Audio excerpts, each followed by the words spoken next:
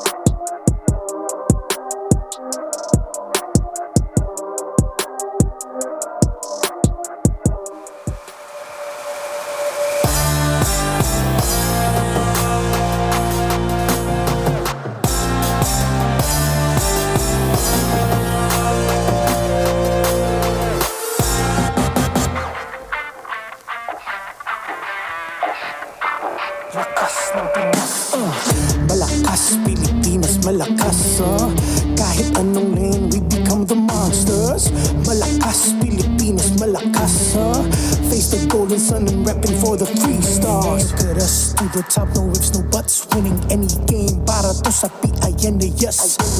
Di mo matitinag aming boses sa new level. Nasa kalye man o mobile, you know I become a legend. Listen, open fire, we unite, we winners. But with pressure, like diamonds are made of. Switching the lane na parang gera. HP Racing made a setup. But kakatang buhat ni Hilda, full dome SS parang Laila.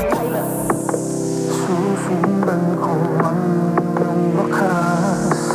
Kasama pataas, tagumpay natin to. Dahil tayo'y malakas para sa Pinas. Nasa amin ang alas, hindi to atas. Kinikilala sa taas kasi kami ang malakas para sa Pinas. Nasa amin ang alas, hindi to atas. Kinikilala sa taas, ganito kami sa Pinas, yeah.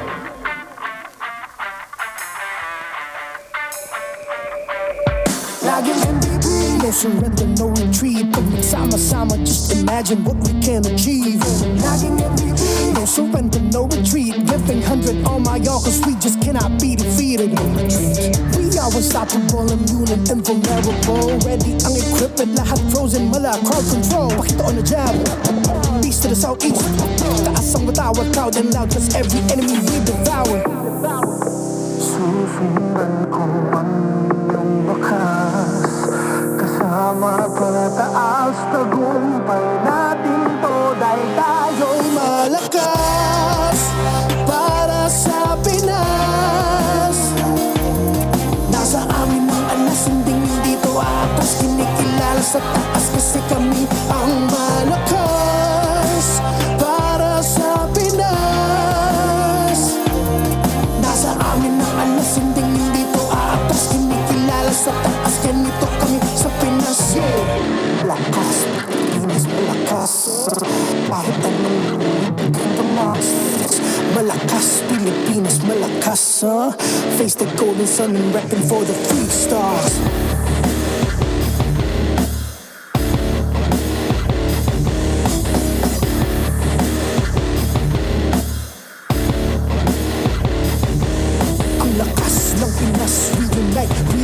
Ang lakas ng Pinas, we unite, we the stars. Ang lakas ng Pinas, we unite, we the stars. Ang lakas ng Pinas, we the stars.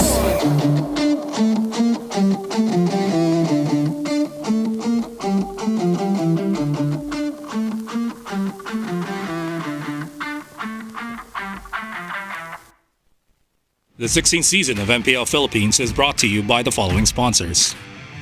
Infinix GT30, the power behind every madlang gamer. Victories you can count on. Smart, the simply reliable telco partner of the MPL. BPI, the official bank partner of MPL Philippines. Mas epic na bukas, buksan sa BPI. Our partner in esports, Clear Men. Power up your dandruff-free scalp. Supercharged with Clear. And Nor. Sarap panalo with Nor. Don't miss any MPL action by following our official Facebook and subscribing to our YouTube channel. Follow MPLPH on TikTok for more content. Experience MPL live and stay in comfort at the Green Sun Hotel. Enjoy the promo exclusive to MPL ticket holders.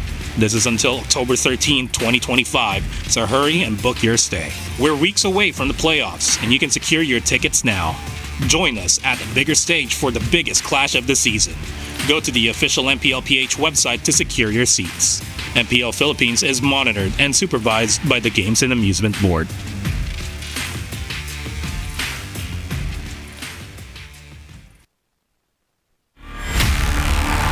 Napakaganda ng istorya ng MPL ngayong regular season. 3 of their respective teams have already secured their spots with Twisted Minds twisting the game. There was already TNC Pro Team keeping the burning fire alive, and the last ticket to the playoff spot, Team Falcons. Aurora is really a team to beat at kailangan katakutan when it comes to the playoffs. Nagdiriwang ang mga Sonics. Playoff secured na ang ONIC PH. We are super confident and ready sa playoffs. Playoff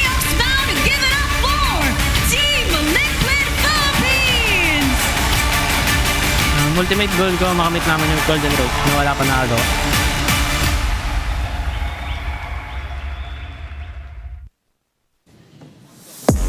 And as of this moment, we already witnessed the 8 weeks na nakalipas and already kompleto, or we've already completed our playoffs lineup. We're moving forward to the biggest stage of this competition as teams fight for the Immortal Cup and the title of the champion. You know what, Odin? Let us run it back. Kung ano ba yung mga nangyari all throughout the season, especially with what happened specifically doon sa eras of the league. Because at the end of the day, that's what we're all talking about. 7 years of building a legacy. Dito na natin sa MPL Philippines nabuo ang mga naging idolo ng kabataan at dito na rin natin nakilala ang mga naging bayani para sa mga nangangarap maging pro, maging sa labas ng ating bansa. You know, we've witnessed a lot of teams all throughout the season, ever so changing. Tila may bago nga tayong mga mapa na nakita natin for this recent patch. But one thing is for sure, there's always been continuous manifestation that hopefully one of those teams sa tulong ng mga mapa na kanilang paborito would take themselves into victory. A new era indeed ang ating nasaksihan, especially during this new season, proving ng ating mga rookies ay kayang sumabay sa ating mga dati ng players. At ang katanungan nga natin all throughout the season, kaya bang makipagsabayan ng old gods sa current? With the most competitive season yet, we've seen 13-match win streaks repeated time and time again. And honestly, I cannot wait to see more of the competition na posibleng mangyari ngayong araw. Enhanced with an ever-changing season. As witnesses of the new era, may bago rin tayong makikilala. You know what, Odin? I think it's time for us to introduce her. Hello to all the super fans in the MPL arena! Wow, I see a lot of smiling faces at lahat ay excited na rin. At syempre, hello din sa lahat ng super fans watching at home, Luzon, Visayas, Mindanao, at all over the world. Today, we will be witnessing the beginning of the new era, and I will be among the voices that tell that story. Hello, Hans at Audit! Hello, Almira. Ladies and gentlemen, Almira Teng, one of the newest members of the MPL family. Almira, congratulations and thank you for taking your time to be with us for the near playoffs and especially during the last day of the regular season. How does it feel like that you're part of the team, and what was your reaction when you got the nod? Well, syempre, it's an honor. Diba? Sino ba ang makakaakala na naglalaro lang ako before, ngayon I will be hosting the MPL playoffs. And syempre, I'm very, very happy because I will be sharing the same passion with everyone. You know, it's like a new environment for me, but this one, it is something that I can relate to. Again, as I said earlier, I've been playing Mobile Legends since 2017 to 2018. Yep. And it feels like full circle for me. Like a dream come true. At sino rin bang mag-aakala na naglalaro ka pala talaga ng ML, no? Almira, I'm sure surprised not just our MPL fans, but also your personal followers na nandito ka ngayon sa MPL arenas sharing the stage with us. What would you like to say to them? Of course, to all the super fans, thank you for making the Mobile Legends community alive and passionate. And sa mga fans or supporters na hindi po nakakaalam na naglalaro po ako ng Mobile Legends, eto na, maglaro na po tayo ng Mobile Legends, and I'm very, very excited to share the same energy with all of you. You know what, Almira, Odin, I think it's time to give her the floor, and may you please do the honor of opening the show. Alright, kaya naman, sama-sama na natin tungayan ang Lakas ng Pinas! What a way to celebrate and hype up the current era that we are currently in, which is again the global era. And we welcome you officially to the last day of the regular season here in MPL Philippines Season 16. My name is Brigida alongside Leo and Wolf, and we will be casting the last two series that we'll be seeing in the regular season. Salamat datang to the English desk. Salamat datang to Almira Teng, our newest host. Yes, That's some Bahasa for you. Oh yeah, I have no contribution to other languages, but thank you so much for being with us, and I hope you stick with the show with us throughout the show, even when it's the last day, because you're watching the most competitive region in MPLPH history, and of course Southeast Asia. Up until today, every single match matters. The most competitive season too. That's right. I Of the agree. regions. I don't think this can be somehow enough of a sneak peek to what we are about to witness in the playoffs. But I know we're all excited to see how the full picture is starting to come up, but that is something we will only find out potentially up until or after the last series of the day. So there are a lot of exciting things in store for us, especially as unfortunately, two of the teams who will be playing today are already eliminated. But that's where some of the exciting things start to come in, right? Yeah, Just one. Just one. It's AP bread. Right, AP But to bread. be fair, TNC had a little bit of a, actually not a little bit, but a big scare yesterday. Yep. Fortunately for them, Omega, and of course, unfortunately for Omega, they have lost against Aurora. There might be a lot of scares happening, so we'll be watching out for that. But for now, you guys can experience victory with the Infinix GT30. With GT Trigger and MLBB certified 120 FPS, enjoy ultra smooth gameplay and outplay the rest. We get to see their hand cams every now and then. Even just yesterday, a Franco hand cam was revealed to us. He never let go of his first skill. Yeah. So that's how you know he is a master in using the Franco. You know what? It's not just our athletes who get to use this phone. You can join the Infinix X Laban show match and play alongside Chirizawa, our very own Athena, Giant Gaming, and our very own Womi, in an epic 5v5 match this October 25th, powered by the Infinix GT30. And just like and follow Infinix Philippines and Facebook for the full mechanics on how you can support our very own Womi with Team Jamie. And if you are actually gonna be like me, it will be hashtag Team Jamie for me. I know you're quite different. You're hashtag Team Cherry, if I'm not mistaken. Yep. Yeah, and they never took out our very own now. Nope. Because like last time, Naisu just said it for Omi. Chirizawa and I go way back. So we can't forget that. And of course, we also cannot forget to level up your game with Vibe by BPI. If you download and sign up for VPI, you guys actually get 50 raffle entries. That's right. Last month, 200 lucky winners received 1,250 MLBB diamonds each. This month, we've raised the amount for you to potentially win. Get this, 50,000 diamonds. That's 4 zeros. Yeah, a sneak peek to how much diamonds Brigida has in her account. So what you can do is download and sign up for Vibe right now, because you can begin an epic tomorrow with Vibe by BPI. And of course, this tournament is monitored and supervised by the Games and Amusements Board. If I were to be completely honest, my diamonds were indeed close to that, but because of how expensive the aspirant's role cost me, they are no longer around that value. It's a shame that I can't request for those skins. Yeah, I would have bombarded your inbox. there's just a lot of skins you have to watch out for, so you gotta take these chances and get those diamonds. But there are some teams who, as you can see, have already taken their chances and have secured their desired spots, specifically for Aurora, because they're the only team who has already secured top seed. But I wonder who between ONIC and TLPH will be getting the second. Today we will find out. More importantly, I think after the first match, we'll get a better picture. That's right. So because of whatever happened yesterday, the score lines have aligned to make it so that ONIC Philippines have a straight up shot into the upper bracket if they do win against TNC, regardless of what the record of the result will be. If it's a 2-0 or 2-1, it will be ONIC Philippines to secure top spot. I hate to throw back to a time where liquid girlies like Brigida would rather forget, but defending champions, Team Liquid, how painful would it be if they did not make it to upper bracket?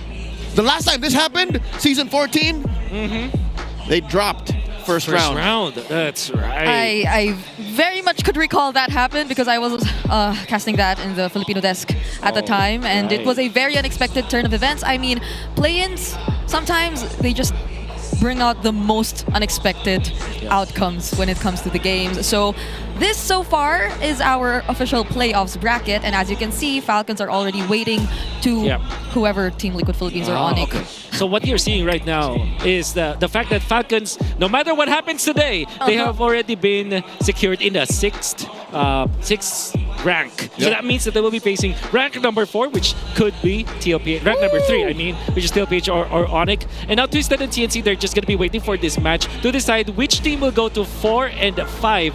But regardless, they will be facing up against each other. And when they do advance, it's going to be Rora that's going to be waiting on the wings. I hate that we didn't really talk much about Aurora, given how close to flawless their performance is throughout Season 16. They are worlds apart, away from the rest of the league. Yeah. 5 points between them and the next team, and one of those teams are the defending champions. The other is the M6 World Champion. And you know what? The only team that actually dented that record was actually Falcons. Yep. Number 6, and almost did not make it to the playoffs. Yeah, I wonder if Aurora's celebrating that they're not actually gonna be facing up against them immediately because they're in a separate bracket. But for now, this is today's schedule, the last day again of our regular season. TNC versus ONIC as our first series. And we will be closing out the day and the regular season with Team Liquid Philippines versus APBR. Team Liquid, it was a very close fight that they had yesterday. I'm pretty sure they won, bounce back. But all the more am I sure that APBR wants to end the season with their heads up high. That's right. In fact, it's always been this. There's always been this proverb in the MPLPH space where the team that does not have anything to lose or anything to win is the scariest team to face. That's the story of last night's closer. Team Falcons wowed the world, but here today, Brusco and Chakno will be facing off in the final climb. Again, ONIC still wants and can very much get to upper bracket. TNC, they can spoil that. Yeah, and we saw just now Chaknu and Brusco in front of our screens. Some may have a bit of mixed feelings about what we last saw from Chaknu yesterday, but we'll talk more about that later because now what we are going to be focusing on is the jungle battle. So huge emphasis between King Kong and Zaida, and I feel like these are well-deserved. These are two players in these two teams which I feel really took the spotlight this season. So it wasn't a perfect run for both of the teams all throughout the regular season. And what I can say about the two teams, and this may be a little bit of a criticism, but I think they're both dependent on their junglers. In fact, I would say that amongst all of the junglers that we've seen all throughout the season, both Zaida as well as King Kong have performed well. I think there was literally one series where King Kong was shut down in terms of KDA, but when it comes to performance, you look back at that game, he still performs so well. And I still believe that King Kong and Zaida, they're the quote-unquote carries of their respective teams. All they gotta do is beat TNC and they lock in that upper seed slot. I'm pretty sure King Kong is locked in right now. He looks like he's asleep, but I'm pretty sure his 1.8 million followers on the TikToks will be watching. Hey, I know how he acts. Did you see that Suyo video? Okay. I think it's Flying Clouds, right? Uh-huh. He's a good actor. He probably is acting right now. Or maybe he's charging, right? What is... Okay. I think a lot of people are appreciating what they're seeing in front of their screens right now. But if we're talking about King Kong, we also have to acknowledge the growth that he's been through. Personally, I could not forget that one conversation I had with Coach Wynot. This was way back M6, I believe, where he feels that King Kong has gone through such significant growth because he used to be a jungler who doesn't care about objectives, but then that was one of the biggest changes that we saw from him. I think it was in Season 15 when he was really shining as a jungler, but now you could only imagine just how much more he's improved in the past like 2 seasons of MPL. I'll tell you now, not because your stats are going down means you are becoming a worse jungler. It's the climb. It's the dips and the jumps that change you. And boy, oh boy, what a jump we've seen in this young man, Justin Sadia Zaida Palma. Yes, sir. He has great stats. Look at it. He's beat King Kong in average kills. That's right. He is not very good at controlling turtles. But I'll tell you now, you watch his gameplay, you have to see his highlights for this to make sense. Yeah, I really like the fact that they're at least at 4th until 1st, like podium finishes when it comes to overall stats amongst all of the players that we've seen so far. And I would just repeat what I said earlier. Both Zaida and King Kong, they're the carries of their team. Now, if you're going back to just talking about Zaida, there are so many games where TNC have struggled statistically. Every single member has low KDA, low GPM. but Zaida will always have a good stat. I think that the stats that we're seeing right now, that's why he's not topping it. Is the only reason is because he's being dragged down by the overall idea of them losing that and eventually losing the late game afterwards. But I think that if you look at how Zaida plays, he wants to take over the game, and he is definitely taking over TNC. Yeah, especially individually, like on more, That's I'd say individual stats, like total kills. He's even leading against King Kong in terms of that. So you really have to acknowledge that Zaida is going to be a very formidable opponent for King Kong in this match. And we also have, I believe, a question for you guys, a community poll. Okay. It's related to junglers, so we will be pulling that up in a few. But I think this is a really good comparison to talk about. Like, even though those stats don't really favor Zaida, I still could not forget the times wherein he just suddenly gets to steal away the objectives, or he always shows us very precise retribution.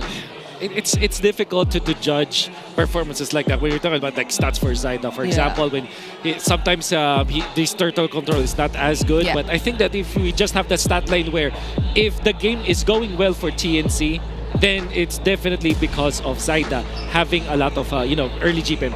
Now, there was a time when I was making all the keys to victory, right? And then I look at some of the stats. When it comes to early game stats, the first 5-minute stat line, when it comes to rankings amongst junglers, Zaida has been top 2 and 3 consistently for the first 4 weeks that we've seen because of how well he plays. Yeah, honestly, I think TNC is also, if not like Zaida, just Zaida, is the first in First Bloods. I think that's also true. He has a total of 11, and the next 11 is a bit farther from that. So that's a lot. We'll be paying attention to that in this game, but for now we have to get to know the teams and the players who will be playing for this first series. So let's head on over to the stage and introduce the players. Let's. Looking to finish strong are the Phoenix Army. They are making their way to the MPL arena. Give it up for Benny Cutie, Chaknu, Lansy, Zaida, and 3 more. This is TNC Pro Team.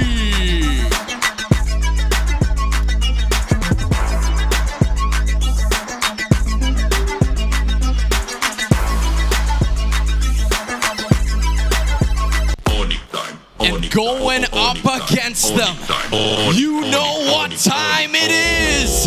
It's Kelra, Brusco, Super Friends, King Kong, and Kirk. It's time for ONIC Philippines.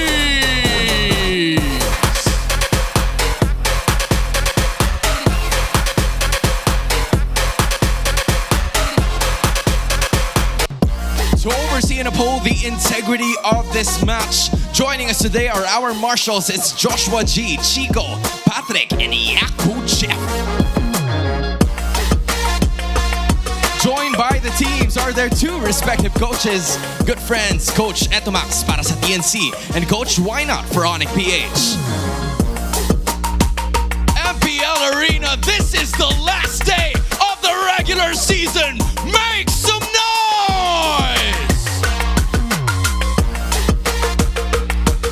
I love seeing that we already have a jam-packed arena in as early as the afternoon. Let's take a look at TNC Pro Team for this match. I'm hoping to see TNC recover. Yesterday, they suffered a loss after picking...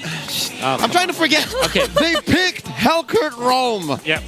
And I met them after the match, and the rest of them seem to be in good spirits. So I'm hoping that against the defending world champions, TNC can pull it through. Yeah, I could hear Renmar's disappointed noises when you say Hellkurt. But now let's talk about ONIC Philippines, the defending world champ. Yeah, that's Kirk, King Kong, Super Prince, Brusco, and Kelra. In a match that matters so much, they're going to be rocking Kirk instead of Ryota. But we do know that this is the lineup that won them the championship anyways. But we're just looking at some of the important stats here. ONIC, red side. Yep, are they red side? Yeah, yes. they are red, right? So it's really first blood. Really just about the first blood for TNC. But one thing that's also important here is turtle control, which if you're looking at, it's quite close for both the teams. When we know that both teams are close in a specific stat, it just means that we can expect that area as well to be close in game. Yep. I think the early game is really where we should be taking a look at, especially when it comes to TNC, especially if they become a bit more experimental, similar to what happened yesterday. And we are not going to go into the specifics of that because I know people have mixed reactions. But it's not just them who are being a bit more experimental in the last few weeks of the regular season. So I think there's a lot to look forward to in this match. But I wonder what they had to say in the Smart Ping Test. Ping test? Check. Chakra connection, chakra is gone. Ayaw mo ng Brusra. Pwede ah. Brusra connection. Mas okay na manlamig to kesa manlamig siya. Untitled. Uy, may nagwawala. Hey! Ano yun? Kung di pa kayo nakakabili ng ticket nyo, bumili na kayo. ng ticket Wala kayong sa kailangan. Cuneta. Kahit sino papanggain! Shock noise, Benny Cutie, execration combo yun ah. Natamaan ng lindag guys. Stay safe guys. Mag-ingat kayo palagi guys. Ingat kayo palagi. Kamusta ang lahat ng tao sa mundo? What happened? Guys, ini-invite ko kayo manood sa playoffs sa Cuneta. So, ikaw naman. October 22 to. Manood kayo, bumili kayo ng ticket, baka maubusan kayo. Panoorin nyo kami dun guys. Maraming salamat sa mga nanood. Sa mga manonood. Sana matapos ng mga sakuna sa mundong ibabaw. Pray lang tayo guys. Kaya picture kami tatlo. Bang! Mga ganun no? Anong message mo sa younger self mo? Message ko sa younger self ko. Hindi, kay AP Saida, kay AP. Proud ako sa'yo. Hoy, proud ka? Bakit daw? Bakit? Proud ako sa'yo. Alam ko yun. Phoenix Army magingay. Tol, ano word of the day natin? Lasok. Wag yun. Pangangamba. Word of the day now, guys, pangangamba. Okay, so that's the word of the day, pangangamba, which means worrying? Or like... Yeah. Yeah. It's a bit like that for TNC. But for ONIC, Kelra does look very happy today. Would you agree? He feels nothing for the matchup. He said nothing about their opponents. Actually, there's literally nothing except the fact that he recognized that it was an execution combo. Back in what? That was the... Season 7. So what era was that? That was the Crown era? The start of the Crown Age of the era. Crown, yes. That's right. Oh. Age of the Crown. That was the grand finals, Execration versus Blacklist. Right. I wonder what Kelra's favorite era is, because like I would immediately think it would be global, but maybe he has a different answer. But for now, we have to listen to the keys to victory. Let's head on over to the how. Welcome to the How. Ako pala si Wolf, bringing you the Infinix keys to victory. It's TNC going up against ONIC of Philippines. Para sa TNC, pasok naman na sila sa playoffs. Pero para sa ONIC Philippines, importante itong matchup na to. If they win, they can get to the upper bracket. At alam naman natin, mas komportable talaga doon sa taas. And this is something na kailangan ng ONIC Philippines. But for TNC to stop that from happening, ang first step para sa kanila, bigyan si Chakno ng fast catch style heroes. At alam naman natin, pag naglaro ang TNC ng much faster with Chakno at the helm, kapag meron siyang mga catch-type heroes, mas maganda naging resulta para sa TNC. I'm very impressed on how they played the Jawhead in the previous game at every time naman naglalaro si Chakno ng mabibilis na catch heroes, it will be better. Plus na yan kapag mapaganda pa yung mapa para sa kanila. And they also have to spread yung mga damage sources nila. Ngayon ang ibig sabihin nito, minsan ang TNC naka-funnel sa isang hero yung late game scaling nila. Katulad ng mga draft nila with Fredrin, Zushin, tapos meron silang Arlot, and then kukuha sila ng isang hero katulad ng isang Moscow o kaya naman ng isang Nathan, kung saan isa lang yung pinaka-scaling para sa kanila. Naging awkward yung isang laban nga nila nung bigla pa silang napilitang mag-Hellcurt na last pick para lang meron silang additional damage sources. Kapag hindi enough yung damage sources para dito sa side ng TNC, nagiging magulo yung laban para sa kanila. Now for ONIC Philippines, they have to play fast. Kailangan mas mabilis sila dito in the early game. Alam naman natin, kapag naglalaro ang ONIC Philippines ng aggressive at disruptive, hindi nakakahinga yung kanilang kalaban. And speaking of hindi paghinga, ito yung pwede nilang gawin. I-pressure si Zaida dun sa jungle with disruptive roamers and strong mid XP combos. Kapag tuloy-tuloy ang pagiging aggressive ng ONIC Philippines, lalo na at tinarget nila ay si Zaida, hindi magkakaroon ng win condition ang side ng TNC. Tingnan natin kung mapipigilan ba ng TNC ang ONIC Philippines today. Back to the casters. So it seems like a few moments before heading into the draft, there is a bit of highlight on Chakno and what TNC has to give him and let him play in order for them to operate. I do agree that it should focus on crowd control and not damage. Yeah. Don't let your roamers pick up the slack that your cores should have. So I'm looking at heroes like Grok, looking at Khalid, because those two provide both crowd control and damage so that we can avoid the H word. The H word? Is it too much to ask for something as big as or impactful as a Minotaur, for example, or a classic Chaknu Atlas. Oh. Is that something that's weird? Maybe a little coof in the house? I'd want that. Because I feel like for the majority of the season, it's been mostly the Gatot Kacha. Although he has shown us some different picks every now and then. He's stuck with the Gatot Kacha for I think 9 games in total for this season. So now we will be heading into the draft, but I feel like before anything too, the map generally will matter in whatever these two teams will be having or will be prioritizing. So I wonder what they will get. Oh! Now, broken walls. It's broken walls. You know, you mentioned the Gatot Kacha, which is interesting because it's technically a catch hero, but I would put it in a category in a box where it is actually a sustain hero. And the win rate for Chaknu, you'll be surprised. 22%. On the Gatot? 2 out of 9. Yeah, it's a matter of a high sample size with very little returns. Yeah. It's all reliable for the Mamba, but yeah. You know what? It's hard to build around. You know what has a big enough sample size with the high win rate hero for Chaknu? What's that? It's the G-Rock. Yep. At 62%. He's the first Grok post-rework that actually won. That's right. So, I mean, we've seen like a rising number of Grok first picks too, right? That's right. But could TNC be actually considering that? The way that they're banning so far, it seems... Oh. On the blue side, I think they like the Yisin or the Lancelot better.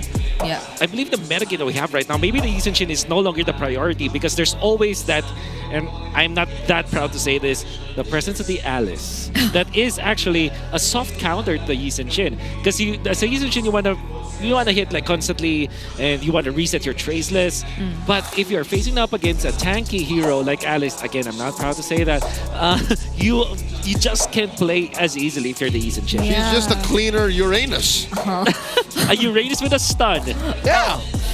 Yes. Well. And a reposition that actually works. Yeah, especially when there's a flicker, so there's more ways to keep repositioning. But I'm wondering if ONIC Philippines are willing to let go of the 1-1 so they can get a chance at picking up the Lancelot, or are we expected to, of course, not see the 1-1 get through? Every time that ONIC Philippines let go of the 1-1, they have lost all of the games. If I'm not mistaken, they've lost all of the games. If not, maybe they've only won once. But I'm pretty sure that they have a very low win rate against the 1-1. And now up against Benny Cutie, of all people, will they pick it up? Or are they gonna take the Grok? Oh, there it is. Oh my gosh. Oh, there it is. This is worth it. This is worth it. First pick Grok. We've seen Grok banned more often in the first 3. Yeah. And now that it's come through, you don't want to prioritize the Yisin first. Yeah. This is it, the Grok. What I like about ONIC is that they picked up the Farsa and the 1-1 together when they had the chance going up against Omega, which worked so well. However, this is a Grok. So if you're playing the Farsa, you're not as comfortable. The idea is when you pick up the 1-1, you also pick the counter to it. So this might be different. This could be somewhere along the lines of a Yisin for ONIC to go with. You know, again, I'm not proud to say this. Yisin Alice, first 2 picks. You're not proud because you're comfortable. It's growth. We're changing the metagame. It's growth. Why are there so many changes happening in the last 3 weeks? Growth, not gross. Oh, okay. Whoa. Wait. Whoa. Okay, Valentina has always been known as a counter to the Grok because you can copy the tech charge, but even when it was called the wild charge, it's wild charge. That's right. So you give up the Alice now, if you're TNC. There it is. And no Lancelot whatsoever coming into play for TNC. Nothing. It's easier for the Hayabusa to go hunting anyways. Yeah. Zaida knows that he needs to kill. Yeah. He doesn't want the split of, oh, is this a brawler, is a utility Lancelot? Oh, do you pick up the Lapu-Lapu now if you are ONIC? Or do you have another counter to this Alice? Because I'm telling you, you need an answer. You need a way to shut this down. Another option is the CC, which unfortunately was banned out by ONIC Philippines themselves. They will pick up the Hilda instead. And ladies and gentlemen, 1-1 has been snout. Okay, I mean, this does somehow meet the expectations of disrupting the early game, at least for now, because of the Hilda that we can see in ONIC PH's lineup, and the Valentina, which is a relatively tanky mid lane in itself too. But this is so surprising to see. Like there is a chance they might go 1-1 still. Yep, they don't have to ban it. Yeah. ONIC can keep red 4 and 5, marksman ban free, and then still get the best pick after. I can feel Nathan in the air for the side of TNC because they have been spamming it previously. The gentleman right beside me is seemingly not happy when I said Nathan. You're not? Because it has the stank of Hellkert on it. Hey, relax. There's already the grok. Not okay. yes, Okay, yes. So It's we're fine. We're fine. It's less about just the Nathan. Yeah. But also, I also don't like the Nathan as much because it takes so much time. That's right. That's right. How about the Bane? Oh, I love the Bane. I'm never gonna say no to the Bane. That's a different reaction we got from him. But Bane is so good. could that be? It could, or depending on the gold laner that ONIC chooses, there could be that Bane. If the gold laner even shows up red 4. That's right. Yeah. But the thing is, Harith is open right now, and for ONIC, you want to get that because that's a traditional gold laner that you can pair up with the Yi Sin Shin. It's almost, it acts like a fighter gold lane because you don't need as much farm, and also you become so online so fast. You're a strong laner, not everyone counters you, but that also means that the Bane can be there for set TNC. Yeah, both Harith and 1-1 are still up there for ONIC Philippines, depending on what TNC decides to ban last in the slot. Because so far they took out the Khalid, probably more Brusco heroes. Yep, they're not convinced that this Hilda is a roam. Yeah. Nor an EXP, because I think the Alice just bullies that Hilda anyways. Ooh. Or is it the other way around? Because there's the thing with Hilda is that you overload damage in a short span of time. You're not an actual burst, but it's fast enough to be considered in that regard. And maybe the regen of Alice, the sustain, might not be enough. Oh. Okay, they respect the 1-1. Oh, wow. Because Coach, of red 4. Coach ain't letting this one through. That's right. They're not sure. They don't want to gamble. I have a feeling that ONIC will pick up the Harith now. But then Hayabusa is present, so maybe they'll change it. Maybe the Granger, actually. Maybe they just go back to the Granger. Apart from that, or what if they pick up the Bane now? They don't reveal it yet. It's Uranus. So they pick two Uranuses into each other. Urani. Effectively, Urani. Okay. I mean, at least for ONIC, I'd want a bit more range, I guess. Okay, Benny But- Cutie gets a Lunox on him. Or is it a Cho? It's a Cho! It's a Cho because the Wait. Alice will be... Yeah, you have a mid lane. But, Yeah, okay. were they thinking Kellera might get this? Because When was the last time we saw a gold lane Cho? A very long time ago. I don't think this is a gold lane, rather a mid lane Cho though. But yeah, this actually gives us the launchpad to pick up the Bane, right? Yeah, we There's don't- I like the Bane here actually for Kellera. Into the Cho? Yeah, because you just pick up the Purify and then you're okay. we don't even get to see True. Cho in the roam anymore. Laning even, you're fine. Like if he randomly combos you, What? this is good. You know what? Oh, wow. You pick the Ruby to counter the Cho, whatever lane it shows up in. Roam to roam, you do this, gold to gold. You're right. Kellera picks up the Ruby. And it is looking like a Cho gold lane that Benny Cutie is like going to it's pick a up. Cho gold. I don't know, but somehow, yeah. So far, Benny Cutie has been performing with these surprise gold lane picks. Yeah. But Benny has always been a player that you can say that can play the fighter gold lanes. Cho, I kind of fairly remember Benny Cutie picking that up. Might even be the game where Hatred was playing for Execution. That's a with the long Lancelot, ways back. Yeah. Where you played like 0-6 and stuff. But here's the thing. For the fighter gold lane in this scenario, or the Cho, if you overload with damage and you have the Lunox as well, you might have enough against the Uranus and the Hilda. But when you're looking at the overall scaling Welcome to Mobile Legends! Actually, the actual way to end the game, like pushing bases. Yep. I'm quite scared for TNC. They win a team. They have great team fighting. Yeah. But when it comes to like actually ending the game, that's where they can struggle. Yep, we gotta end things fast. And we'll see Look if at they that. can do that here in game number 1. Brusco and Kirk already Oh my god. making things so hard for 3mar. Oh my goodness. Oh, he's fine. He's fine. Zyda's got his purple. Yeah. But yeah, the map has been turned upside down. ONIC just everywhere. I mean, Brusco was just up top a few moments ago. But this is interesting. Like, there's only one Purify holder in ONIC's lineup. It seems like they don't feel the least bit scared of like the multiple crowd controls that can come in from TNC. Oh wait, Zaida. Oh, very low. Uses that final shadow. Getting out of there. Brusco, such a menace. Kirk is in the opposite side of the XP lane. This is not your lane, Kirk. What? This isn't even expanding rivers. He literally just walked his way here, or well, levitated his way here. Oh my He broken walled his way to the other side of the map. I don't know if this is helping on it, because like both the Uranus and the Hilda have been moving from side to side of the map, and it doesn't feel like it's something difficult for them at all. Oh, wow. King Kong landing a nice set of shots there. But because of the movements that we've seen from the Uranus, the priority on the boots, obviously you are quite speedy when traversing across the map with this emblem set coming out from Kirk. You're also tanky, so you're not that pressured. So I'm just wondering what is the MO here for ONIC? Are they expanding their own side of the map?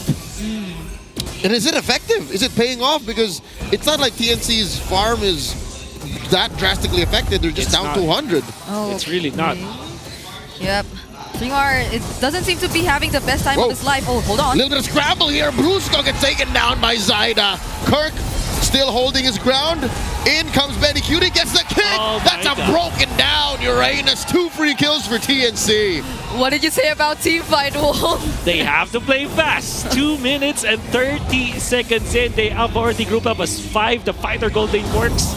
And they have the superior 5v5 versus ONIC.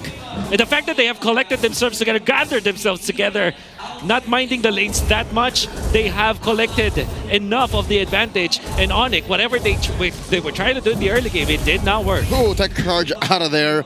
It would have been okay if maybe ONIC had a better box. Yeah. Because TNC, they have weird, easily accessible skills, but they can't hold a box. Only if ONIC had a better box, it's just they don't. Yeah.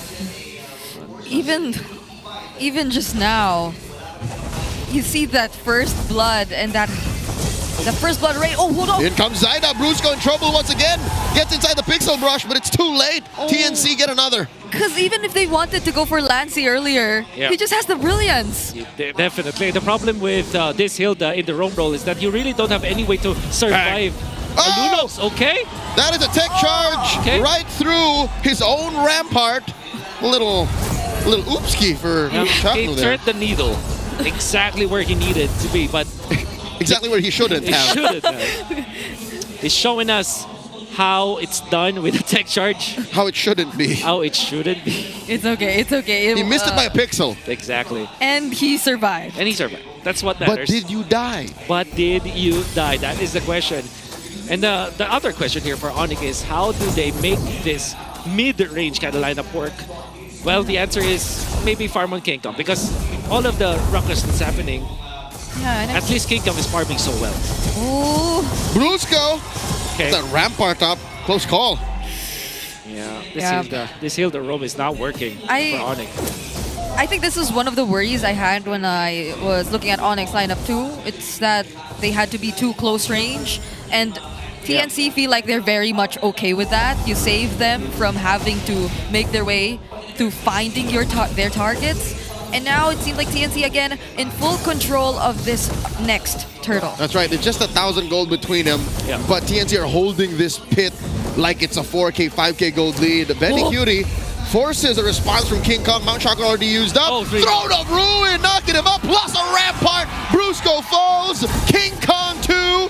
Kirk takes down Benny. It's a 2-for-1 trade, but TNC still takes the turtle. Yep, now that tech charge landed. Yeah, definitely ONIC Philippines are going to be so mad with that exchange because of the fact that Kinko was taken out, and big credits to 3mar not even having to pop the flicker and still landing the nice Throne of Ruin. Oh, I'm offended by Kiara. Putting a good amount of damage on 3mar.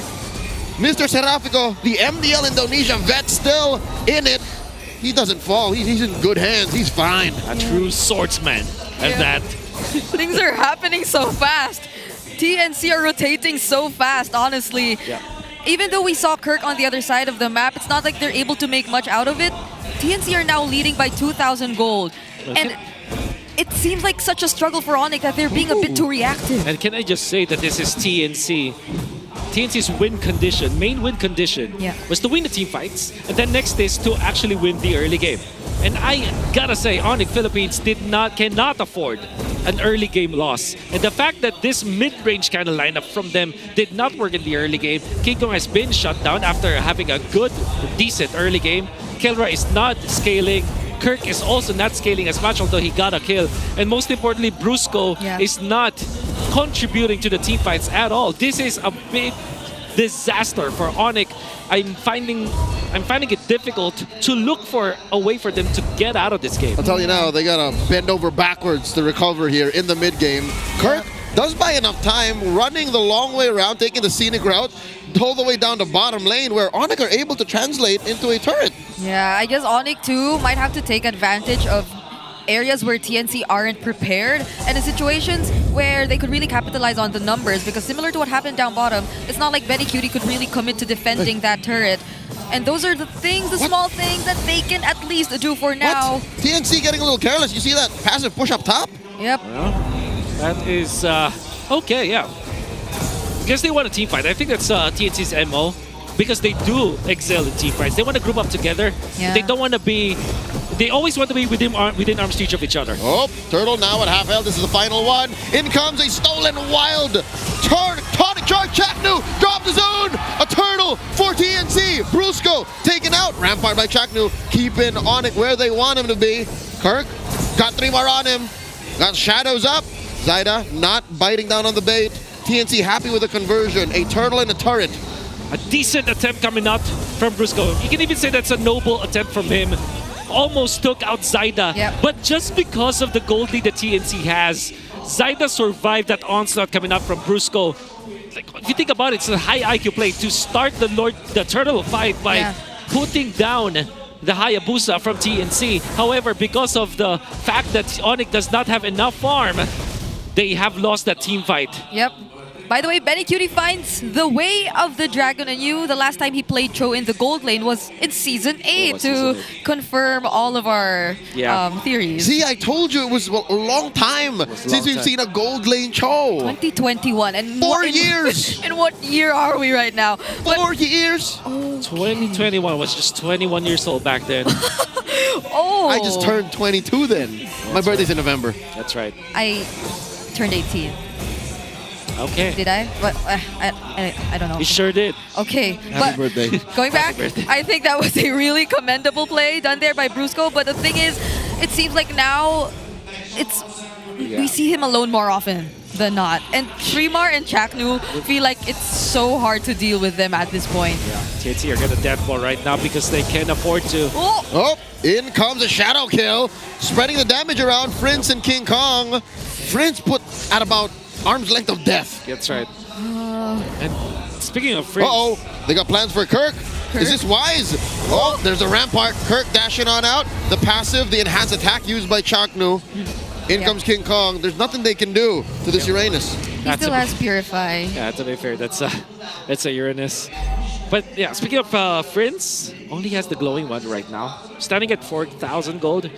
Comparison to Lancy with 2 items already, including the Lantern, which eventually will be a problem for Kirk. Benny Cutie got 3 on him. Already used the Mount, the Way of the Dragon, answered by Mount Shocker stun.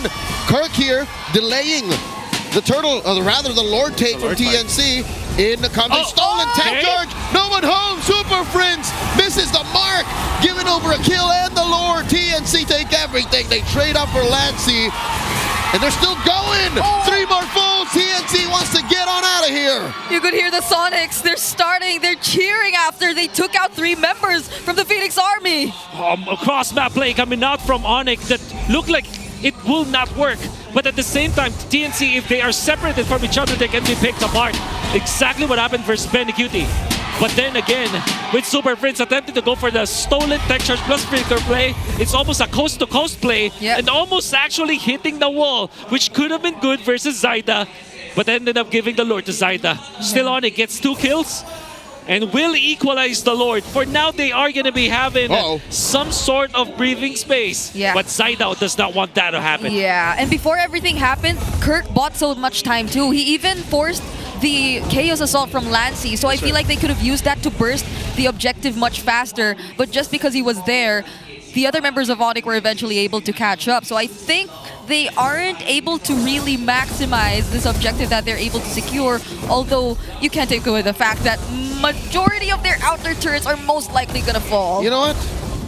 Even with that Lord being taken care of quickly by ONIC, with all the fumbles prior, I think this is just what we can expect from TNC, their pace anyways. Wolf, you already mentioned how they can't take turrets the old-fashioned way. That's right. They don't have an actual marksman. They don't have an actual... No matter what happens, they can only really convert from a death ball. So That's right. I think this is still up to TNC's timing. That is definitely correct. Because if you're TNC, the clear way for you to end the game is if you wipe out ONIC Philippines. And in order for you to wipe out ONIC Philippines, you gotta be together. You have to put all of your pieces together and deathball against ONIC. And for TNC, the only reason for them to be split apart is when the map is not in their favor. So for ONIC, the outright way for them to win or at least equalize in this game, to prolong it enough for them to have enough of a farm against TNC is for them to split the map. So far, Kirk has been doing that. Yeah, and I feel like that's what TNC were doing earlier too. By the way, we look at the Infinix handcam. This is Zaida, a level 15 Hayabusa, still a level ahead from King Kong. Experience victory for every Madlang gamer. And that is exactly when they were winning majority of the early game. When they were just grouping up together, letting go of some of their turrets every now and then. Their tier 1s, clearly they lost them early on. But when they had to deal with it, maybe that's where ONIC tries to make a move. Because they know that there's someone who needs to manage the waves. And if it's going to be Benny Cutie, then he could be the ideal target. And Benny Cutie is the best target. In theory, I actually like this gold lane show now. When was the last time you saw a gold laner be an assassin, an effective hunter of soft targets? Benny can do that. Benny scared King Kong away from his own purple. And speaking of assassin, Benny Cutie went for assassin emblem. Whoa. If you recall from the emblems that we've seen earlier, with Master Assassin, Thrill, and interestingly Concussive Blast, but you understand why, because he wants to clear the waves much faster. And then he went for Endless Battle and War Axe. So that means that, yeah, there is a one-shot potential if it will be King Kong and Super Fritz as the targets. You cannot show yourself if you're King Kong. Earlier, he even used it in an opposite direction, but it was still enough because everyone, or even Chaknu, could provide the follow-up tech charge and Rampart. But this is exactly why King Kong still decides to hide. They have very minimal information, but look at where Brusco and Keller are hiding too. They're taking that long bush down bottom, the corner of the map.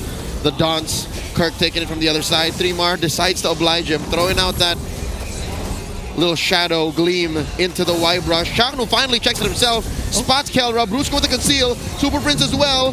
There's a Rampart looking for a big ticket tech charge.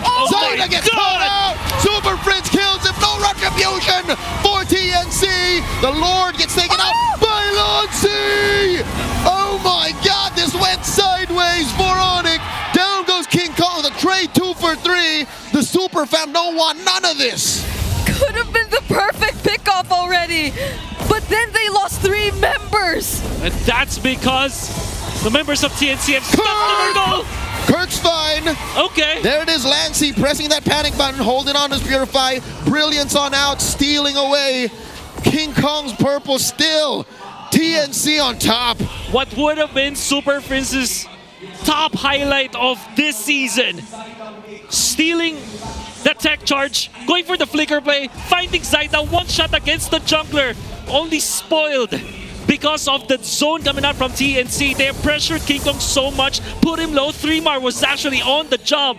And then Lancey, just at the right place at the right time with that ultimate, with that Lunox bomb, taking down the members of ONIC as well as the Lord. Call it a Lancey DD. TNC have stick the waves beautifully, immaculately. They catch Kirk, but he's just too damn chunky. Three-Mar having his way. Shadow kill by Zaida. Three-Mar falls, and that's enough to kick out TNC from the push. ONIC still in this. Yep, they had to respect the damage that was coming in from King Kong, but King Kong, he's starting to feel Lancey too. This is a 4-1-4 Lunox. And whenever you have that Dark Ultimate ready for you, no squishy target from ONIC should be up front. One thing that we have seen from ONIC's lineup is that even when they have struggled the entirety of the game, in 15 minutes, they have the damage. And they also have that tankiness as Kirk survives that once again. But let's take a look at the replay. What a play coming out from Super Prince. And then 3mar just hugging the back lines. Yep. As soon as he saw King Kong, he's just zoning him in, out.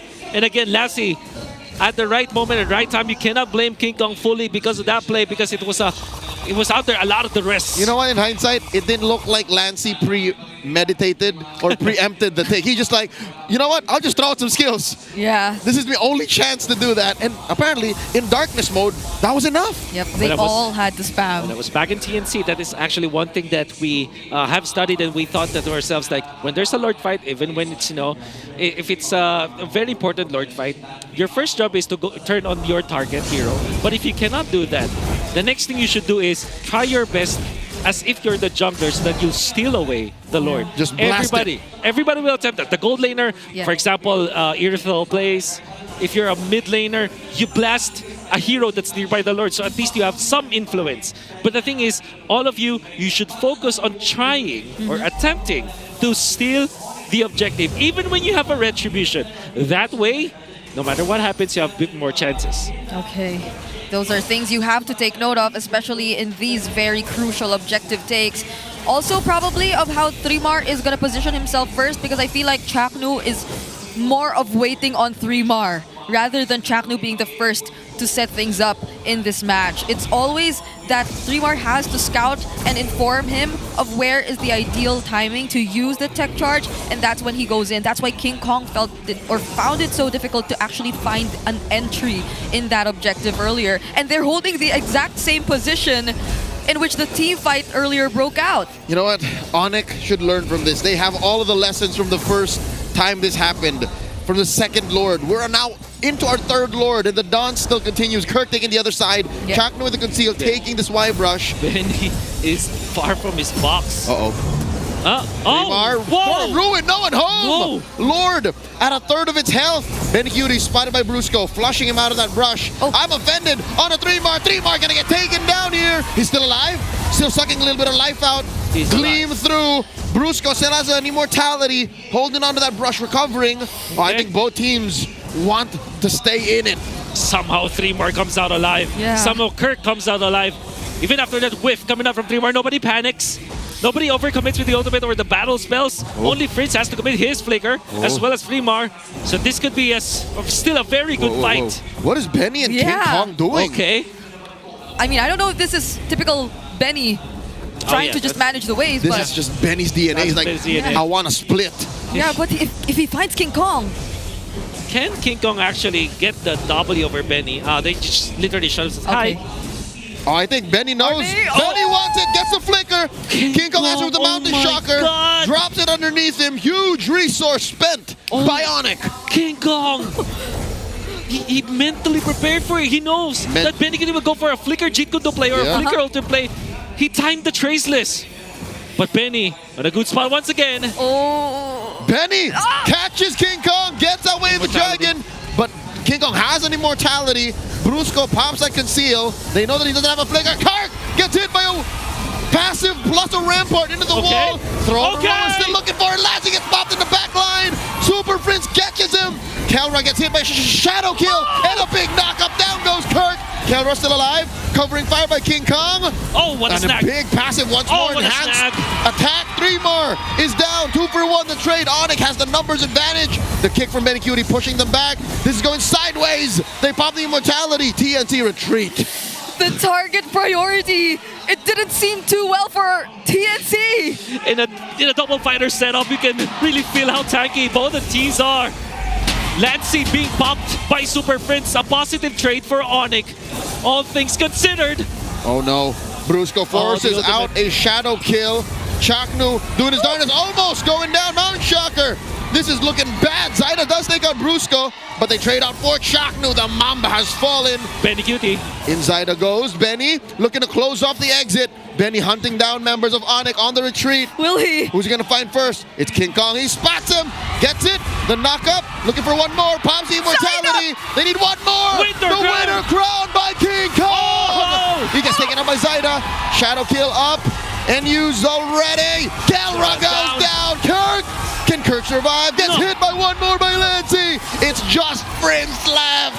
4 members down. Could they actually just go and take out the base turret up top? Super Frizz does not have the ultimate right now or anything copied. He's alone versus 3 members of TNC. This is going to be very difficult. Oh, are they going for it? Minions will spawn though. Oh, they waited for the right timing so that the minions will not club together. That's right. Here comes Brusco. Conceal, dashing out of the base. A lot of damage coming in. The flicker. The throw, no win. Shadow kill. Down goes Prince. It's a wipeout. TNC going for the base. Oh, they're going to take game 1. That game had such a weird tempo, but everything just felt as if it was going TNC's way. This match will not change where TNC will go into the playoffs. It will not matter. But they played their hearts out. They gave us something different. The show in the gold lane. ONIC Philippines. This match matters to them and they obliged. With this Ruby in the gold lane, they want to fight mid-range. They want to fight with a close quarter combat versus TNC. But TNC came out prepared. They group up together the important moments and they have won this game number 1. Unbelievable. Because this match matters for ONIC and TLPH. TNC, this is just their way of wrapping up the season and they're showing us how unexpected they can be as a team. There was more cards in the deck. That gold lane show, who'd have thought? They weren't done with CC. They weren't done with Bane. No. They weren't done with Nathan. Oh, wow. Wow. My man. Boss man. Yeah. Boss man. You gotta give it to him because I honestly thought King Kong would have survived that attempt down bottom 2. He already got the Winter Crown with him as well. He was already able to time the Traceless multiple times perfectly just to evade the way of the Dragon. But maybe not the Shadow. Maybe not the Quad Shadow from Zaida. I can't even recall if he was the one or 3mar who got first blood, but this is something you should not let TNC get in the early game. Yep. That tempo we saw from them. 8-1 and 5 for Zaida on this Hayabusa. Only dropping because of what a marvelous play coming out from Super Friends. But it did not matter because the members of TNC were actually online. You cannot blame anyone for the side of TNC. Everybody played so perfectly. And yes, that confirms first blood going in favor of Zaida. Okay. And the only death on Kirk actually, I mean in the early game, is this Hilda coming out from Brusco unfortunately did not work.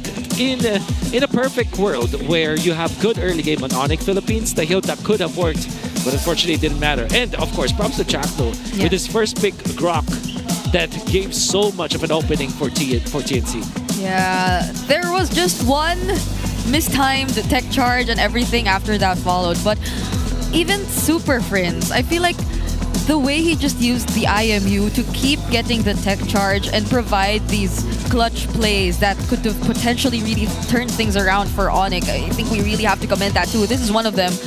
But TNC gets to spread out the team fight so well. And given that, I guess they're mostly fighters, they can pretty much handle things when it goes this way, when it gets this scattered.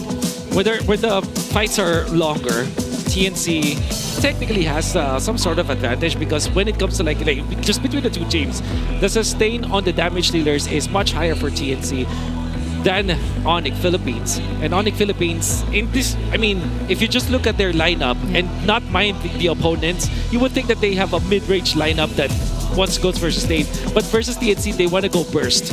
And even when Kinko already played so well in this round, Kelra actually snagging the Cho. But of course, he does not know that Zaida will come back to that fight. And then Kirk suffering from the Lunox. You can see there's so many good plays from any of the members of TNC. Although Hayabusa from Zaida is the MVP, I would also like to commend what Lancey has been doing for the team. And of course, Benny QT sticking with his MO.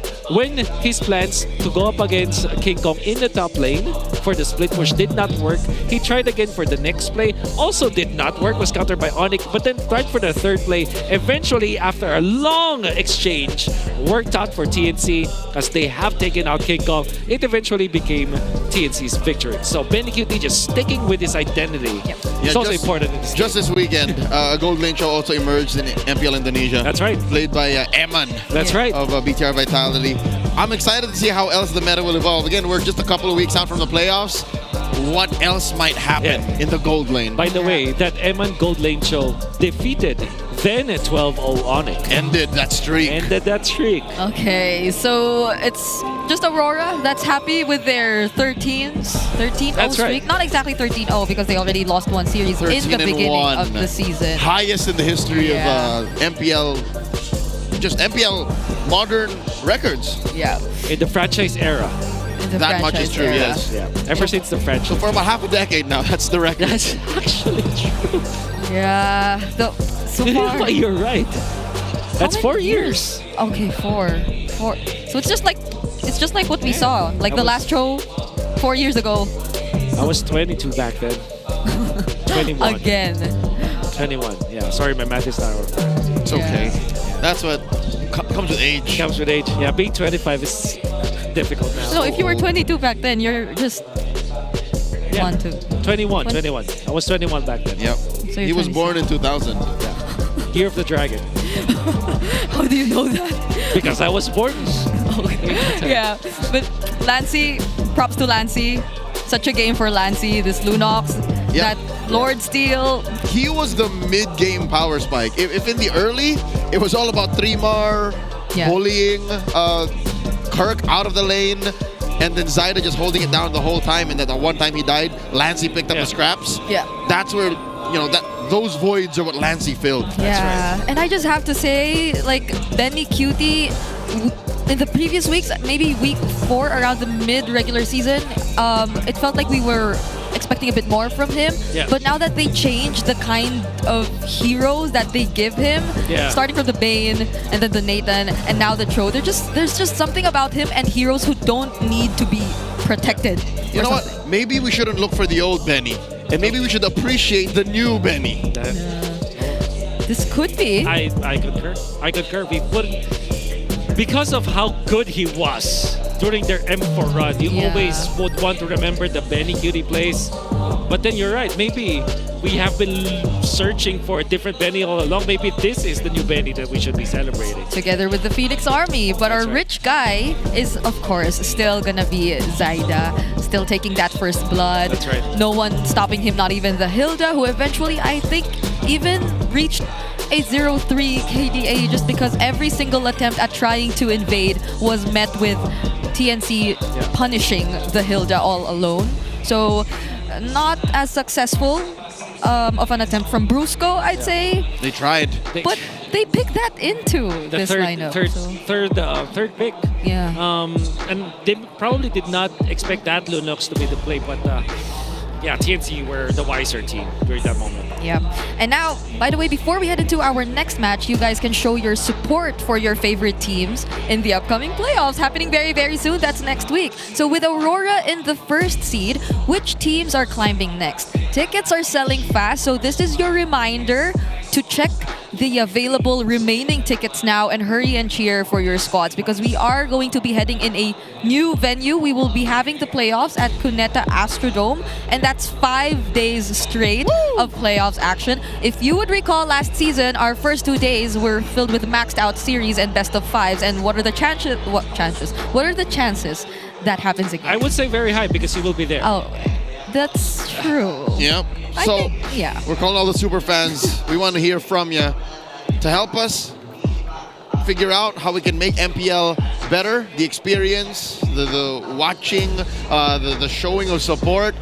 Answer the survey for a chance to win 1,000 diamonds. Scan that QR code right now. Yes, I believe you could catch up to getting the M6 champion skins or the new skins Juicin.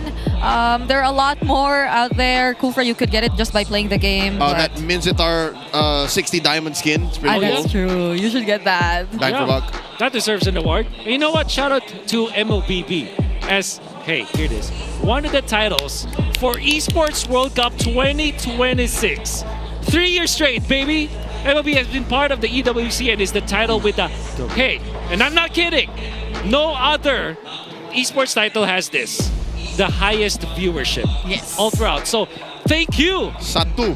Thank you. Thank you Satu. so much. Arigato. Number 1. Satu's one. Yes. I'm on a Bahasa kick That's today. right. Oh, yeah. That's like I could not recall the exact numbers, but it was like millions. That's right. 3, 2, or 4. That's between those. It doesn't matter. We have the highest viewership. That is MLBB, and we will be seeing it again next year at EWC. But let's take a quick look at the pick rates across different regions after the recent patch. So we've had only 54 games, the least compared to the other regions, which had 56 and 55 respectively. But there seems to be a bit of a difference. Wow, I'm actually surprised that MPL and MY have already played 55 games despite them starting later than us. But they have a higher they have a higher saturation of matches per day. Oh, that's right. They have 4. Sometimes they have 4, right? Yep, Yeah, they you're have right. jam-packed weekends. Oh, that's right. But nevertheless, it's clear that we like Kimi. We actually like Kimi better. This is interesting because Yuzenshin has been picked for them for 76 times, and this is ban rate now. So we don't like the 185%. Everybody don't like the one. Everybody actually don't. Yeah. They don't like the 1-1. It's interesting how in MPL Malaysia, the Fanny is the most banned hero. Yeah. Where for us, it's just 61% of the time. Still pretty high, but it seems like we do have the counters to the Fanny.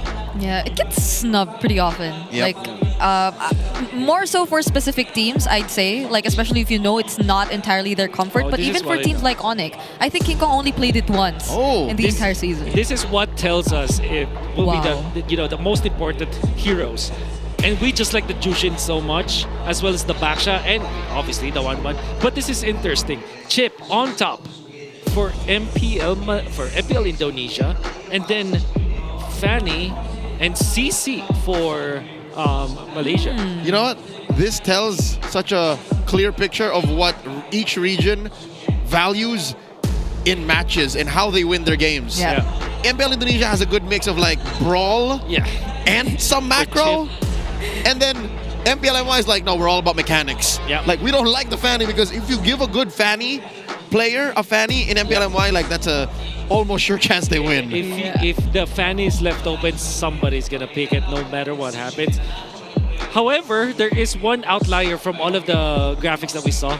Harith, a priority here in the Philippines. In fact, there are so many teams like Aurora that likes to first pick the Harith in the presence of a Hayabusa, of a Lancelot. Even when that's available, we will pick it. They don't Because care. sometimes we utilize heroes like this, frail heroes, as a bait.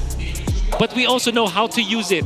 Yeah, and we still wonder why teams let Dominkite get his Harith, but let's see if that happens in the playoffs. Baffles me.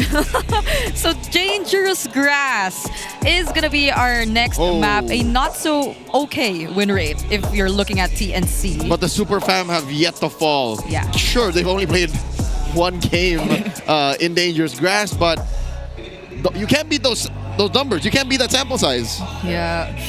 TNC again on the blue side. That's right. This is the second game that they will be here. So ONIC chose to be in red. Yep, red side win rate has been dwindling. Yeah. At some point, it was as close to 50-50 as it gets, but right now it's at 52-48. So this might be the same set of bans if, Jushin was the third ban for TNC earlier on. They did ban out the CC again for Basha. So Basha CC for ONIC, literally the same as the previous game. So if TNC wants to keep with the previous game, this should be Angela as their ban. Yeah, although does ONIC still want the Grok to get through? Or do they not consider the Grok to be the problem even of earlier's game number 1? I feel like they will let the Grok through. Yeah. They might just change their third pick. That Hilda third pick might have been really the problem for them, because I think that even if they do want to pick up the Uranus, they pick up third and then just ban the Lunox altogether. Yeah. Because I feel like the Hilda clearly was the hero or the pick that did not entirely work for ONIC Philippines. Although It was stretched out. Yeah, other players I think were able to do what they wanted to do. So they don't ban D'Angelo? Okay, I have a feeling where TNC will let go of D'Angelo in this game. Yeah, because the Grok is gonna be banned out. They will let go of D'Angelo and then pick up wait. Arlott and Angela. Those were the trades. So yeah, they will pick up the Yisin Shin. Are we still snubbing the 1-1? I think TNC don't want to play the 1-1. Oh. But ONIC can go Angela 1-1 if they want. That could be an option. Even though there's a Farsa. Oh yeah, they could go Farsa. Nah, they will not. Farsa 1-1 is an option because there's no Grok anymore. The Arlott's there too. Yeah, and there's no Hayabusa because they picked the Yisin Shin. That's right. That Farsa is not going to be worried. Prince should be living a carefree life in mid. Yeah. And another option might be just take the Kimi. The Farsa 1-1. It's a Farsa 1-1, right? Farsa 1-1. No? It's the Gatot Gacha. Are they gonna pull what happened yesterday and choke down on the Chaknu's hero pool? Because I have a feeling they're not gonna pick Chaknu's hero in 2 and 3 anymore. That's right. Because what will happen is the Uranus should be picked up by TNC because again the absence of this Alice confirms that it's second best Alice, which is the Uranus. Yeah, like why else would you do that if you had no follow-up? But you also need a way to counter, to cancel this Farsa. So Lapu-Lapu is also an option for 3-bar. Yeah. But I do like the odds better if they do pick that up. And then Lunox is also a consideration here for TNC. And maybe the Selena actually, which Lancy also likes to play. Arlott. Yeah, I think anything that can create more space for the Yisun Shin. This feels like a lot of damage so far from TNC. Like the Arlott. That's right. Might be all of it. Might even be all of the damage right now because Benny's gonna pick a fighter. I'm 90% sure he's gonna pick a fighter. Okay. Can I interest you with a Yu Zhang pick? Oh! Let's roll it all back to season 9. Why not? Yu Zhang in the gold lane. Just ruin that Farsa. Yep. Hey. Okay, the fold is a traditional answer to Mr. Arlott. Okay, so if you're ONIC, you ban what? Cho, Esmeralda? Maybe Esmeralda for Benny? Yeah. Yeah, actually, you know what? Maybe the Bane, Cho, and Esmeralda will be the choices here for ONIC when it comes to the bans. Force TNC to go for a greedy play, like a Nathan, for example, if they don't have any more choice. Oh, I don't know how I feel about a Nathan in the gold. Again. No, again, they can be forced into that spot. If they take out if the key fighters are taken out. Exactly. Oh man. Yeah, I guess ONIC is starting to feel that too. That there's a very high chance TNC does go fighter gold again, but instead they ban out the high loss. They're taking out Chaknu's picks. They want him on the Hellcurt.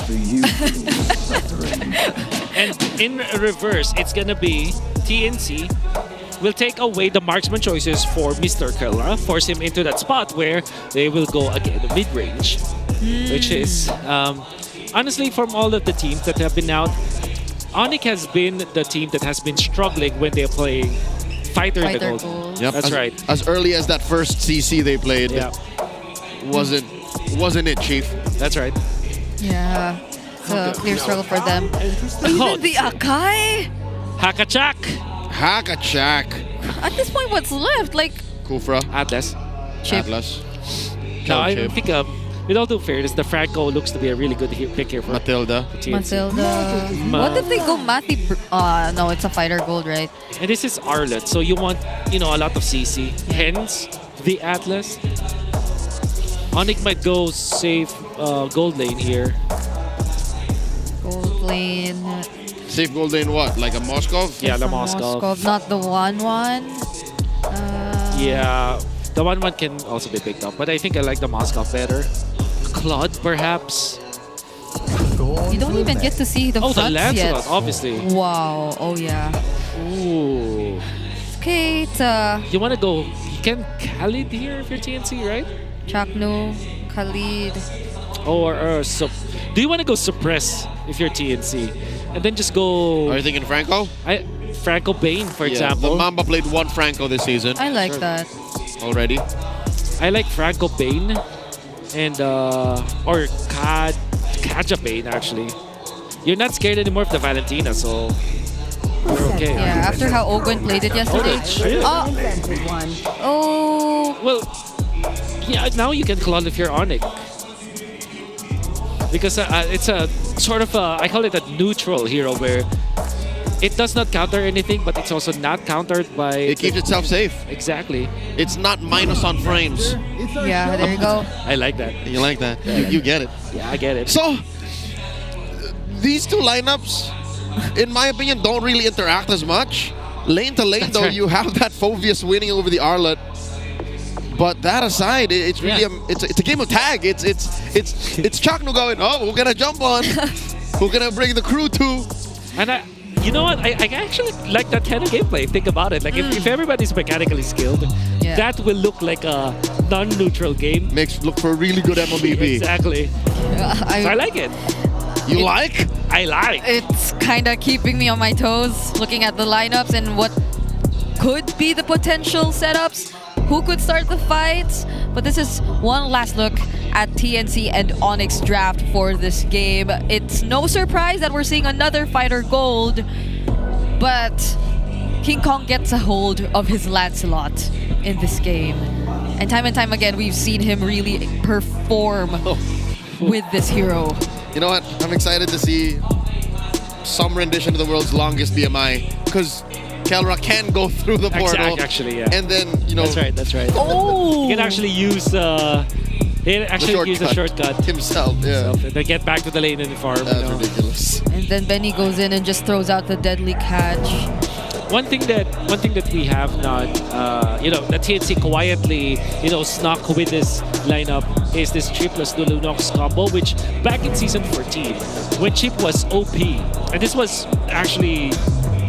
We weren't able to see it in action in the actual Welcome to Mobile Legends! Through scrims because the chip can be open in scrims, but during MPL Season 14, the regular season, chip was always banned 100%, right? So before it was nerfed, Chip Lunox is actually a sure win combo. Yeah. What of the hotness?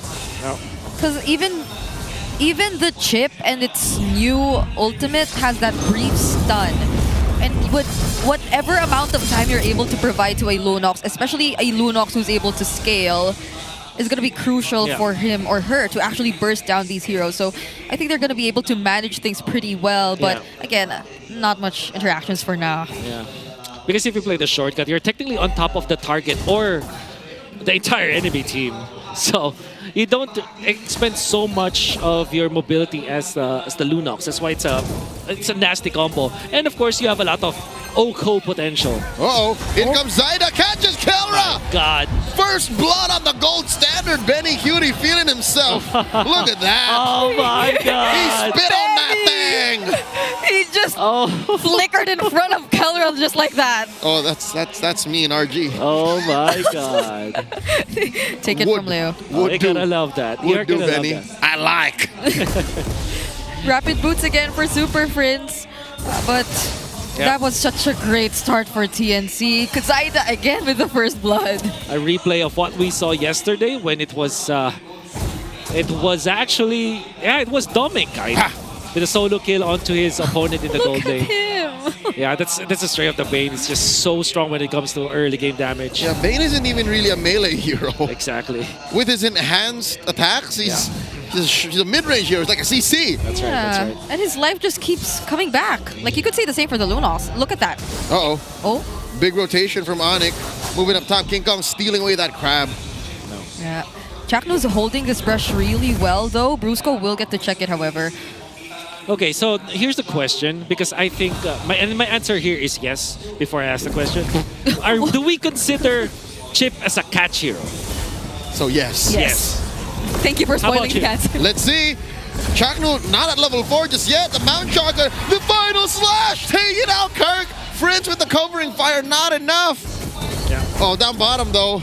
Kelra throwing everything with the kitchen sink at Benny to clear the wave. Oh, here we go, the catch coming up. AOG disincentivizing the engagement.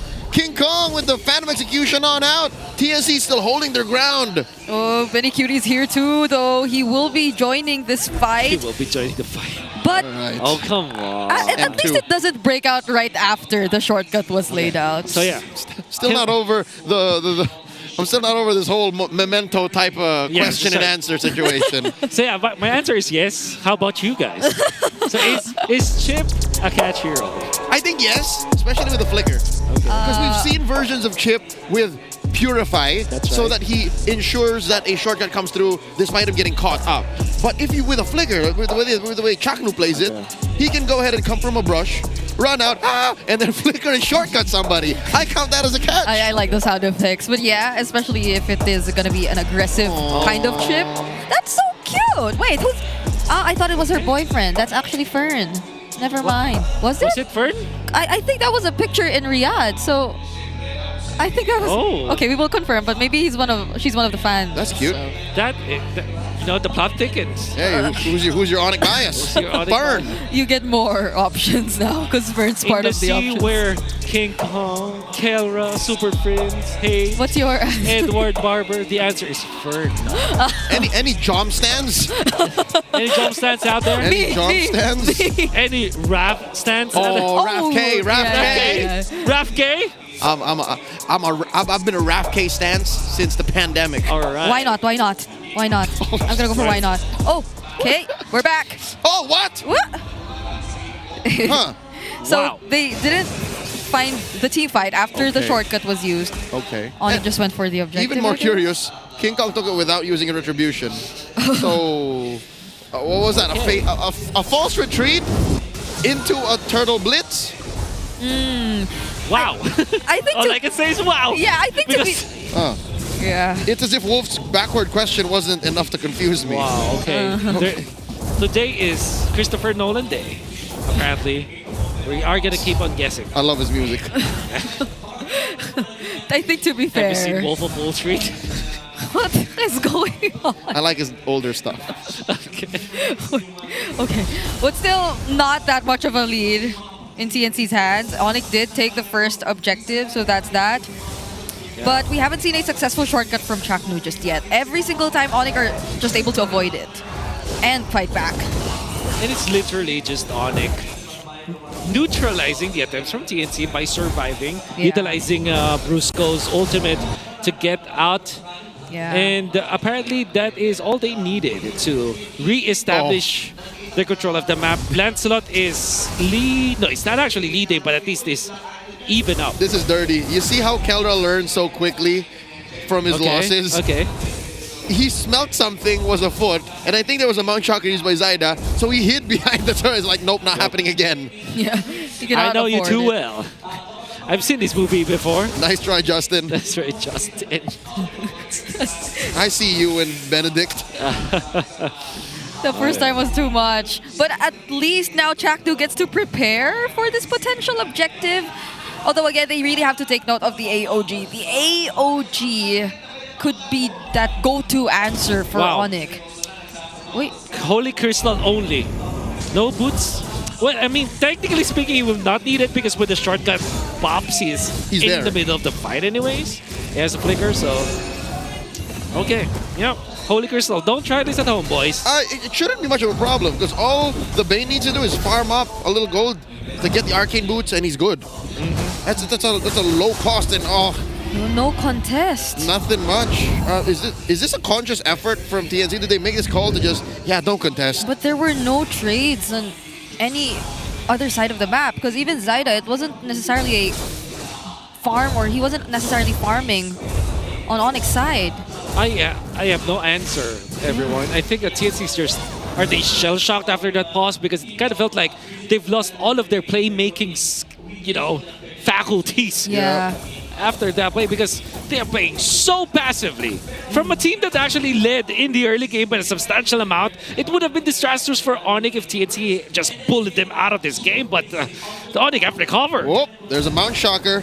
TNC knows there's 4 members here. Chaknu comes through the Y walk, jumps in, sets up a shortcut. Where is it?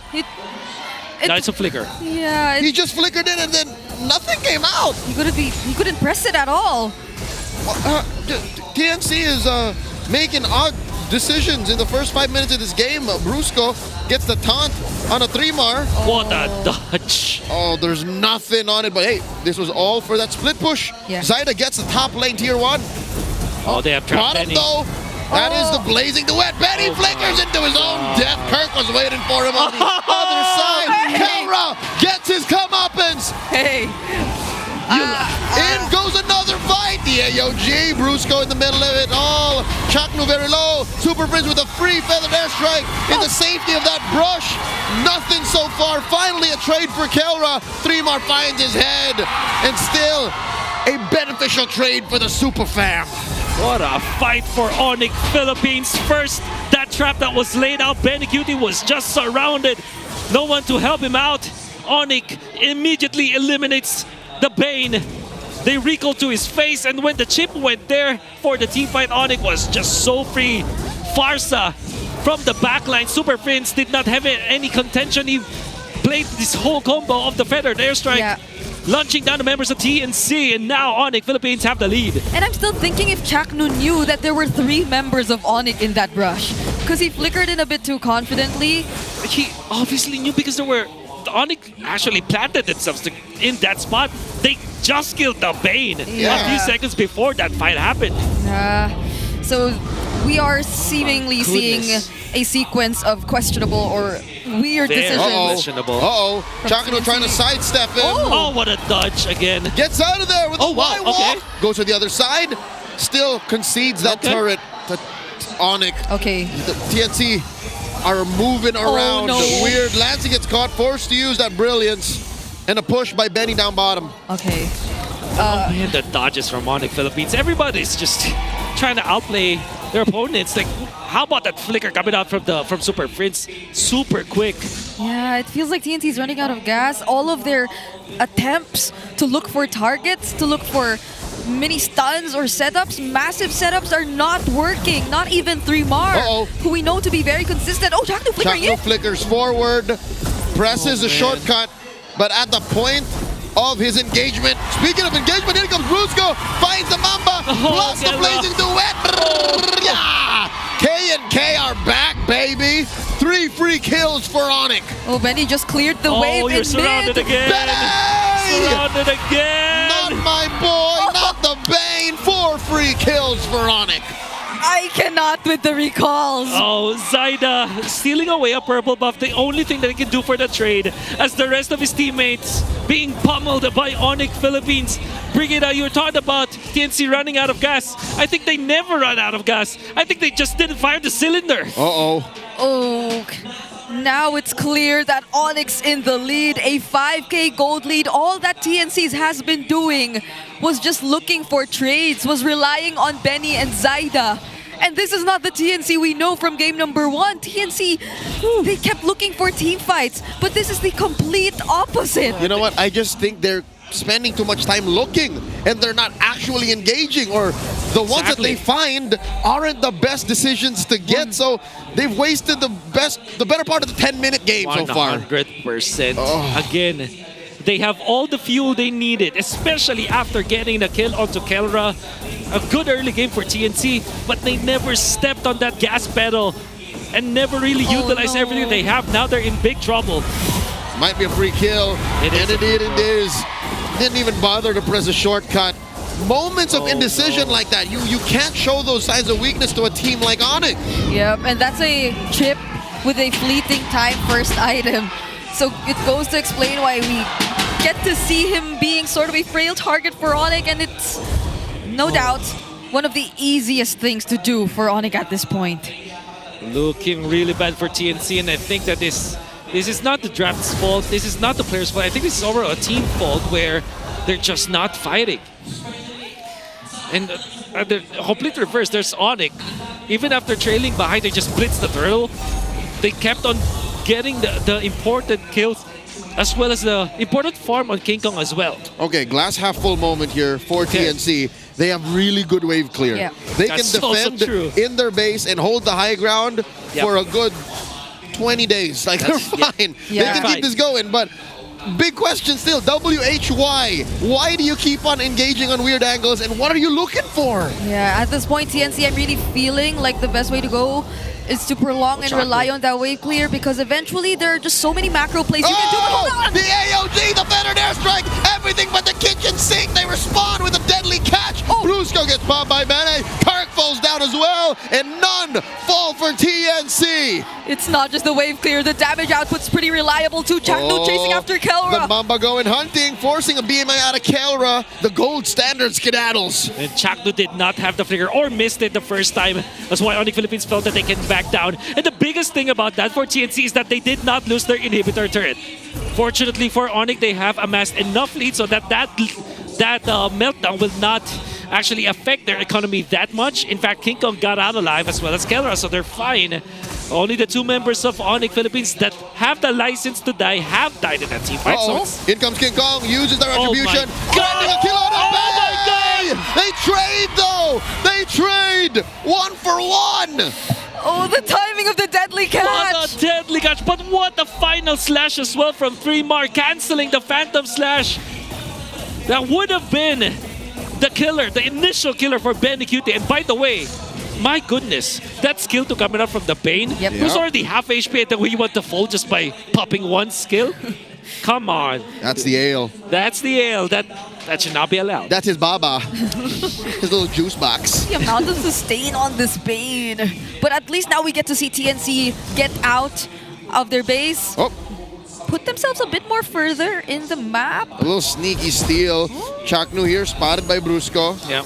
Not gonna engage, not a good angle for TNC. This I agree with, you know, these kinds of engagements, I would let them play footsies, but for the first 10 minutes, there were a lot of lost opportunities. TNC have sliced the deficit back to just 3,300 gold. It's still a pretty good deficit for, pretty bad deficit, I mean, for TNC to work with. Good advantage for ONIC. Yeah. Good advantage for ONIC. At the same time, though, you're looking at Kelra with 9,500 already up with the Trinity and this Winter Crown, which then will be used later on so that his Blazing Duet will now be cancelled by a deadly catch that could be preemptively popped by Ben Cutie. What he can do is just to barge in, pop the Blazing Duet, and then pop the Winter Crown before he gets knocked up by the deadly catch. Yeah, Benny Cutie's up top though. And now they're gonna know. Mountain Shocker starting up the flicker on a Super Prince, a shortcut called in. Here comes the cavalry, and by that I mean the Phoenix Army. Yeah, the answer, Chaknu falls, and they're still trading. Down goes Bene. That may have been it. Way too many. TNC has lost. 3 for none. ONIC rolling on them. It was clear who Chaknu wanted, but Super Frizz was just too quick to react. He wasn't having any of it. ONIC are now inside the base. They take down that mid lane inhibitor. It may be too late for TNC to crawl back into a position of power. They can defend, yes, but the damage has been done. A wise woman named Ice once said timing is everything. And Chakno unfortunately did not time the ultimate properly because King Kong was already bursting down the Lord. And had it been that TNC were faster, a little bit faster, Zaida would have been there to contest, but it won. Feathered airstrike by Super Prince, chopping Zaida down to a quarter of his health. The Lord takes down that top lane inhibitor. 2 lanes, 2 arteries bleeding straight for TNC. Their base exposed. They do take care of the Lord, but ONIC are still looking at a 7,000 gold lead. Yep. TNC couldn't force any fights. Final Slash was already used previously, and at least for them, Kirk also didn't have the flicker. There was no way he could go in with a Dark Wave. Dangerous grass. That's a feint. No. That's a feint right there. Ooh. ONIC knows what's up. ONIC knows there is a Mamba in their midst. Yep. Oh man, dangerous grass would have been really good for the chip. But Kelra always always a really good Claude and marksman player, always looking for angles to look for, utilizing the Art of Thievery to check the extra bushes that we have. Oh, look at the patience. Chaknu served up on a silver platter. Super Prince finds him, forced out the Winter Crown. In comes the rest of them, and King Kong taking care of business. Yeah, Kelra with a blazing duet. Taken down 3 more real quick, but Chaknu does survive. Still a painful loss for TNC despite all the setup. Yep, they tried.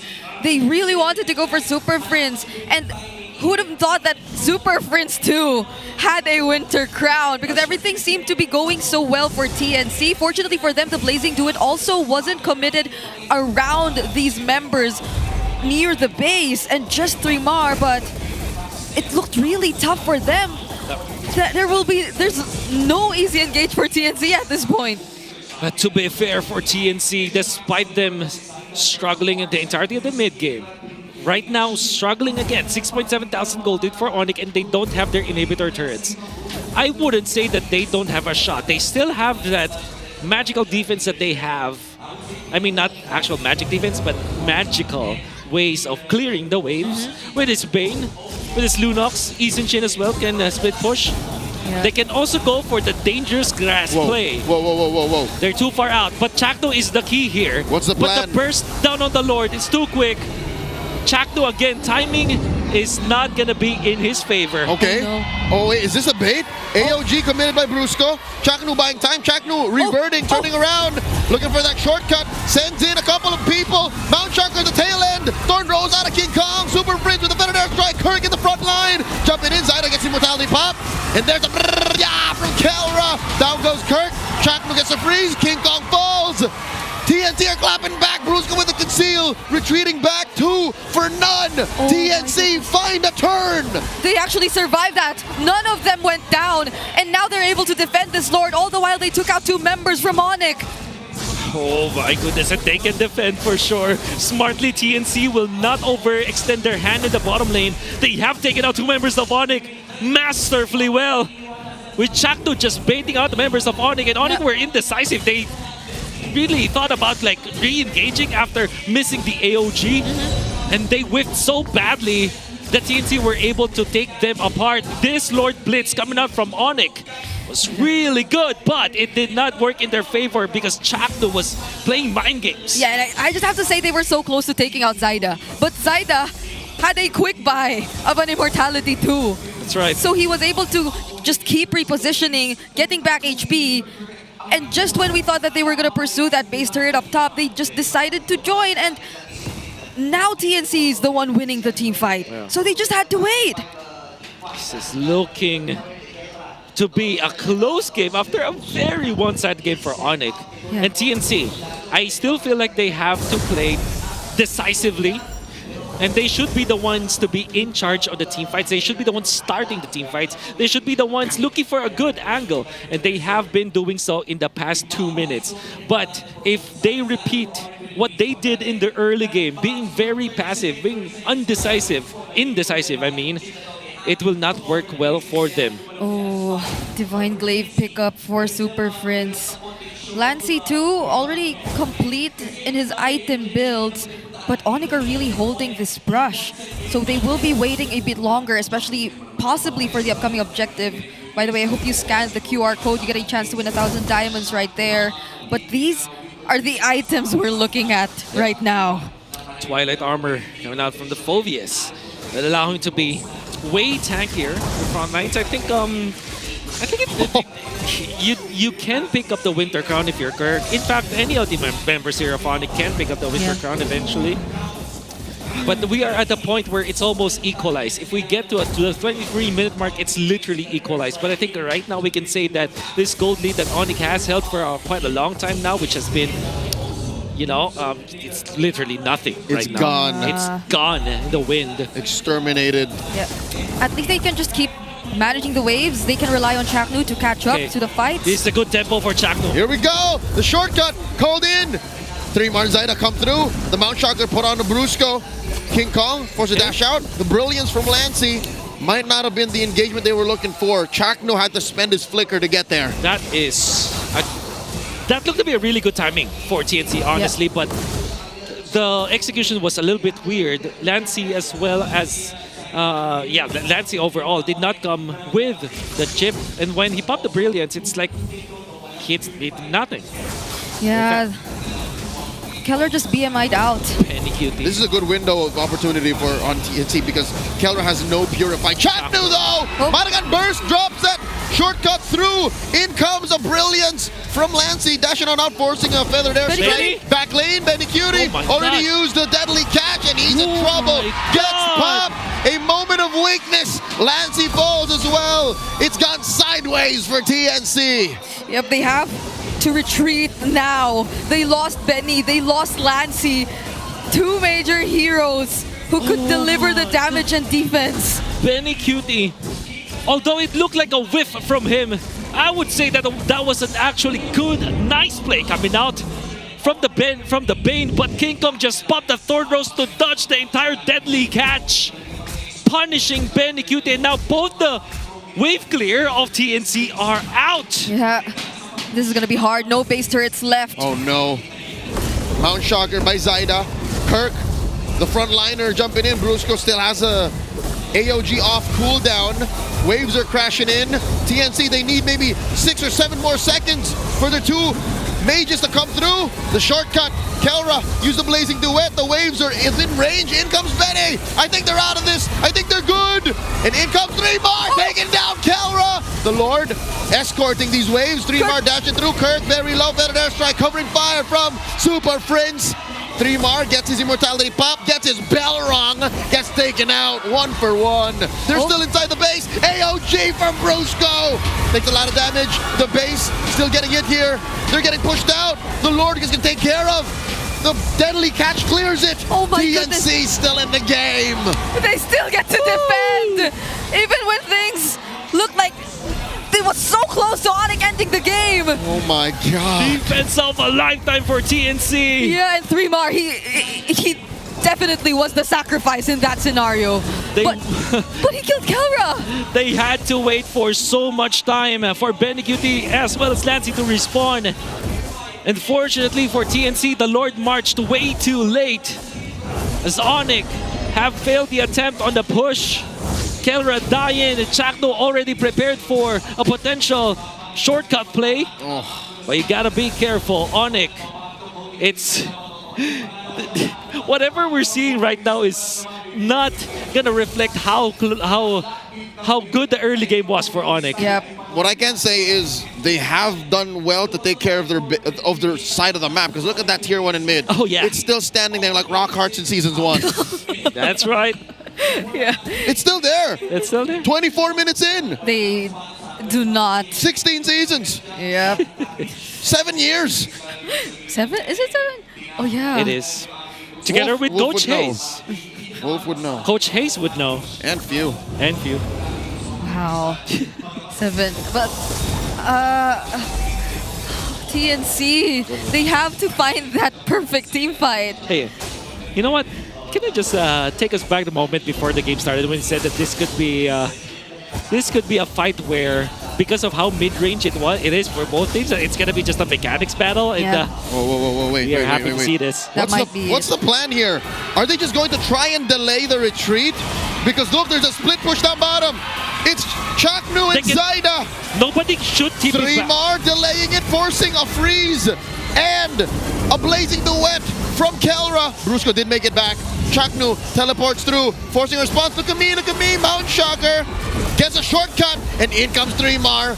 Oh, they're not fully committing to this just yet. Final slash, no one home.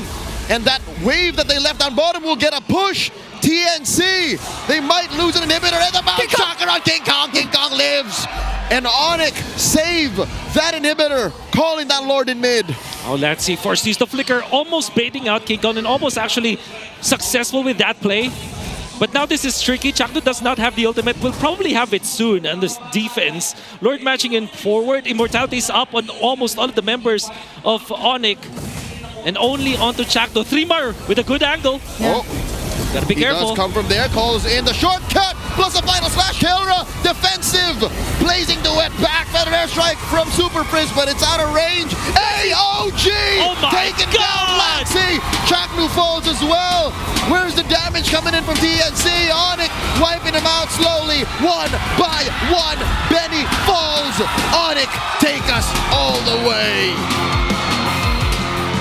A 26-minute game between TNC and ONIC. It took a while for ONIC to eventually close it out. TNC, they really held on in this game, but it was just too hard. If you're not here, you're missing out. And I'm sure that you're standing wherever you are if you're watching this match because of how close it is. We demanded a mechanics battle when this game started. And TNC and ONIC overperformed in that game. What a fight! In that last set of clashes, Three-Mar with a great positioning. But of course, ONIC Philippines, with the mechanics and the reaction time that they have built over the years, reacted properly even when that game was ended by a 5-0 trade. When it comes to a full team fight, that will not say of how one-sided this was for ONIC because it wasn't at all. Yeah. What a fight. And by the way, this is the last match of the regular season. Woohoo! Okay, that AOG you did. Oh my God. In the base, it dealt with Lancy and they had no problems after that whatsoever because Benny was left alone as the only way to manage the waves that were coming in. So Brusco did such a great job. I feel like he was really one of the key factors as to why we could not see or feel the chip really be as activated. There's always a threat of an AOG and you could not see TNC be confident in coming together or grouping up because that's going to be the main problem. Whenever they group up, there's a potential that ONIC could just turn things around because of the AOE that they have. And to think that we had a recall battle between our gold laners. Yeah, I'm still not over that too. It's Benny who started it. It's Benny who started it. Kelra obliged. And then in response, Kelra did twice. Did it twice. Oh my God. Or thrice. I'm not sure anymore. What I like about this game is that we've seen a lot of showcase of mechanics from both teams. Yeah. For example, as Kelra is able to pop the Blazing Duet. I think he only used the Blazing Duet defensively just one time and it was the last clash. And then look at how 5 members of ONIC have trapped Benny QT, the dodges. Multiple times. You can see here, look at Three-Mar. Good timing on that final slash and then the deadly catch to follow it up. Kingdom still gets through. Chakto, late positioning. Super Fits dodging. So much of the artillery from TNC. And then giving this feathered airstrike maximum coverage all the time. You did not see any feathered airstrike wasted in this game by Super Fits. Yeah. I'm still wondering about that call they did down bottom when Chaknu and Zaida decided to just push the bottom lane together. I don't think we'll be seeing it, or we might be seeing it here in the highlights later on. But how about that? Not this one. This was the end. Yeah. This is one of the ending fights. But look at this. They have they're fine. No. They do live. They still live. This is where they killed Kelra. But good thing is Kirk did not die. Yeah. And Three-Mar was cleanly punished there. However, again, a sacrifice. Blood sacrifice. Here's the play. Three-Mar, good angle. How about that? But they were so... ONIC was just so aware of what's happening. Yeah. And then look at that exchange. Super Prince popping the predators like that Katotkacha from Brusco. Nailing down the members of TNC. The Lord with some parting shots before he went down, aiding ONIC, and then of course King Kong just running down that Bane. Wait, was that a flicker forward from Benny? You saw that? Oh. Yeah, he did. That's right. He probably wanted to catch someone, but they were just so quick to keep their distance and 26-minute game. I think this is the second time we're seeing this week. Like we had I wonder. Because we had one yesterday. I think that was the second series. ONIC still at 100%. Rora versus Omega was 26 minutes. In dangerous grass. Yep. Oh, yeah. This is the third game of this series. Long games that we've seen, 20 minutes, 26 minutes. And Brigida is casting, so I'm not actually surprised. But I'm really thinking about that push down bottom, though. Because there could be a bit more element of surprise to it if they didn't know that Chakno was with Zaida. Yeah, but then again, I think TNC... I think there's a little bit of a mind game there. Because remember, as the chip now, you can teleport. Yeah, that's from true. anywhere. Anywhere. From anywhere to one of your White walk portals. One walk portals. Yeah. And there is one nearby the backside of ONIC's box. Yeah. But ONIC knew that they can burst down the Lord faster than Chakno can teleport and get in front of them. That's true. And then there is always going to be that factor of Super Prince just goes in and out. And as long as Brusco is alive, they can peel. Somebody can defend eventually. And yeah, ONIC is just too confident that they can do that. Also, I think that play could have worked if TNC managed their lanes faster, because somebody from TNC had to also retreat much faster than others because there's a big minion wave coming from mid and top lane. Yeah, I'd say this is one of the best examples of TNC really being a team who struggles if they don't get the early game, or if they at least don't manage the laning phase as well. You could argue that they were close to doing so. Benny QD, that first kill they had on Kelra, but the decisions that they were making in the center of the map after they got that kill did not feel in sync at all. Like every decision that happened after that, and the hesitation too, I think that played such a huge role in how TNC completely lost control of this game. You felt the hesitation. This was not as decisive as 3-Mar. For sure. 3-Mar on the Lapus and even the Arlots, because this is still his hero. This is still his hero either way. But I can't believe how the fire went out from TNC after that boss. Like everybody was start the game too. That was in the first 2 minutes. Exactly. After taking down Kelra with a lot of electricity down the bottom lane, they were recalling even when the Claude's corpse wasn't there anymore. Yep. Yeah. He was still recalling. Everybody was just so hyped up. They were on fire. Abrupt stop. Because of I wouldn't say it was because of the boss, but that was a good bookmark of when the fire. Something happened. Went out. We'll never know. It's like in middle school when you got ghosted. It's like, in middle school? What could have been? Yeah. Kids experience a lot of emotional So that stress happens these in days. middle school nowadays. Brigida won't know. You wouldn't know. Because I'm You're old. the ghost? Technically the ghost. No, I don't do that. I don't do that. That sounds defensive. That sounds Hey. offensive. Okay, but the BP average guy, the BP average guy of the game is none other than Zyda still, even though they lost. He still did a great job on the Yisun Shin in terms of farming, keeping up, and it's just sad to see that they're not really able to make it consistent all throughout. It feels like they really suddenly dropped in terms of performance. What was mid-game. that? How did they even reset? Like what is the solution? What is the quick fix? Because they have, what is that? 3 minutes. I think that Coach Etomax just has to remind everyone that, hey, if we are drafting fighters, you play like how fighters should play.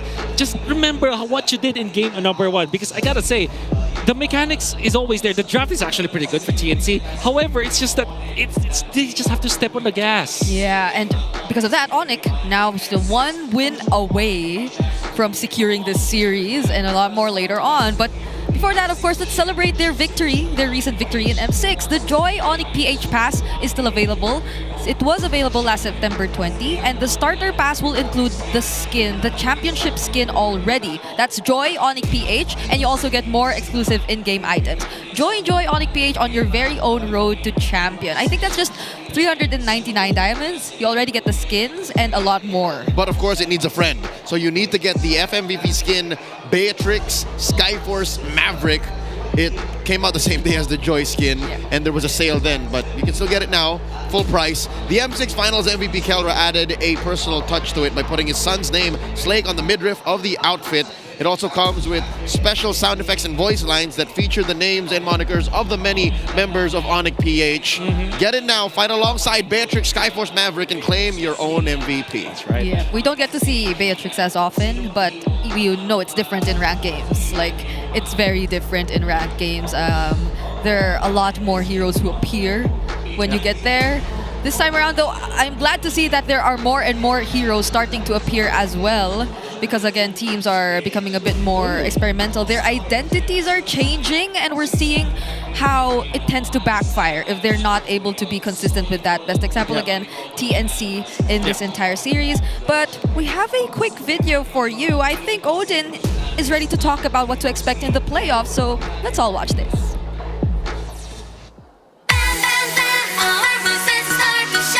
Sinong player ang pinakamaraming championship in 3, 2, 1, go! Carlisi din. I saw. Ang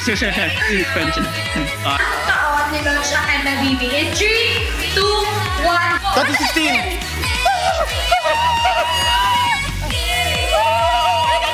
Magbagay ng isang crush na may kinalaman sa 9th anniversary ng MLBB in 3, 2, 1, go! Ulo! May ano ba dyan? May happy birthday ba dyan? Hashtag 9 to meet you? Wala ba? Meron? Meron! Uy, thank you! Thank you! Thank you po! Sinong player ang naglalaro siguro season 1 hanggang ngayon?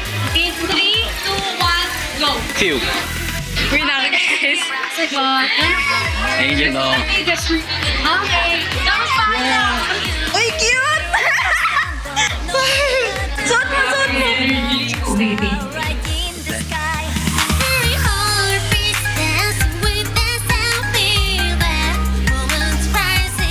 Bucket hat! Kumot po to. Sakto, nilalamig ako! Thank you so much po. Oh, ang cute naman. Ang cute ng t-shirt. Actually, ang cute oh. Cute guys.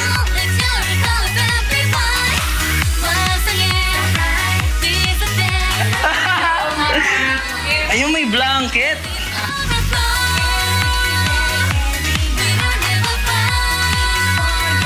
Sobra po. Happy 9th anniversary MLBB. Thank you so much po. Happy 9th anniversary, MLBB. Thank you. Happy 9th anniversary MLBB. Happy 9th anniversary MLBB. Thank you po.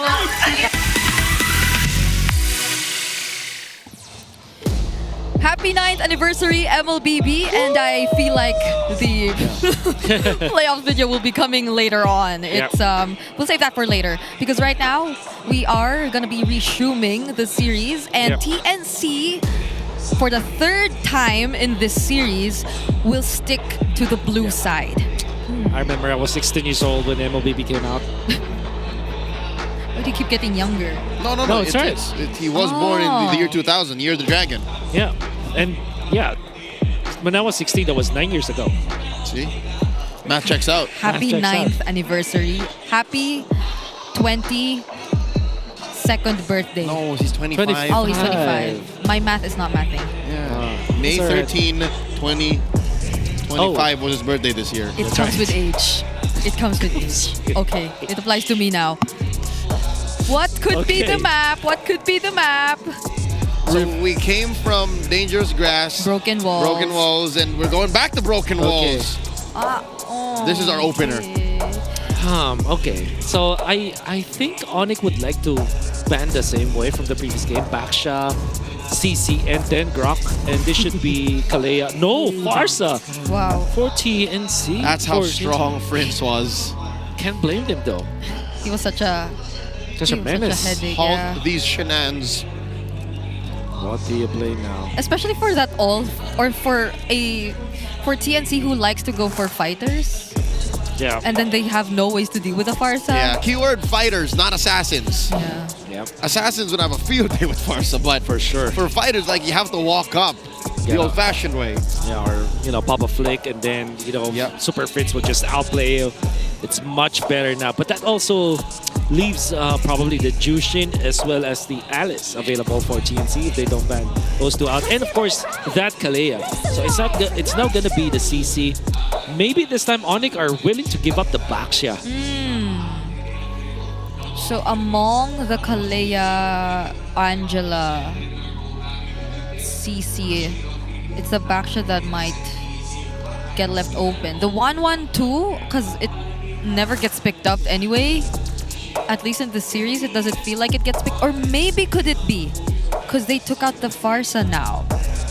But that'll mean a different version of TNC again. Yeah. If they prioritize the 1-1 other than like having their mid duo heroes secured first and then letting Benny just pick up whatever fighter he wants in the latter portions of the draft. I can see that happening. I think TNC have showed us that kind of pattern from before, even in the last game.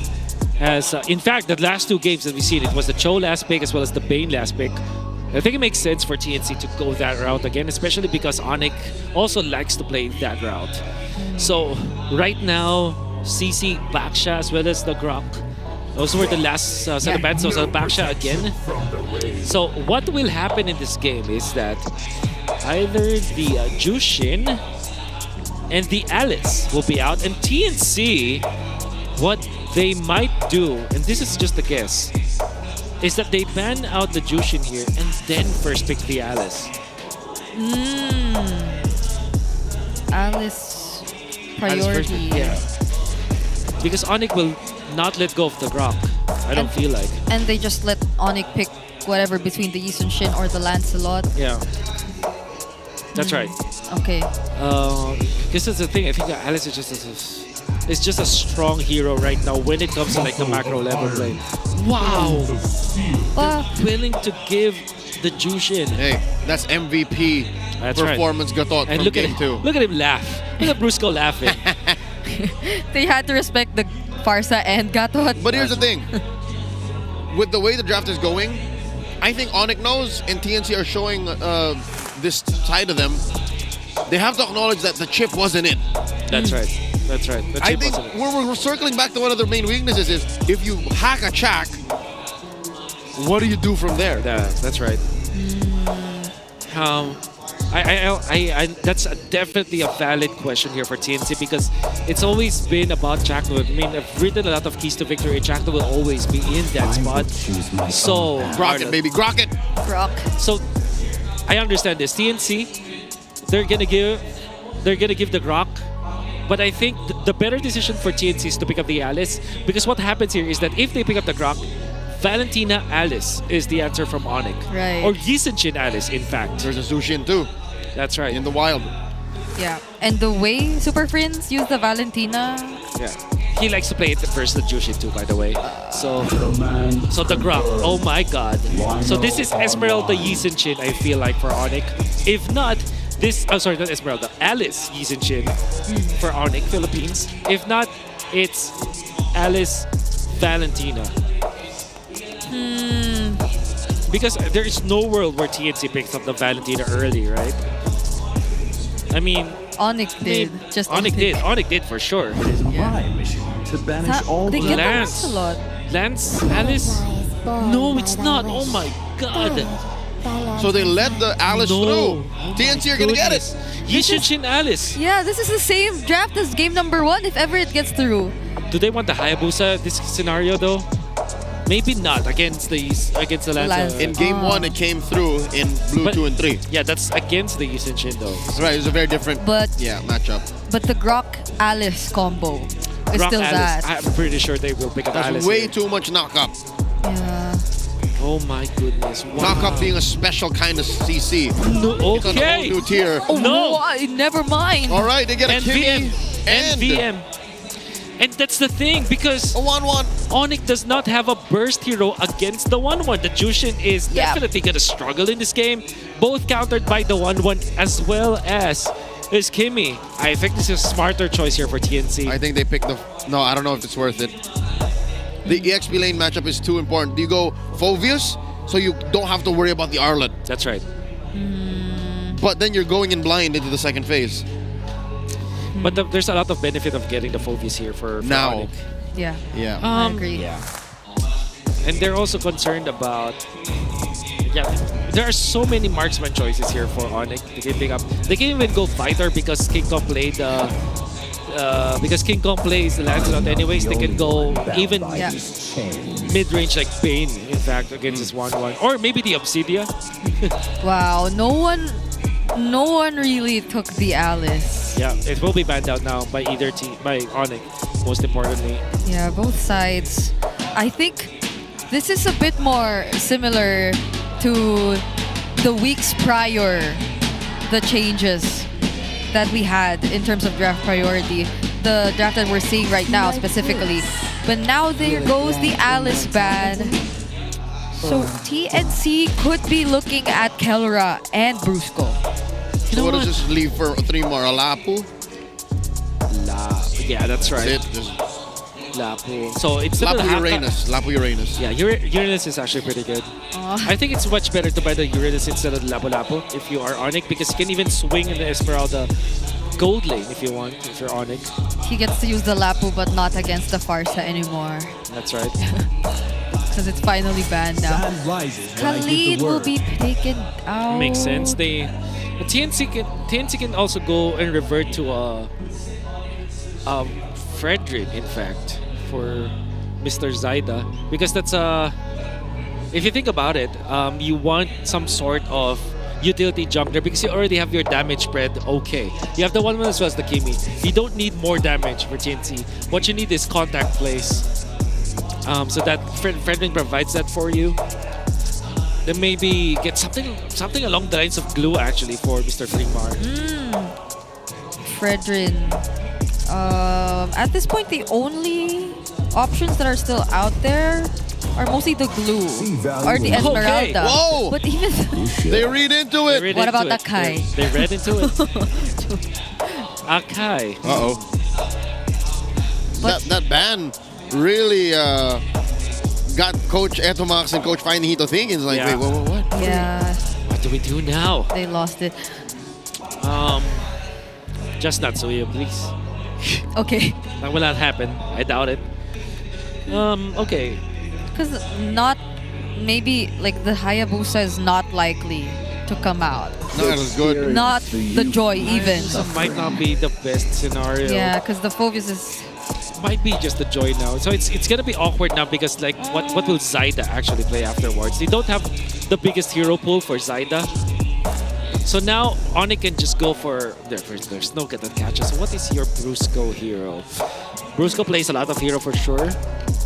Kalei's not open. That's his 3 main heroes are out. Hylos, maybe? Hylos and Badang.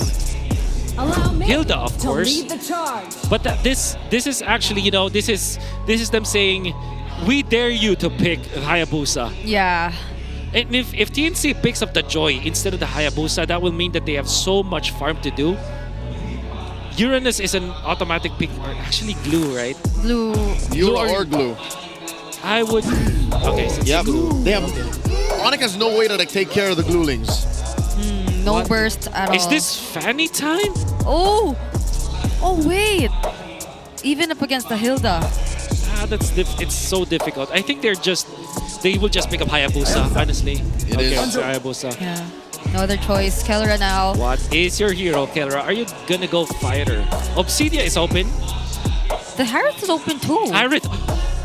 Oh wait, there's Harith. They might just go neutral again and just pick up the Claude, right? But there is Grok.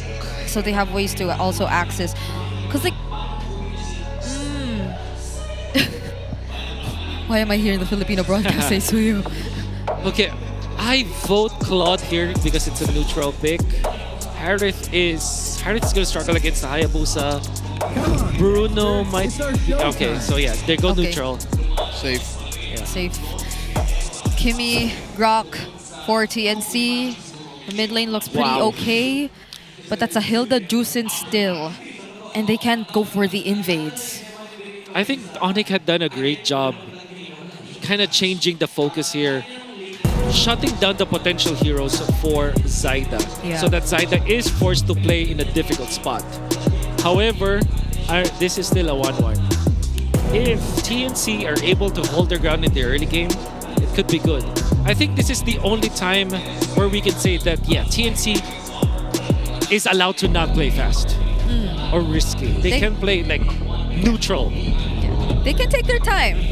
And it is going to be rewarding for them if they don't try rushing things and they get to hit their power spikes at the right time. Because that is what their lineup is going to demand for them. This is game number 3 of TLC Welcome to Mobile ONIC. Legends. upper seed chances on the line for ONIC Philippines. Let's see how TNC decides to play with this. A 1-1 once again for Benny Cutie. So we're seeing TNC actually take the slow route here. Chakno not crossing the threshold of that river. And despite the Kimi actually being on the lead, they might force Prince here to flicker out. Rampart goes down. Super Prince knows that he'll be fine. Does not recall just as quickly just yet. Oh, shares a little bit of the heal. Yeah, both of them were able to deal really decent damage against each other. Chakno trying to disturb King Kong. But let's take a quick look at the emblems so far. Anything stand out? Master Assassin for Kelra. The good thing about what I noticed about Kelra is that he mixes up the second emblem sometimes, depending on his matchup. Whoop! Oh, quick knock up. Super Prince here forced the flicker back. Zaida giving a little mini heart attack. Yeah. Wow. Look at the win rates of the Phoveus and the Lancelot. Yeah. But then again, if we are gonna be talking about ONIC's win rate, it started as ONIC Philippines are the first team to actually let go of the 1-1. They did it twice and they lost both of those scenarios. But come the second leg, we saw ONIC eventually let go of the 1-1 again, and they have won twice against it. So it's 2-4-2, 2-4-4. I mean, for ONIC Philippines when they are up against the 1-1. But this is not a normal 1-1, dude. This is the Benny Cutie 1-1. He named his daughter. That's right. 1-1. Oh! A lot of free hits on Brusco. That passive enhanced attack. Chagno knocking them all back. Zaida at level 4 on the scene. King Kong just in time rotating into position.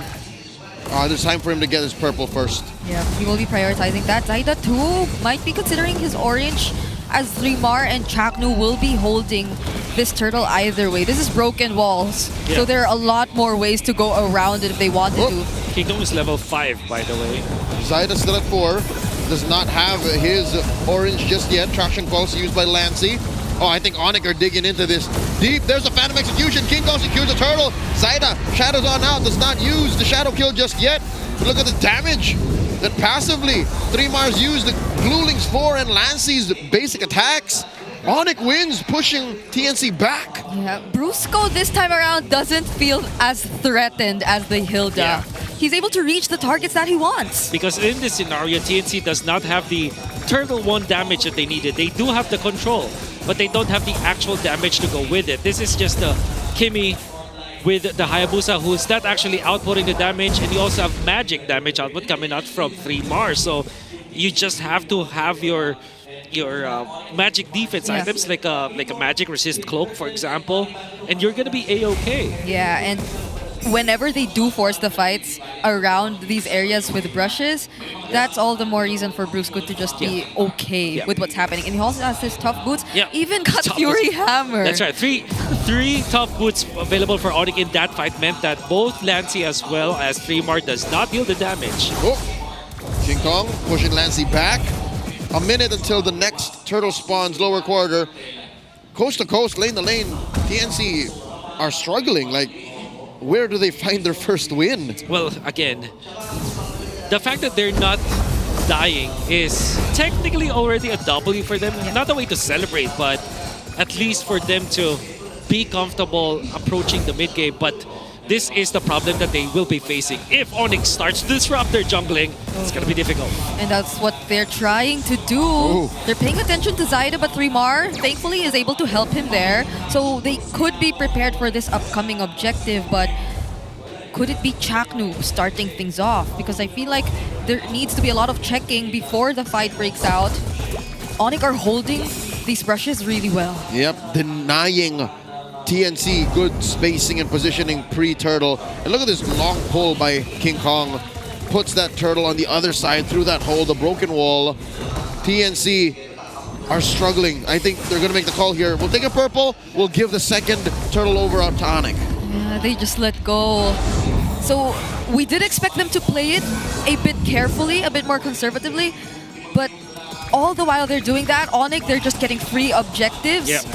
And they're just getting the lead. That first turtle was so crucial, and the disruption coming out from Brusco is also important. Now Lancy has the as the glaive. Yeah. Wow. This is gonna be important. King Kong. The glowing one, I'm sorry. Is on the other side of the map. There's a flicker. 3mar looking for the mount. Does find Super Prince despite the Crimson Beacon. A lot of free hits from Lancey. Down goes Benny Cutie. Traded off for Prince. Not a good trade. Kelra disengages. Beam Ion out. Zaida still has all of his resources. But the timing does not agree with ONIC. Benny Cutie unable to take off. Man. You can see ONIC Philippines, especially with Kirk, he did not even have to pop the flicker for them to find the opening against Benny Cutie. Benny Cutie was just bursted down easily from just 1,000 gold lead from ONIC is enough for that apparently. And on the flip side, TNC took so much time just to take out Super Prince, the mid laner for ONIC Philippines. Definitely not a worth it trade for them. Yeah, they chose to fight near the gold lane. And even if Benny wanted to try, having Kirk join that fight meant that it would be 10 times harder. So now ONIC are able to potentially take the first turret of the game. It just gets mirrored by TNC though. That's right. ONIC has already taken 2. Right. That's right. And TNC can only really slip through the cracks here. Take that tier 1 up top. But I don't even think this first hurdle looks like it could wear orange and white. Like, this is still ONIC. Yeah, they're holding the brushes though. Traknu will be here. Hello! It's spotted by Brusco. And they just say hello. Yes. Very polite. How difficult is it right now? Benny Cutie does need to do a bit of catching up, even in terms of levels. Kelra is already up ahead. But at least they're somehow trying to go for this objective this time. They do not want to let it go. All right. Traknu here, engaging on a Kirk, or should I say the other way around, because Kirk did kick out the Grok from that Pixel Brush. Brusco taking the Y Brush on the other side. Slight advantage on ONIC with the pull. Yeah. Super Prince threatening a big choke up. 3mar does not have his flicker, now he does. There's a conceal by Traknu. All right, looking for that angle. 3mar does get the mount on the Kirk. Turtle gets taken down here. Crimson Beacon by Prince. Who's he looking for? 3mar flickers back out, but gets taken down by King Kong. Kelra with a blazing duet. That's enough from ONIC. They're happy with what they got. Even despite everything that happened, 3mar couldn't find anyone. Wait, they're not done. Chuck will get slammed up in the air, almost broken down. And they will instead take the turret first. Massive conversion from the Super Fam. Great conversion from ONIC Philippines because of how well they spread their damage profile. You can see Super Prince already being a problem for TNC with just 2 items that he absolutely... with his positioning, I would say, is important. That's actually just the first item for Super Prince. Yeah. But it's already important enough because of his positioning, the way that he targets TNC. But how about Kirk playing a perfect focus game right now? Oh, even the purple is a struggle for Zaida to get. Does come in with a shadow. Still holding on to the shadow kill. Brusco very low, backing on out of here. Kelra with a blazing duet. The Phantom Execution. Zaida gets taken down. The Sigma jungler reigns supreme. Oh my god. The damage is clearly lacking from TNC. And the question about ONIC not having burst damage to deal with them doesn't seem to be a problem at this point. And Super Prince, the MVP of that fight, quietly able to pressure Zaida. He saw Zaida walking in, and the minute he saw that, look at that lantern, immediately in front of this Hayabusa without any kind of retreat coming up from Zaida. The stacks were there long enough for the Lancer to come in, long enough for the quad shadow and the shadow kill to be awkward when it comes to timing, and then ONIC Philippines just collected the kill onto Zaida. Yep. This is just such a good play coming up from Super Prince, and no wonder why Jushin is the priority ban against ONIC Philippines. This KDA is deceptive. 0-1 and 2 does not tell you the full story of how much Super Prince has been affecting these fights. Yep, a very impressive performance from Super Prince. He's playing this Jushin very aggressively, Crimson beaconing in, but it does not matter. It doesn't become a problem for ONIC because he's able to handle himself. I mean, he's the guy who introduced this entire Brave Smile emblem setups too for these mid laners to play more aggressively, and all the while, King Kong gets the Lord. TNC, they could do nothing. ONIC is way too productive on this map. They're using the 7k gold lead too aggressively, too fast. TNC can't catch a break. That turret push, that Lord take, the synchronization of the waves, the invasion, the steal from King Kong. Was that Grand Theft Orange? Oh, no, Zyda got it, but he was just cleaning up the rest of the small camps. That's right, that's right. King Kong is eating up the scraps while mewing. And do kids still do that? We don't do that anymore. I can confirm. Got it. Okay, as a kid.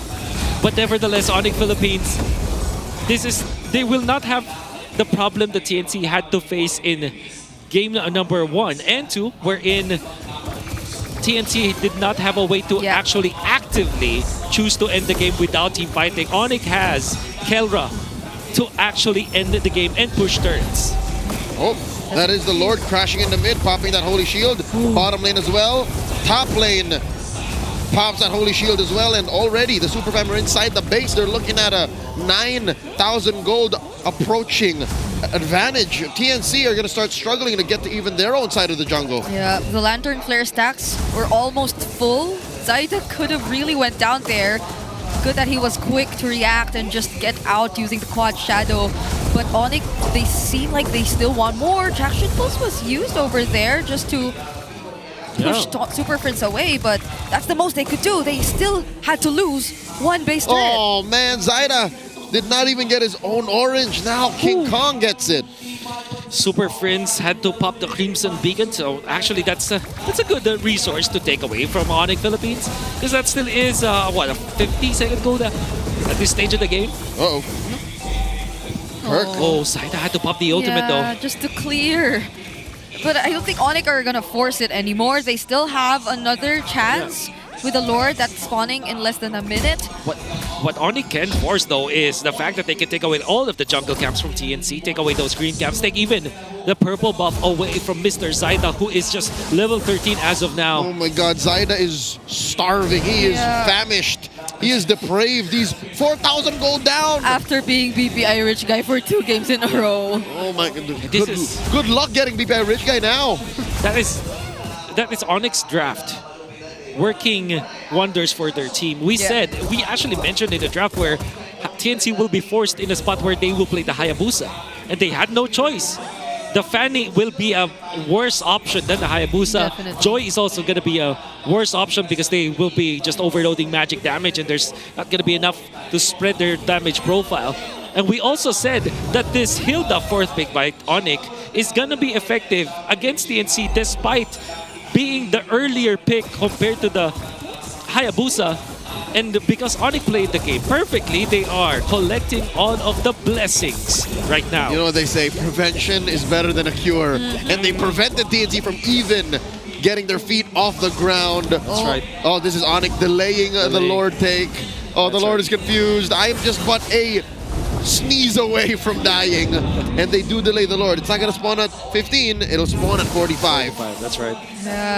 Chaknu, with the Grok, they do have a way of probably trying to stop ONIC Philippines and controlling the minions on their side, but I doubt it could do much. Because if you keep it together, won't that favor King Kong, or like, won't that just help him keep dashing around TNC? Even with, you know, already being in a fact where you have a difficult defense ahead of you because you don't have like big AoE clear. You have only this 1-1 as well as this Kimi. That's already a difficult spot for them to be in. And then you factor the fact that there is the Lancelot that you have to think about. There is the Claw that you also have to think about. And also Kirk playing a perfect Phobius game. A 10k gold lead in favor of ONIC. Here we go, the conceal. ONIC are inside the base. Super Prince looking for someone to pick up, knock up, and slam. Bottom lane gets pushed in. Top lane up next. Brusco playing man-to-man defense against Zyda. Oh my gosh. King Kong with his puncture from target to target. Slow roll. ONIC are not forcing anything. They don't want to overcommit, leaving just one more inhibitor left. No Blazing Duet whatsoever. No Crimson Beacon in. Just King Kong diving in, but he's able to get out anyway. Are they waiting for even just a tech charge? He's so elusive. For sure. They're baiting something out. And now Brusco flickers on out of there a little too deep. Super Prince looking for someone once more. Kirk does commit the dive, the puncture. Super Prince with the Crimson Bacon. Down goes Bennett. He didn't even get to fly up. Down goes 3 more. 3 defenders left. Kirk might bite it here. Gets taken down by Lancey. 1 for 2 the trade. ONIC are relentless. They still want to get in on this. They're waiting for waves. King Kong, Phantom Execution through. Lancey keeps himself alive with the wind of nature. Once more, the trade. Brusco, 2 for 2, but the base falls. The Super Fam take the series. They were clearly waiting for something. And when it was down, every single one of them went in together. ONIC Philippines secure their upper bracket slot. The most competitive season. They have started strong 4-0, but in the middle of the season they faced a lot of challenges. There was even a time where you would say that they cannot get to the top spot anymore, but because they are so relentless, they made it to the top.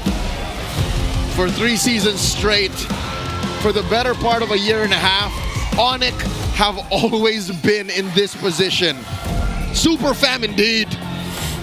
We're starting to see the playoffs bracket slowly come together.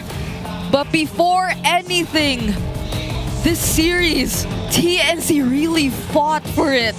Especially in game number 1. That was a very commendable performance we got to see from them. We're looking for more as we wait and witness how they are going to develop heading into the playoffs. The Phoenix Army is very much proud. But the Sonics are the ones celebrating right now. You could see it in their faces, and I'm pretty sure they cannot wait to hear from ONIC Philippines. Let's head on over to the stage for our winner's interview. What a way to end the series, ladies and gentlemen. Upper bracket secured and your winners, ONIC Philippines!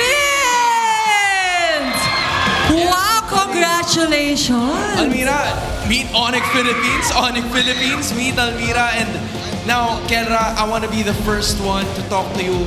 Upper bracket secured. I was talking to the team yesterday na parang binibring up nyo na kung mag upper bracket, kung hindi. How does it feel that now you're there and you're heading to round 2 right away? Sobrang saya kasi may chance kami, nakalagpas agad kami sa first round exit. Sa day 1. May ano pa rin ba sa'yo yun? May epekto pa rin ba sa'yo yun, yung first round exit? Yun ba talaga yung iniiwasan mo, yung first round exit? Kaya gusto nyo talagang galingan to make it to the upper brackets? Ayun talaga, pero nung nakaraan di ko na inisip Sinisip ko na lang maglaro kasi parang wala na kaming chance mag-upper bracket. Pero ngayon, nasa upper bracket kami, sobrang thankful kami. Almira, anything is possible and they've showed that today. Yes, that was a tight game. King Kong, kinabahan ba ang lansunod mo sa Hayabusa ni Zaida?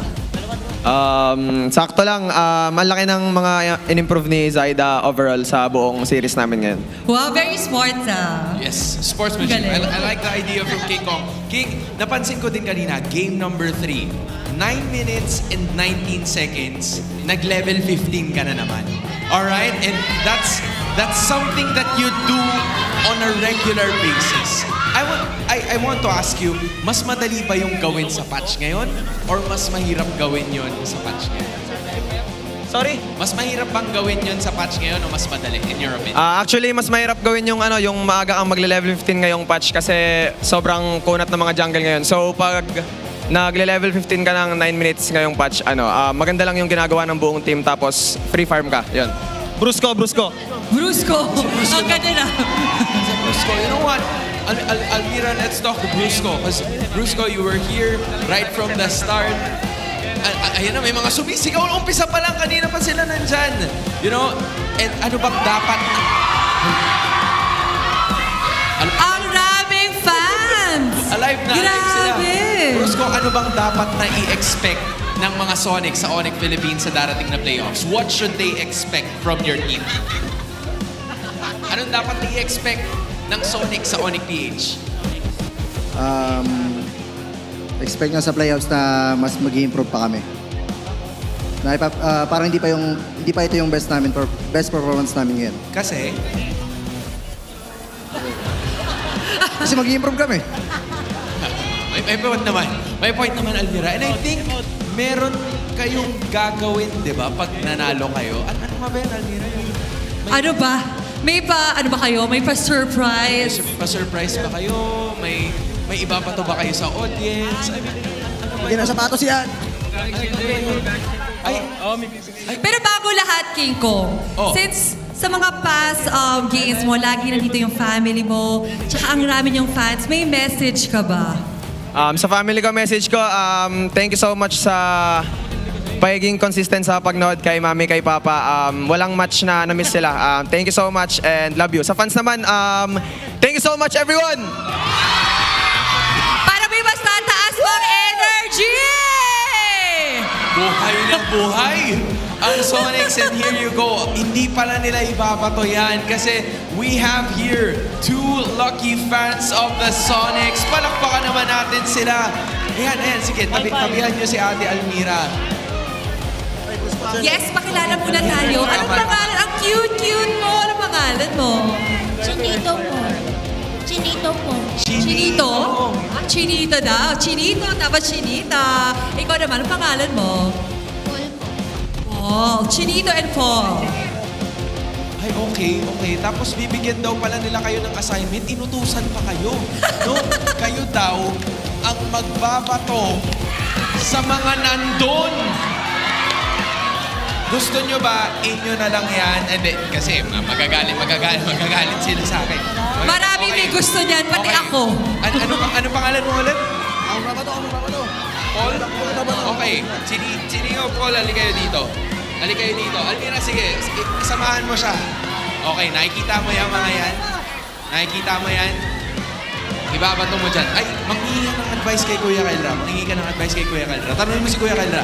Kuya lang yung pinakamaingay. Saan ko ibabato? Kuya Kalma, saan ko ibabato? Pinakamaingay daw. Pinakamalakas na hiyaw! Prince, halika dito. Prince, saan ba dapat ibato ni Paul to? Ayan na. Binato na yung isa. Okay. Kailangan mo ba ng tulong? O, doon naman daw. Si Chinito. Tapon mo sa pinakamalakas na hiyaw!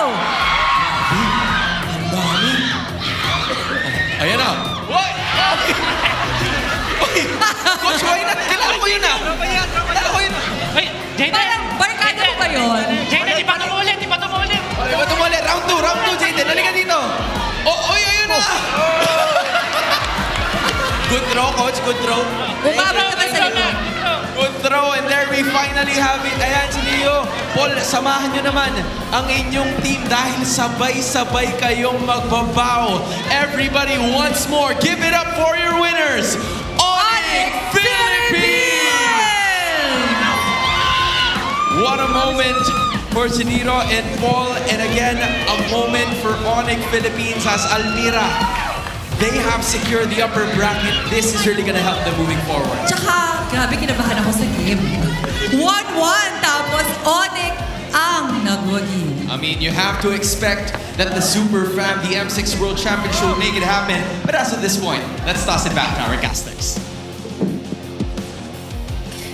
That was fun. Our Sonics were standing up in hopes of getting higher chances at getting the free jerseys. I was hope we hoping that the pitch would have reached us. Yeah, but we're too far behind, so maybe we can ask whoever later on. But our MVP for that game, none other than Kelra. I feel like he had almost nothing to worry about in that game. To be fair, this was the last big Claude, and I think the word of the day, at least from me, is neutral. Yeah. Because I think it perfectly sums up what that kind of pick is. It does not actually win over the matchup. Yeah. It does not lose. But it can contribute to the team fight. It will take over the game, eventually, the late game. But then Kelra made sure, and the rest of ONIC made sure that he was online even as the second turtle popped. And you can see 3 turtles, ONIC got it. They amassed enough lead for them to bully TNC out of their own jungle and then take over the game cleanly. Super Fritz was also phenomenal in this game, by the way. Look at that. How many spells did King Kong actually dodge with that Thorn Rose? All of them. All of them. I don't know how he does all that while the team fight's going on. Because there are just so many spells, so many skills, but he gets to consciously dodge everything. Yeah. And to be fair, TNC were just they were just out of it after that Game 2 loss. Yeah. In fact, after their Game 1 win, it seemed like ONIC have sucked out the life out of them just by contesting them all together. Even after that great game number 1 where ONIC almost won that fight because of some mechanical outplays, and then game number 2 where there's a lot of test against the ONIC Philippines, but TNC lost the fire in their spirits, and then eventually ONIC Philippines just closed out the series en route to securing the top spot in the playoffs. The gold standard gets the last laugh. Sure, he had a struggle in the early minutes of Game 2, but he had the same hero pick, and with a throwback to the draft in Game 1, it's full circle. ONIC just proved that they deserve to be in the upper bracket. Yeah, if there's anything I got from this is that I might want to see Benny and Kelra again in the playoffs. Although it won't happen anytime soon because they're in different brackets. And that's another thing we will be looking at later on. So it's going to be a different bracket, that's right. Yeah. Yeah, it is. ONIC will... Here's interesting. Because ONIC eventually faces the winner of TL versus Falcon. That's right. In the first round. I just said I didn't want that to happen. Dude, can I just say, that's a stacked bracket. Yep, that is the... Oh my God. That is the half of death. The other half, like the top half. While Rora's waiting on Twisted or TNC. That's right. Look, I mean, I'm not saying that Twisted or TNC is not as good as Falcons or TLPH, but when it comes to achievements, it's just the weight. The weight and the gravitas of that bracket. Of course. Oh my God. The top seed. What a season. 3 world champions. Exactly. Just waiting over there. That is M4, 5, and 6. And MSC. And MSC. Hey. Come on. No cap. Oh, no cap. Day 1. NGL. Oh no. Fur. TBH. Sticker. That's part of it. But I can't... Is that how you pronounce it? No, it's sticker. I can't. Like, I know we'll be talking about it later on, but I can't imagine how the fans of the Cavalry, of the Nest, or the Sonics are feeling about that bracket. But for now, for once, Zaida is not the BPI rich guy, which we did expect to happen, granted that he did struggle in the early, or the entirety of game number 3. Yeah. So now it's King Kong. By the way, Kirk, the carry of this game, 36,000 damage dealt. When we said that he played the perfect Phobius game and only dying once, that was actually at the tail end of the game, we can, at least the stats actually prove it. He played an absolute unit with that Phobius. I just want to say Saibao to all of the people saying Kirk is washed. Sure, there was a time when Ryota was the more favored XP laner for ONIC PH, but you never count out the Kirk attack. That's right. That's a Saibao. Okay, and yeah, he literally shined and got to manage Saw some kids saying it. so well. Exactly. 3mar, we couldn't feel him after game 1 anymore. So... Hey, I mean, expect the R-Lot. Game 2, he had some moments. It's just the team was never fully connected to take advantage of his amazing angles. That's right. Yeah, but Game 3 was draft, I would say, that allowed them a draft pattern that allowed ONIC to win. But I would still go back to game number 2 on if you were to ask me what made TNC lose this game, I think it's just game number 2. It's just the Phoenix Fires, just it just went out. They need to work on that. I'm gonna say it now. Going into the playoffs, going in a long 5-game series, there has to be a remedy for running out of gas.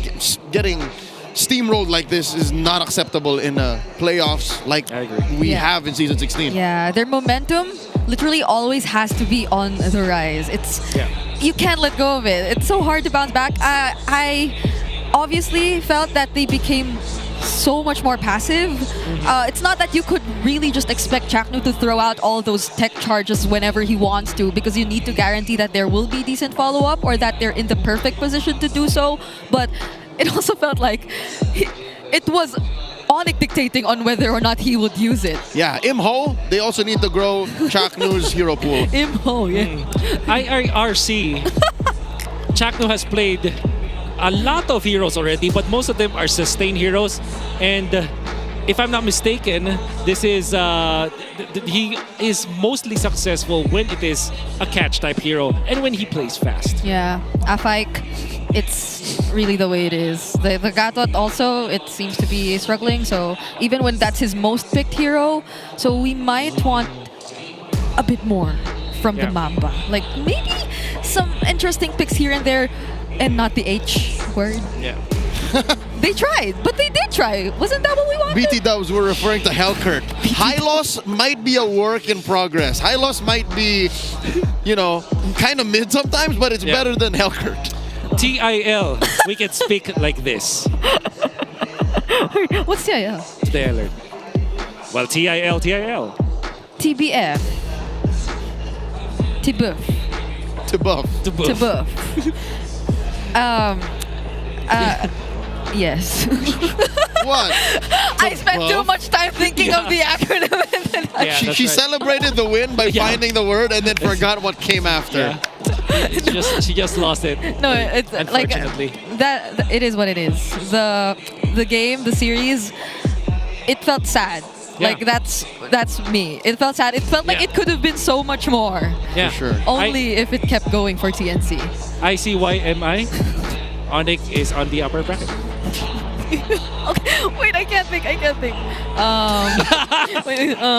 You are taking this too far. Taking this too far. Taking this so far. All right. So Brig, so Leo and Wolf 2, Briggs 0. No, I got one. One, and then she celebrated it too Oh, much. right. I got Just another take us one. home. Bring Hey, I got another one before that too. So I think I'm also 2. Bridget? Maybe you're 3 and 3. Take us home. Okay, fine. I'll get to think of more later on. But for now, let's look back at how ONIC Philippines actually got to turn things around in that recent game. We will be hearing the mic check in a bit. I am already expecting some weird sound effects, like the except that they don't have the 1-1 right now, of course. But I feel like we might see some of that, or hear rather. So let's listen on to this mic check. This has been Brigida Leo and Wolf, by the way. Imi ako, tsaka... Tumanip na. Sanib. Atin tayo. Blue.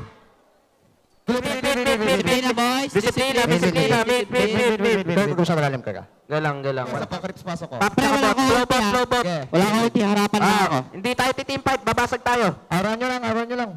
Top day, wala ano, Kong. Dito, Utaya. Papliker ako. Okay na. Wala. Wag out. Pwede na nga lang, Lord. Press na.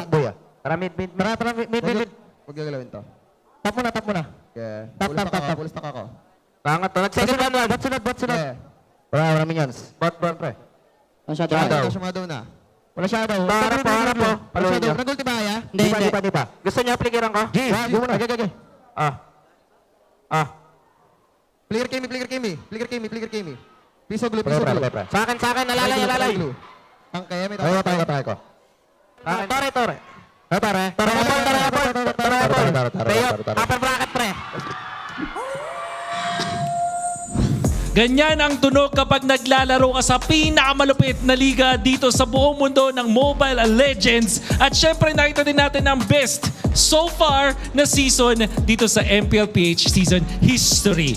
Masasabi natin mula sa simula hanggang sa dulo, napaka-competitive na matches natin. Yung mga top teams natin natatalo ng mga nasa lower spot na teams. At tapos umabot pa tayo sa second to the last day para i-decide yung mga last team natin sa playoffs. Tapos sa pinakahuling araw pa, malalaman din natin kung sino yung huling papasok sa upper bracket match. Every single match mattered sa buong season natin. Kaya naman masasabing eto na ang most competitive season. Ayan ang tanong ko sa inyo. Sa tingin nyo ba, ito ang best season so far sa MPLPH season history? Ngayon, para naman sa ONIC Philippines on how they won against TNC, syempre, sinundan pa rin naman yung mga win conditions para sa kanila. Game number 3, nakita natin na naglaro na mabilis ang side ng ONIC Philippines, pati na rin ng game number 2. Nakitang-kita natin na wala yung sunog, na wala yung apoy sa side ng TNC for some reason ng game number 2 at biglang hindi sila gumagawa ng mga plays. Whereas ito namang ONIC, hindi tumigil sa pagdidisrupt, sa pagiging aggressive. Kaya naman tuloy-tuloy sila nakakuha ng panalo no game number 2. And then, game number 3, bukod sa pag-draft nila para kontrahin etong si Zaida, pag-ban ng mga tamang heroes like even banning the Fredrin, binigay yung Hayabusa, nag-fourth pick ng Hilda at tuloy-tuloy yung pagiging magulo doon sa jungle side ng TNC. Hindi na naman nakahinga ang win condition ng TNC, which is Zaida. Kaya nga naman, upper bracket ang pupuntahan ngayon ng side ng ONIC Philippines. Ang pong ating mga nakita from ating match number 1, but we still have a very important match in match number 2 as TLPH will go up against APBR after the break. Wag po kayong alis. Magbabalik ang MPLPH Season 16.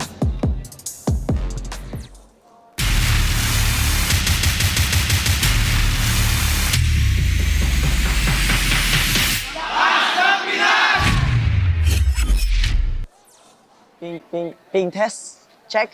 Chakra connection, chakra. Is gone. Ayaw mo ng Bruce Ra. Pwede ah. Bruce Ra connection. Mas okay na manlamig to kaysa manlamig siya. Untitled. Uy, may nagwawala. Hey! Ano yun? Kung di pa kayo nakakabili ng ticket nyo, bumili na kayo ng ticket kayo sa Cuneta. Kahit sino papanggain! Shock noise, Benny Cutie, execration combo yun ah. Natamaan ng nila guys. Stay safe guys. Mag-iingat kayo palagi guys. Ingat kayo palagi. Kamusta ang lahat ng tao sa mundo? What happened? Guys, ini-invite ko kayo manood sa playoffs sa Cuneta. So, ikaw naman. October 22 to. Manood kayo, bumili kayo ng ticket, baka maubusan kayo. Panoorin nyo kami dun guys. Maraming salamat sa mga nanood. Sa mga manonood. Sana matapos ng mga sakuna sa mundong ibabaw. Mag-pray lang tayo guys. Kaya picture kami tatlo. Bang! Mga ganun no? Ano message mo sa younger self mo? Message ko sa younger self ko. Hindi, kay AP Saida, kay AP. Proud ako sa'yo. Hoy, proud ka? Bakit daw? Bakit? Proud ako sa'yo. Sabi ko yun. Felix Army magingay. Tol, ano word of the day natin? Lasok.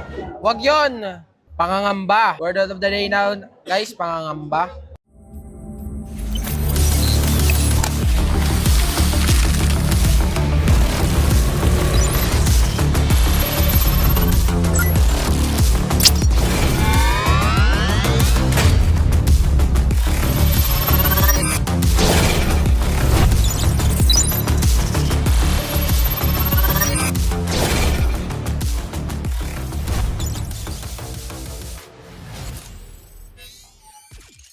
Di abot ang data! Defeat. GG bro! Don't worry. The Only with Smart Power All 99. Hindi bitin with 10 gig data to power your games plus only Facebook or only TikTok. Load now!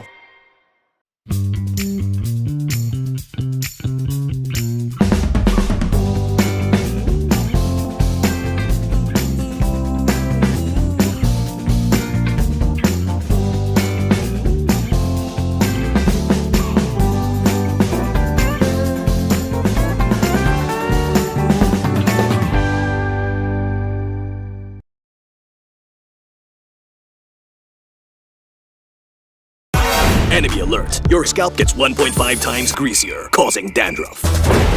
Get triple anti-dandruff power. Supercharged with Clear. Pang-marinade! Pang-gisa! Pampasarap! Ang daming ititimpla! Luto mo yan with Knorr Liquid Seasoning. Mula luto tong plato, sarap panalo! Luto tong plato, sarap panalo! Luto tong plato, sarap panalo! Luto tong plato, panalo ang luto mo!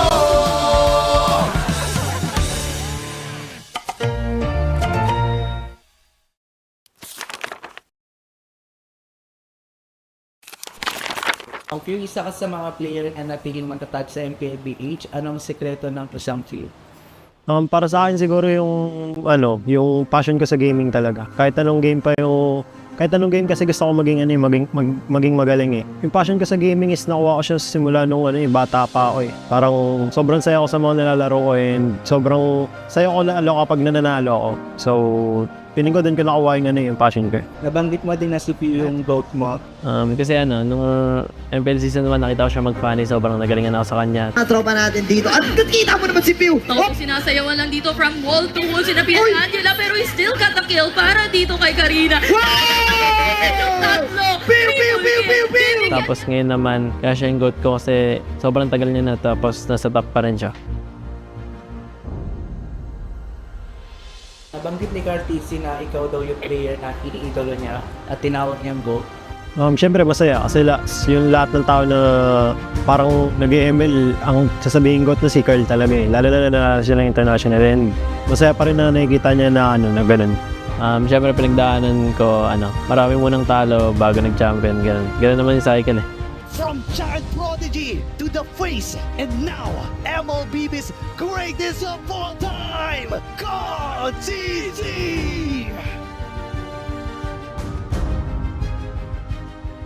Paano nito nabago yung buhay mo at yung pananaw mo sa tumay? Sobrang dami nagbago sa financially, tsaka yung routine ko sa buhay, yung ginagawa ko sa buhay, tsaka pag lumalabas ako ganun, may mga nakakilala na sa akin. Feeling ko, abang tumatagal, parang napapansin ko sa sarili ko na mas madisiplina ako and mas mature. Siguro yung biggest lesson ko lang yung balance lang sa lahat ng bagay. Tapos ngayon talaga, ito na talaga yung feeling ko buhay ko eh.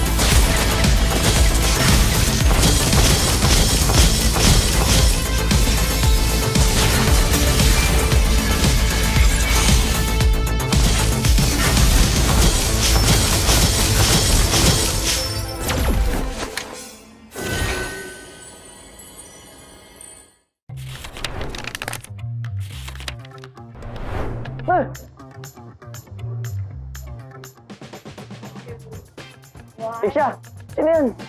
Si Gary? Esmeralda? Edith. Si Edith. Edith. Arnold. Edith. Edith niya. Look! Edith. Robe. Edith. Yan si Grak. Grak! Grak! Grak! Grak! Grak! Grak! Grak! Grak! Uy, naunaw kanina sa Edith. Sige, all one. Pinagbigyan kasi nila ako eh. Lancelot! Lancelot. Si Lance. Lance! Sabay tayo, pare. Ranger. Si, Bution. Ranger. Ay, wala ako. Okay, sabay ulit.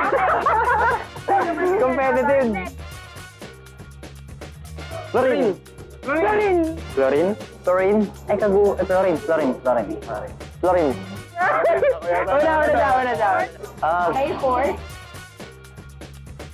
Lapu-lapu. Ano yan? Sino yan? Kalea. Bruno. Lapu-lapu? Lapu nga. Ay, palakol. Parang bagong hero yan ah. Hindi si Popol. Wala, hindi ko alam yan. Sino yan? Ay, palakol! Ay, palakol pala yun! Ay! Sumati. Siyang nagmamatilde. Matilda. Ate. Yay! Ano yun? Matilda may palakol?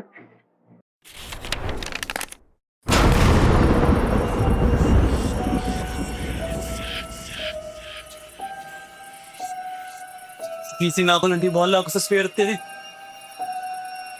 Sabi mo, mag-win streak ko to. Dahil sa'yo, tambak na ako!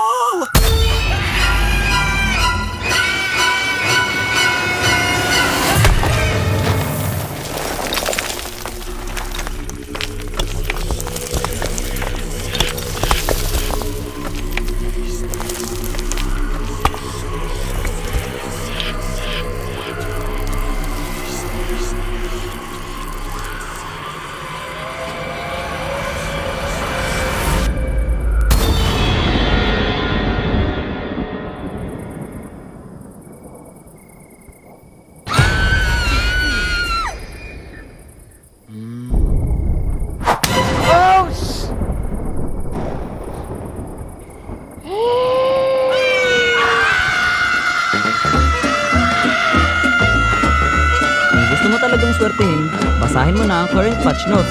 Andito na ang Ready for Next, the biggest gameplay update of the year. Break through boundaries with the new Broken Wall map update. MLBB, we are ready for next.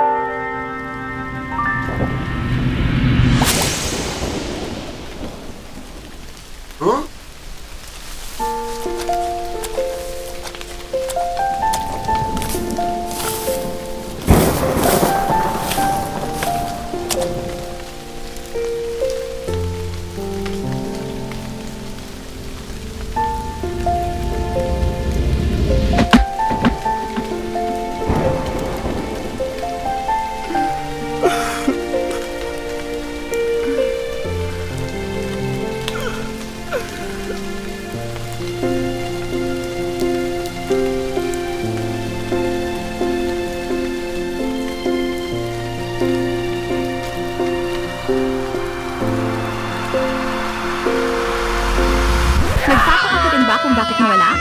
Basahin na ang current patch notes. Andito na ang Ready for Next, the biggest gameplay update of the year. The all-new Dangerous Grass Map update. Use it to your advantage. MLBB, we are ready for the next.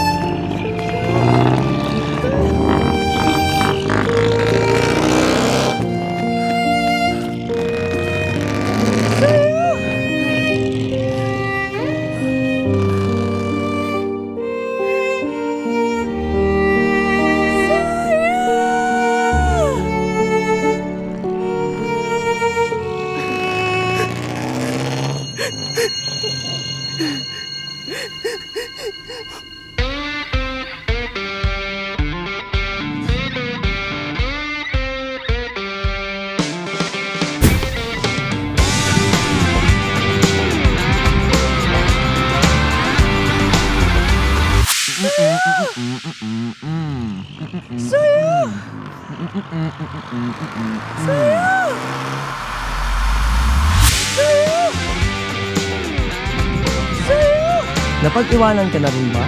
Andito na ang Ready for the Next, the biggest gameplay update of the year. Get a head start with the new Flying Cloud map update.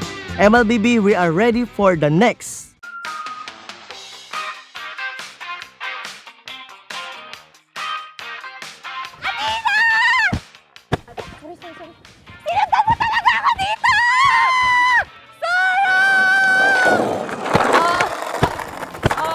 Hoy, ano ba mga bulag ba kayo?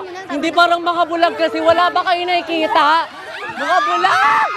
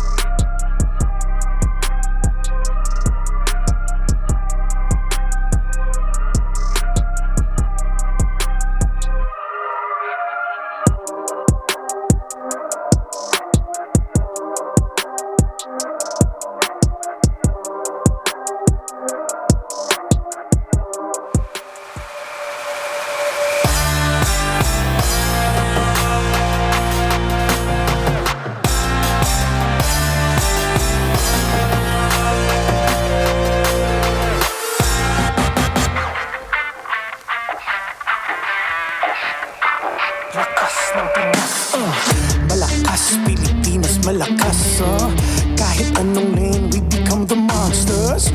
Malakas, Pilipinas, malakas, face the golden sun and repping for the 3 stars. Look at us to the top, no ifs, no buts. Winning any game para to sa PINAS.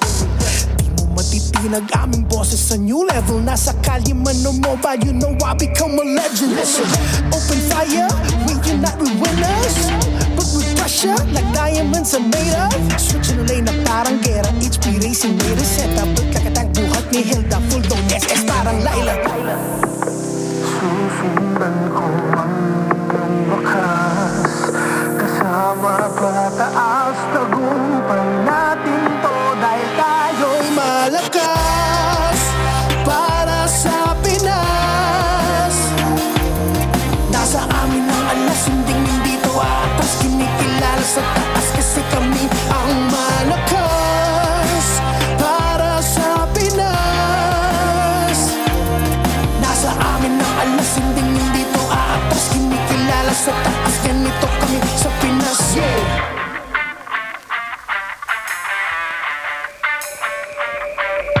Laging MVP, no surrender, no retreat. Pag nagsama-sama, just imagine what we can achieve.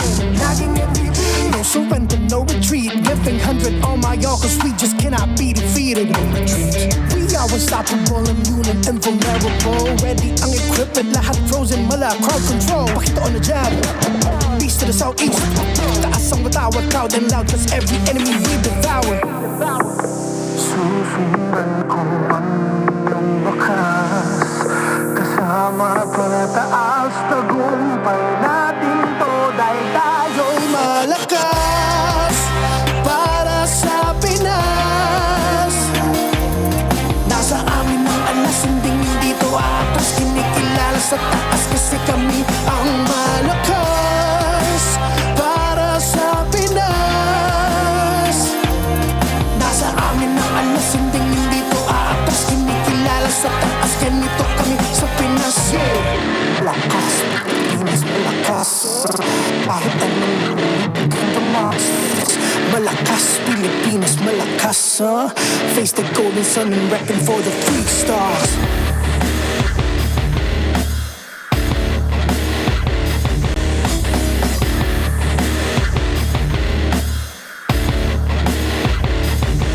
Ang lakas ng Pinas, reunite with the stars. Ang lakas ng Pinas, reunite with the stars. Ang lakas ng Pinas, reunite with the stars. Ang lakas ng Pinas with the stars.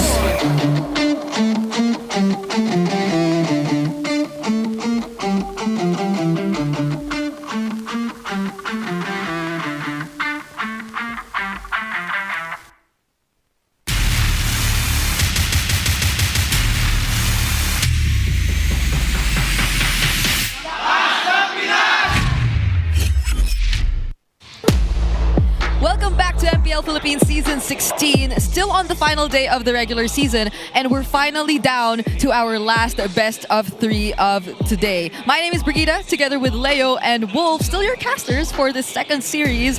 And in this final series, it is going to be APBR, unfortunately an eliminated team, going up against Team Liquid Philippines. This match, the last one for Season 16, regular season, has me feeling a little weird. Okay. We're coming from Liquid's loss against Falcons and APBR's sure elimination. That's right.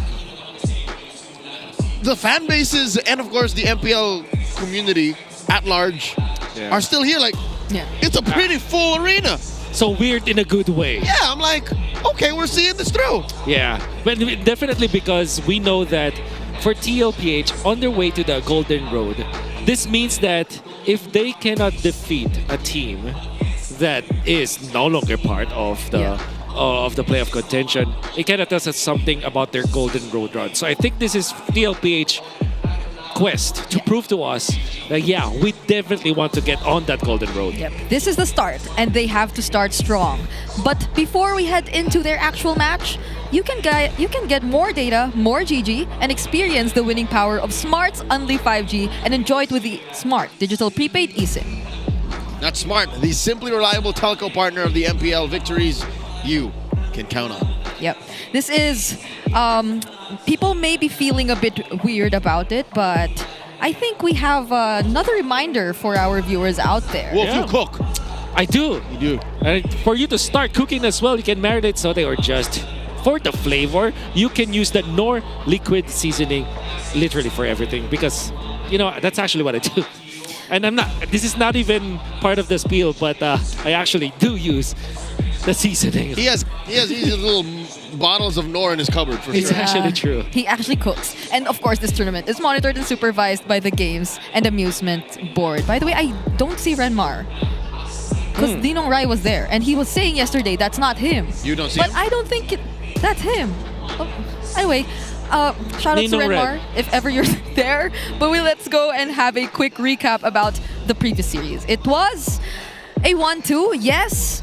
But again, we do feel that it could have been so much more. This 1-2, it sounds close, but game 1 was close. So much more or so much less because this could have ended in game 2. That's true also. I do think a good chunk of that game was TNC's to lose. That's right. And to be fair, I think we've also set that up. If you don't know, well, please do watch that that series because we know that just with standings alone, that game did not matter for TNC that much because they're in the 4 and 5 slot anyways. If they do bump to the 4th spot, they will still face Twisted Minds nonetheless.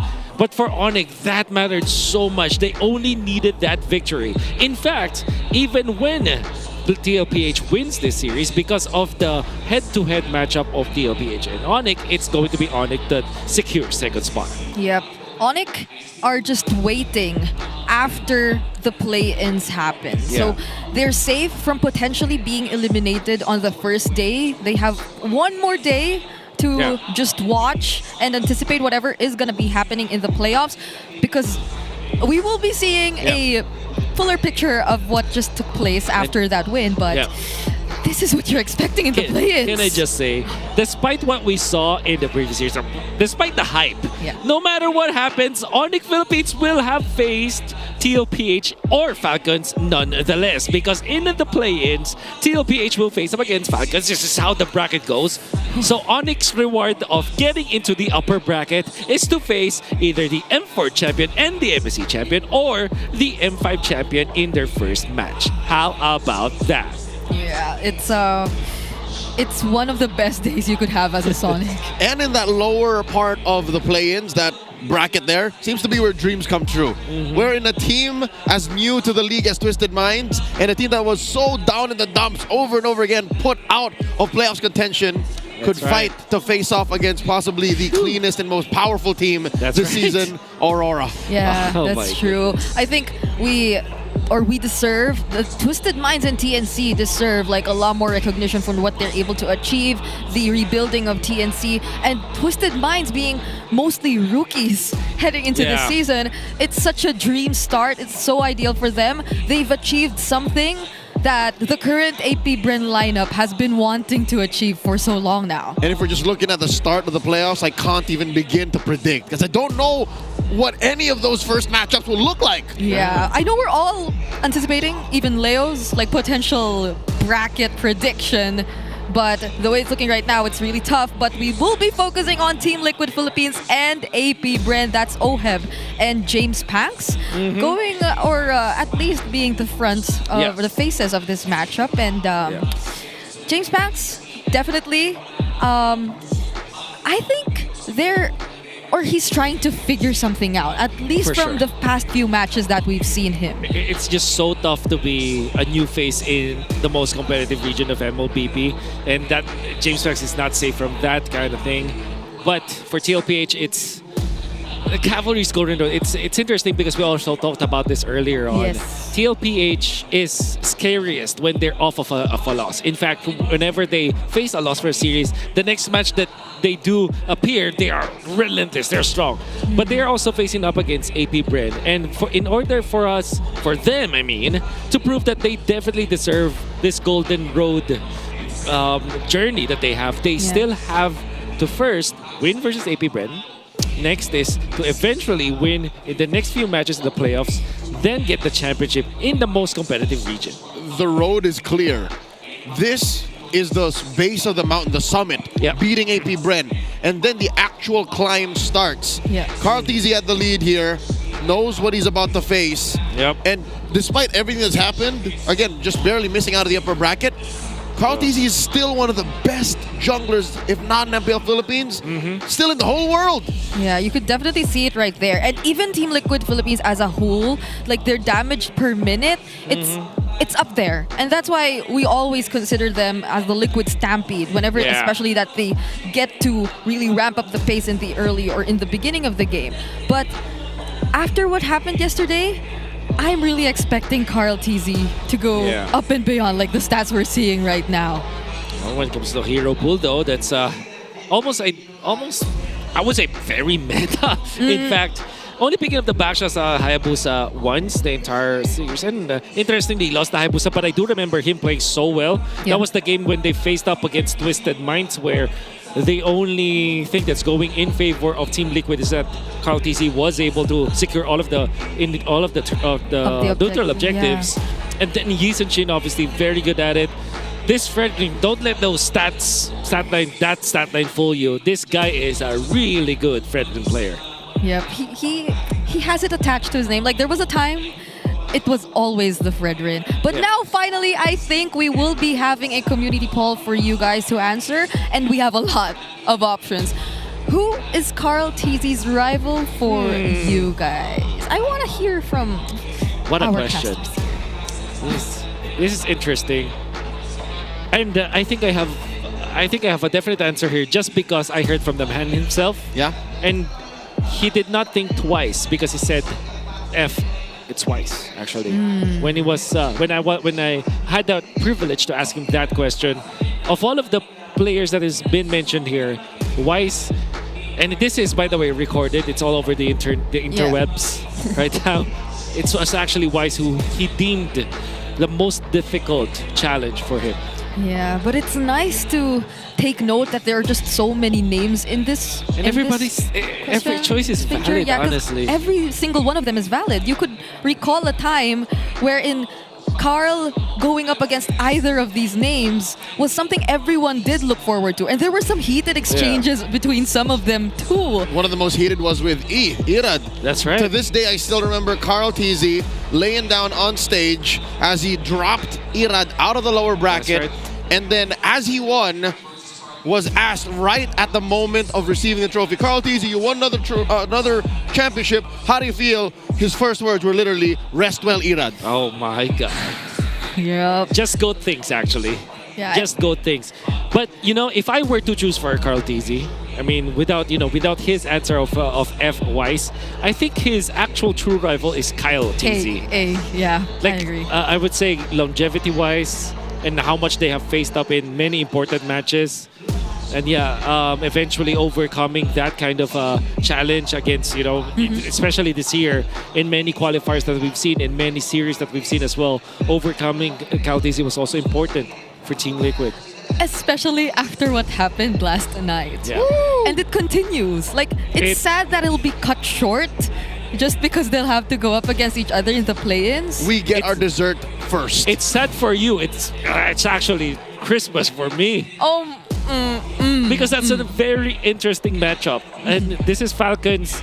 I think they have struggled all throughout the season, but to end the season like that in the Miracle Run, no. My God. What a treat. We are looking forward to so much in the playoffs, but for now, let's wrap up the regular season and head into our last series. Playoffs secured, and now the cavalry looks to finish stronger than ever. Give it up for Ohab, JP, Sanchi, Carl TZ, and Sanford. Make way for Team Liquid Philippines!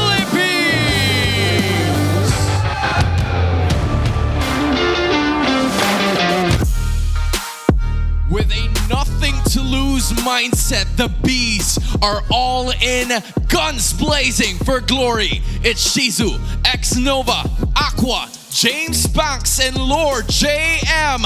Hive, come alive for APBR!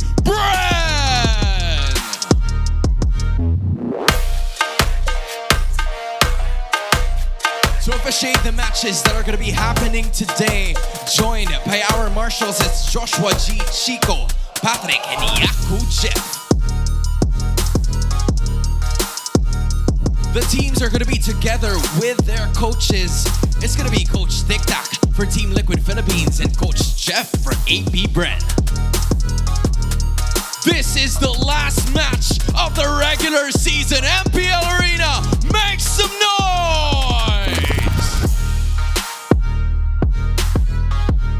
Let's jump right into it. After their loss last night, what can we say about Team Liquid Philippines? There are a few things that are scarier than a Team Liquid that is angry. It is written in the books. Season 12, when Liquid lost, Conti said, oh no, we just stumbled, but we're going to come back stronger. And they came back stronger. They won the next season. And you just mentioned something about nothing to lose teams, right. Wolf. What can we watch out for in AP Bren? Well, it's also a team that also is scary. That's Lord JM, James Banks, Aqua, Xnova, and Shizu playing without any baggage today, which will mean that they are also very scary. And TLPH has to watch out for that. Yep, this is the graph we're seeing right now.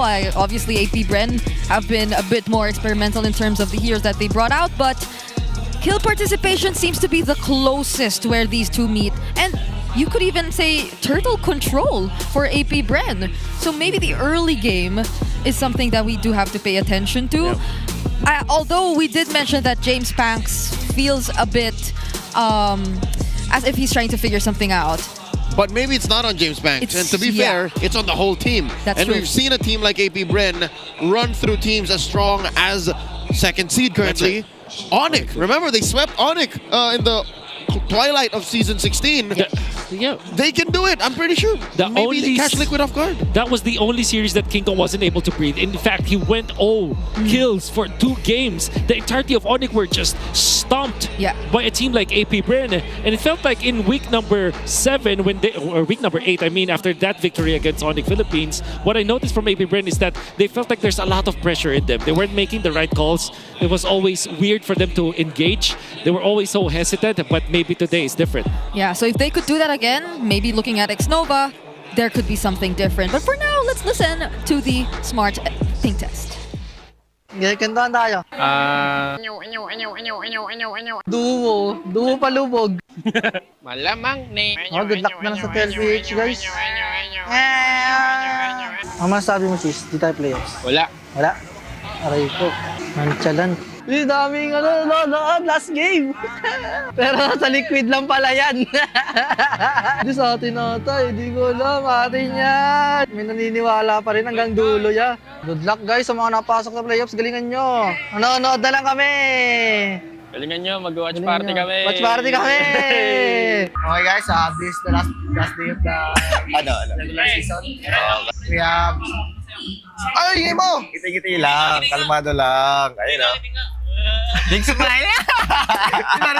Okay, last game. Okay, last day of the regular season, guys. This is the last game. Enjoy the game, man. Ano pa rin to? Enjoy every round. Okay. Enjoy every minute. JG, tignan lang tayo dito. Panalo tayo sa playoffs. Let's go! We win this.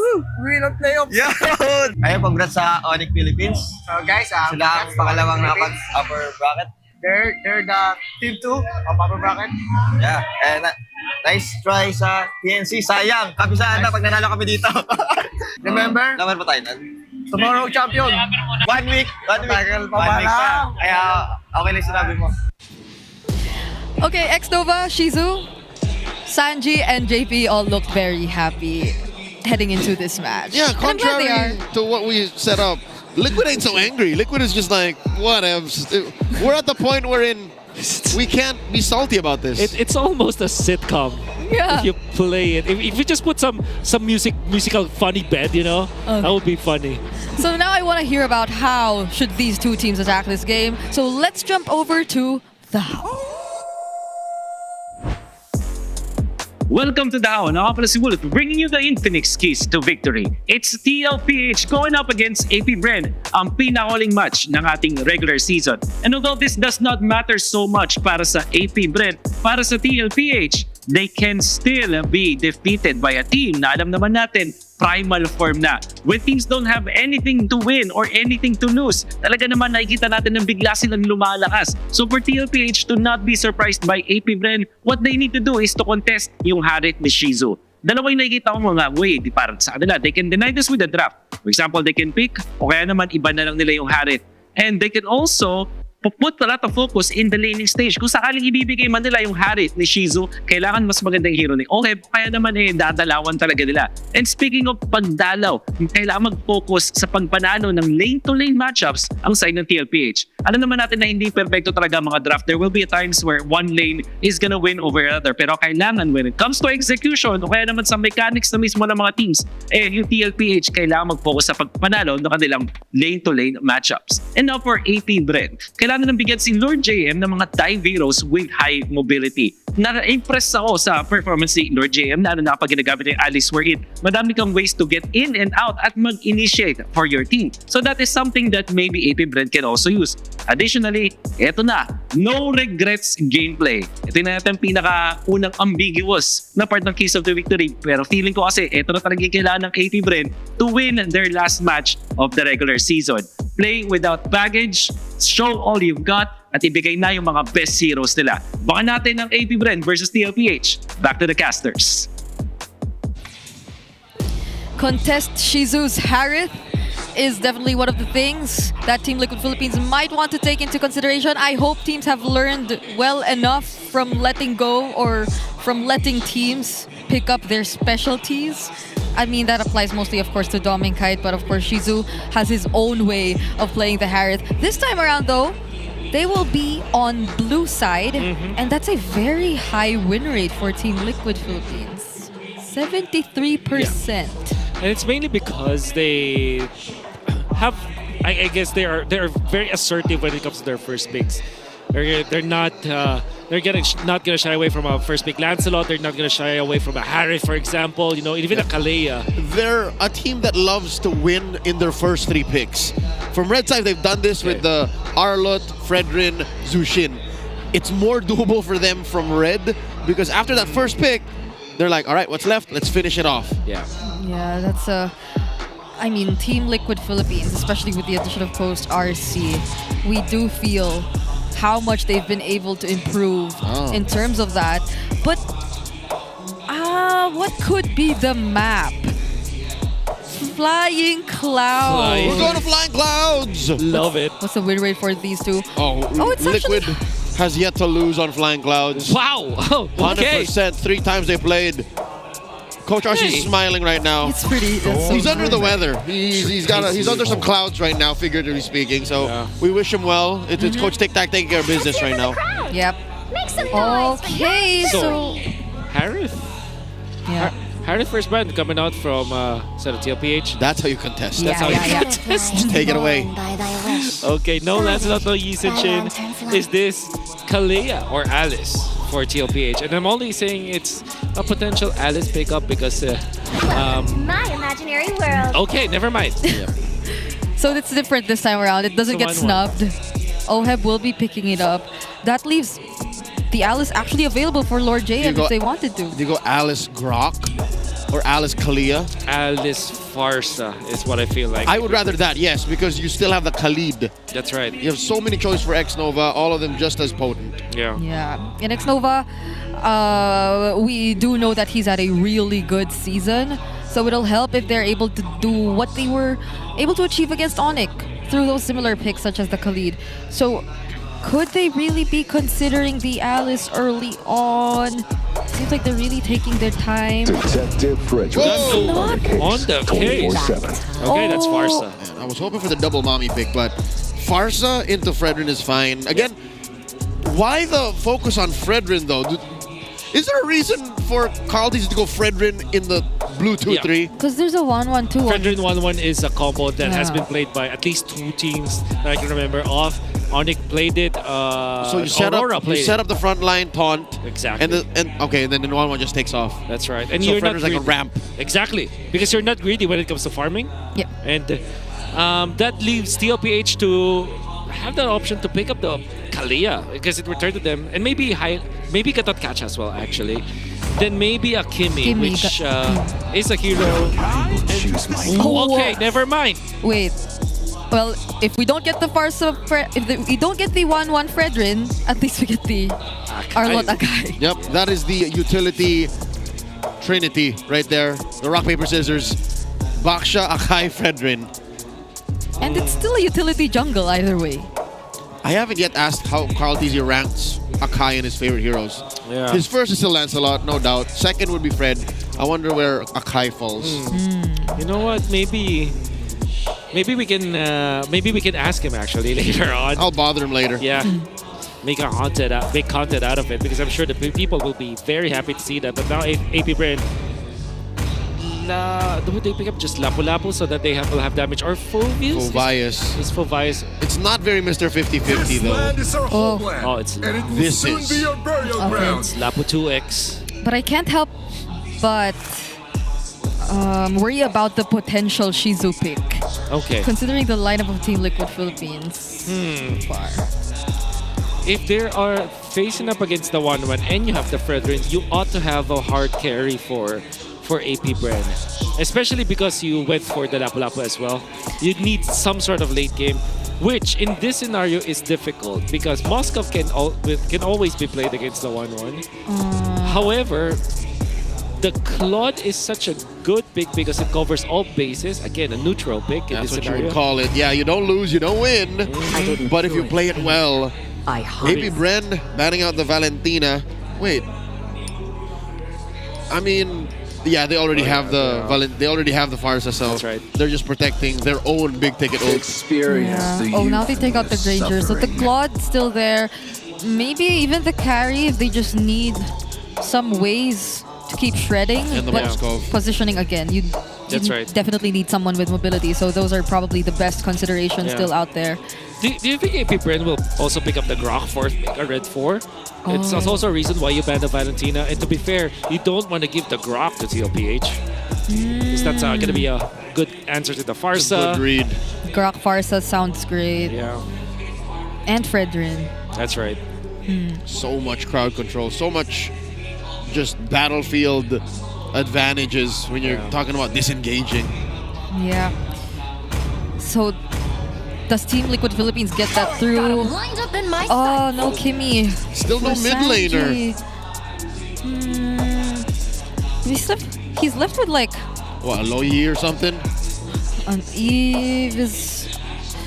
But then there's the Fredrin Lapu, they're just gonna jump on you. The Bavaria's still there. And the Selena. Welcome to Oh, there goes the Grok ban. Okay, they read through it. That's really good coming out from CLPH because it's interesting because they also want the Grok, but they can give that at 4th pick. Yeah, APBR still has the Kalia. APBR still has the Khalid. So it is indeed the Moskov, as we also predicted it to be. Now, TLPH, do you want to put this Akai, swing it around and put it in the rope? For what? What would be the better pick for Carl? So yeah. Not just kidding. The Joy. I want it to be the Suyo. I miss him. Oh, so dearly. How about...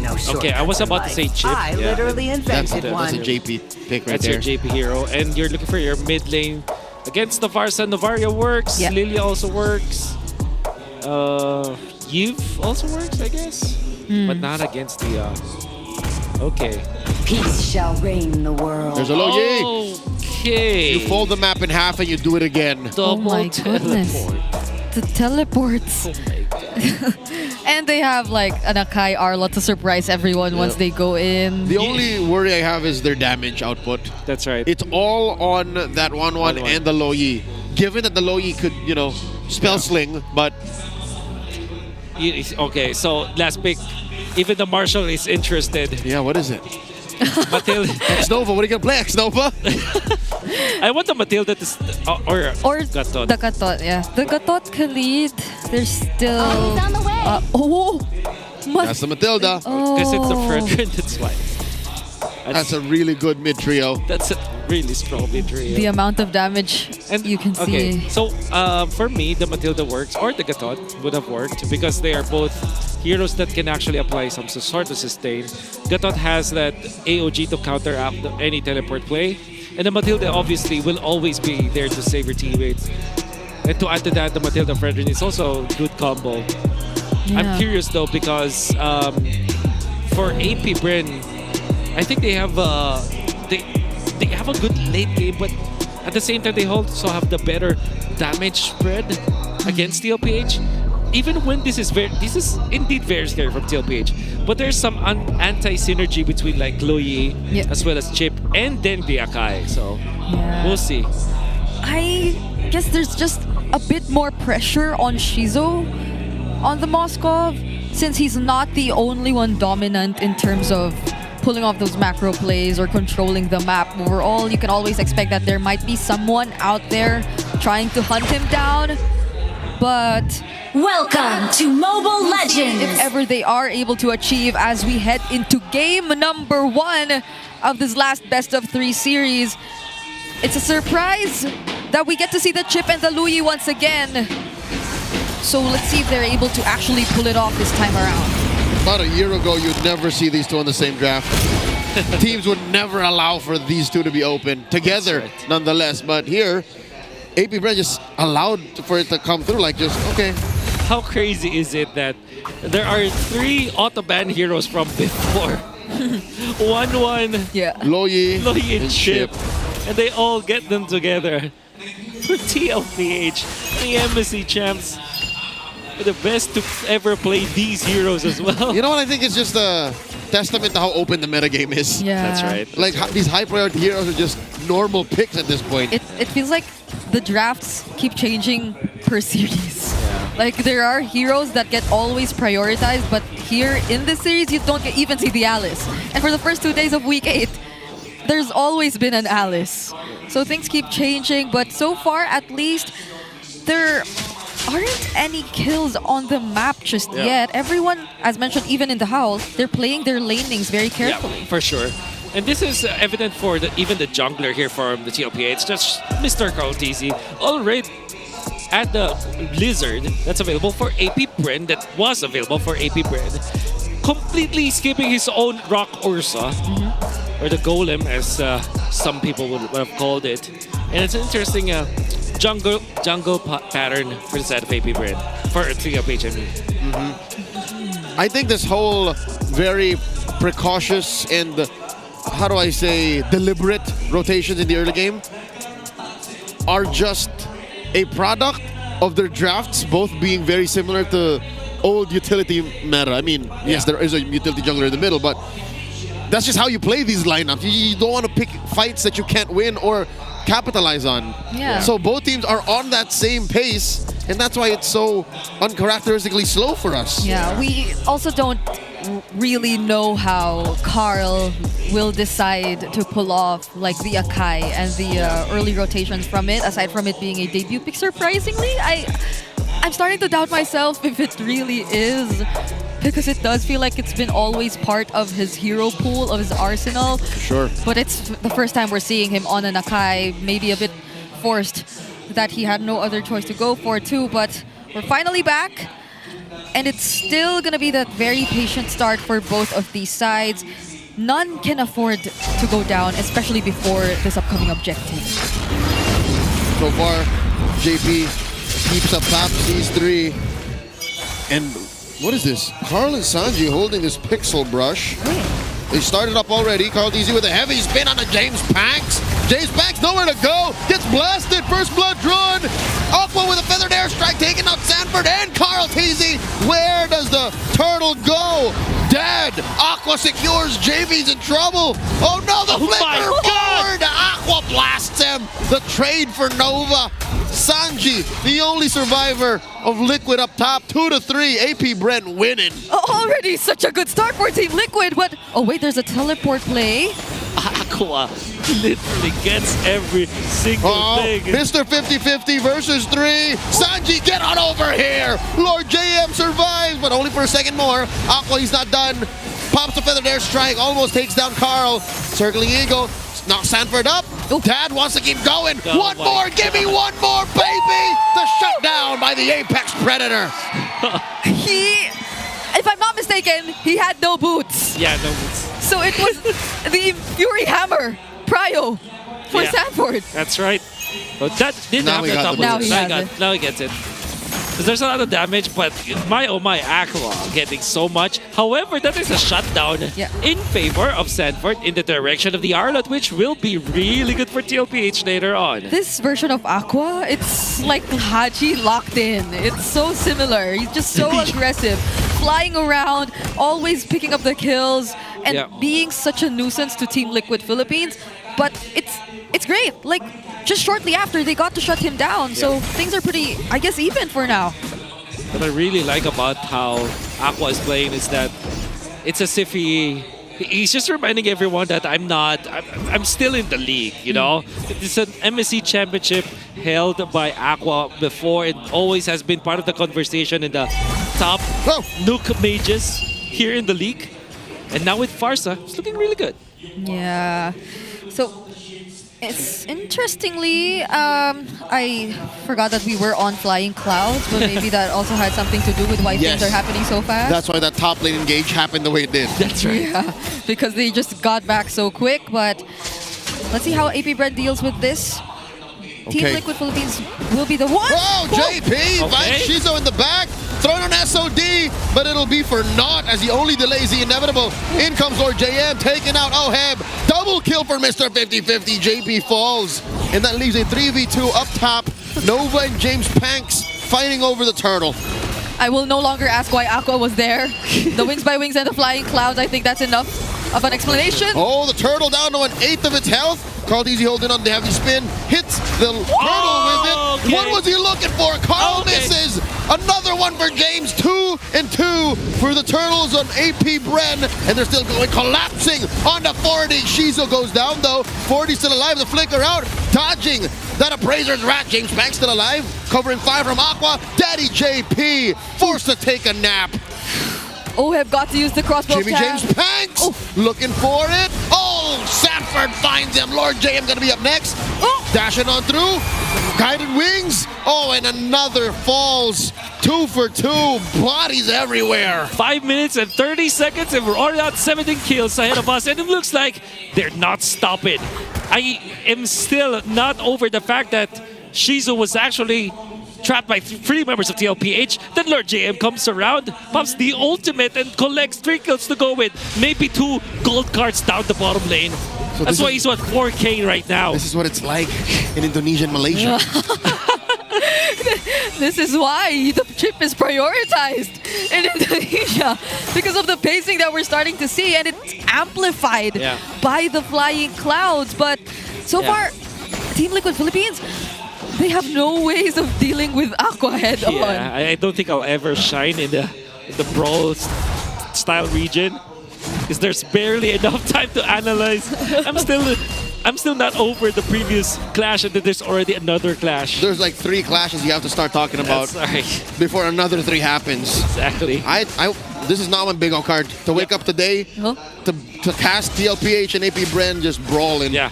We haven't even talked about the fact that James Pax won a retry battle versus Carl TZ. Okay. Yeah. Okay. Spinning around the right position already. We've seen it happen though. It's a 50-50. When a Nakai pins you down, there are windows of little microseconds where you can actually retry. Yeah, that's right.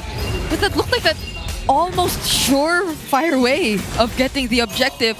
Now it does seem like Carl is going to be delaying it for a bit more. There's no one scouting the backlines. Lord JM jumps in. He spots Sanford. That's the bravest fighter already used up. Another flicker catches 2. A lot of damage set in by Shizo. Aqua with a feathered airstrike. In goes 40. Turtle down on 10th of its health. Who's going to take it? Retribution online for both. Aqua takes it down. Give it to me, daddy. Sanji gets jumped in on by Lord JM. Gets taken out by Carl TZ. They split up the fight. Sanford, can he survive? JP covering up. And Sanford drives in. Taken down by Shizo. 1 for 1. But still, APBR take the major objective. Aqua! Somebody has to check. Somebody has to check the hands of Aqua. So hot right now. He's still going. He's still going. Strike. Couple of salvos. In comes JP. Gets that CC on him, but not within range. Oh wow, nice push by Oheb off cam. Yep, he's been doing that, I think, for the past few minutes. Even that turret down bottom was pushed by him. Oh, James Banks! They want to punish the man with a million moves. Heavy spin on the James Banks, put up against that wall. Liquid, stop down on him. 40 gets him. Oheb wants to fly. How about it? Gets pushed up into that wall. Roses keep him alive. And there's a feathered airstrike. Aqua responds, but not fast enough. Shizo survives, gets hit by a final slash, but he's still in this. JP up next. Mr. 50-50 zeros him. Sanford getting a little bit of life steal, some spell vamp, and they're gonna disengage. Okay. I think we gotta, or at least Shizu would have to say thank you, X-Nova, in that scenario. X-Nova really saved him. The flash got the aces, making wonders for the team. Shizu with the SOD to save himself and then collect a kill. Lifesteal afterwards, and of course the healing coming up from the Guiding Wind. Now up with the Enchanted Talisman as well. AP Bren, the primal form of any Mobile Legends Pro player. It is literally what we've seen today. Yeah, Team Liquid Philippines, they're so bent on wanting to go for Aqua. But not even Oheb can catch him. Another feathered airstrike. Lord JM engage on 3. Force a flicker back. In comes James Banks. Defensive circling eagle, AP Bren. Oh my goodness. They will not allow anyone to fall. Is this creation camp where the cooldowns are lower or whatever? I don't know. It's been 10 minutes and we're at 12-11. 11. Oh, there's a diversion play. Whoop. Carl and Sanji find that bush down bottom. Lord at a 10th of its health. Bravest fighter here by Lord JM. Looking for separation. Lord gonna fall here. Taken down by Carl. SOD finds its mark. But Shizo takes his time. Down goes James. Oheb takes him down. And one more. Oheb gets popped by Aqua. 1-for-1 the trade. But Liquid gets the Lord. Poor James Banks. Apart from the heavy spin, you have to think about this final slash as well. Another bravest fighter coming in. Lord JM, the fight's done. Okay, X-Nova had to tell him that we stop there. There is the war in the bottom lane, man. There is just bloodbath. Everybody's just want to make some plays. Yeah. Every time that Lord JM finds a target, he will not hesitate. Oh, wait, what? What? Just canceled it. They just use it there. They probably just, I don't know. Lord JM engages on the 2, flushing Sanji and JP out. Underneath tier 1, in mid, AP Bren refused to surrender. They're mid lane. Is this the time to breathe? Can I talk now? Okay. Okay. Okay. I think the coast is clear. That's right. Kidding aside though, I believe that AP Bren, the real problem here is how they can secure the Lord objectives, because it feels like TLPH have unlocked a different type of style where Carl TZ will be the one to initially start the fight, but the real way for TLPH to isolate or take away James Banks from the influence of the Lord is through the final slash, which we saw earlier on. James Banks was under so much pressure from Carl TZ, and then all of a sudden Sanford pops the ultimate, takes him away from the range of the Retribution, and then Carl TZ just collects that Retri battle. So that is TLPH unlocking the real problem here, which is going to be Sanford's Arlott. And that Arlott has been surviving 4 members of AP Bren every single time. Yeah. Like, there have been multiple instances where in Sanford could have been the trade, but he still gets out alive, or sometimes almost making it out alive. But at least for now, I think we've been slowed down just a bit. Nope. Oh, maybe not. I don't think James Banks likes the way you're talking about these fights. He wants to keep going. All right, false engage. Guiding Winds will always be that game changer. Whoa! Final slash. Fishes James Banks from underneath that tier 1. That's a taunt. Finds Sanford. Final airstrike. The answer. James Banks backing off underneath the epicenter of that ult. And just like that, AP Bren disengage. Yeah, good thing he had someone to use the vengeance on. He could have went down with a feathered airstrike at that point, and it would have been really, really great for AP Bren. But so far, OHEB and JP, they're just holding the bottom lane. Yeah. There's so much map control that Team Liquid Philippines could do. Yeah, especially because they have the teleports in their favor. They have the Loyi ultimate, they also have the Chip ultimate. And they have survived the early game onslaught of AP Bren by outplaying AP Bren themselves. You know, obliging to the team fight. Sanford has been the bread and butter for TLPH in these team fights. Hold up. That's a defensive bravest fighter from Lord JM. Using that ult like it's a basic attack. Finally, I think Liquid are able to crack through tier 1 in mid. Oh, seems to be false hope as Aqua pulls out a feathered airstrike. I think you're right, Wolf. These players are playing it like it's on creator camp. Yep. I'm sure that their cooldowns are just adjusted. Yeah. Cooldowns are a concept. That's right. JP, this could be a good play, but ever so wiser. Oh, yeah, the re-engages do seem a lot more easier for these two teams. Maybe for AP Bren, especially because of the Mathilda. But Team Liquid Philippines overall, they do feel like they have generally lower cooldowns, but they're the ones holding the Lord for now. Carl TZ's already almost half HP though, and JP's just there. What is JP planning? What is JP planning? That's interesting. Is he even moving? Because, you know... He's not. Oh, he's moving a little bit so that he will avoid AFK. Do you even get a warning in tournament mode? I do not know, actually. I actually don't know. Never really had the problem to try and tell players, hey, start moving. Yeah. All right, the dance has begun. AP Bren definitely laying the smackdown on this Lord. He's just there. I can't. 2/3 of its health down. James Banks gets knocked up. Shijuk is, she just spots that movement. There it is. Why Wall X Nova gets popped? Suddenly, Carl TZ got Lord JM on him. Save me! Carl TZ on the brink of death. God. But Lord JM here flickers out, and they skedaddle. They switch over their targets. Shizo gets hit, gets taken down. No one falls from TLPH. Oh, it's Carl! It happened so quickly. A trade, 2 for 1. Oh my goodness. Lord JM jumped in front of TLPH. Actually fights 4 members, manhandled them only. And still continues to do so. Final slash and everything thrown. But the kitchen sink as Mr. 50-50 falls. Oh, man. Is it just me or did Carl's death notification get overlapped by something else? It was definitely overlapped by whatever. Oh my God, how'd that happen off cam? This game. Yeah, the fight was split too. And for some reason, this is Fly Clouds, by the way, so Shizu can get back easier. There's a teleport from the Luyi. Oh, they're blitzing. Back. They're blitzing. James Banks is within range. All right, Sanford pushing them back. This is AP Bren wanting to contest. I think they called it off. Finally. The jig is up. And there's wait. Psych! We're running away, but we want to suck a punch on out. Lord, no, it's safe from Aqua. Aqua's scaring me. Aqua is a menace today. Yeah. What? This attitude from Aqua. It's such a different color that he's wearing right now, but I like it. However, TLPH still wins the battle. They have outwitted AP Bren, especially because when Lord JM jumped in front of 3 members of TLPH, actually 4 members of TLPH, they just popped the ultimate, the diversion, getting out of there, wasting the initiation from Lord JM, then eventually collecting the kill on the Shizu. Yeah. We didn't get Aqua today. We got RV from Caloocan. This is RV from Caloocan. Yeah. Oh my God.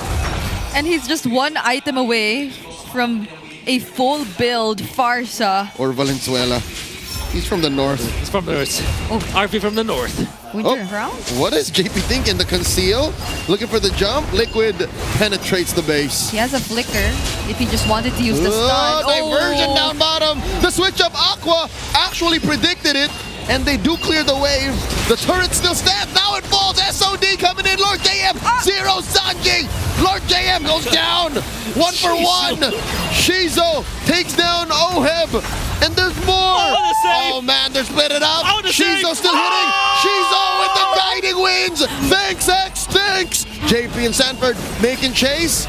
Are they going to find him healing off the orange buff? James Banks coming in. It's a 3v2. The Retribution coming in. And the quick CC's a circling eagle. Oh no, it's not looking good.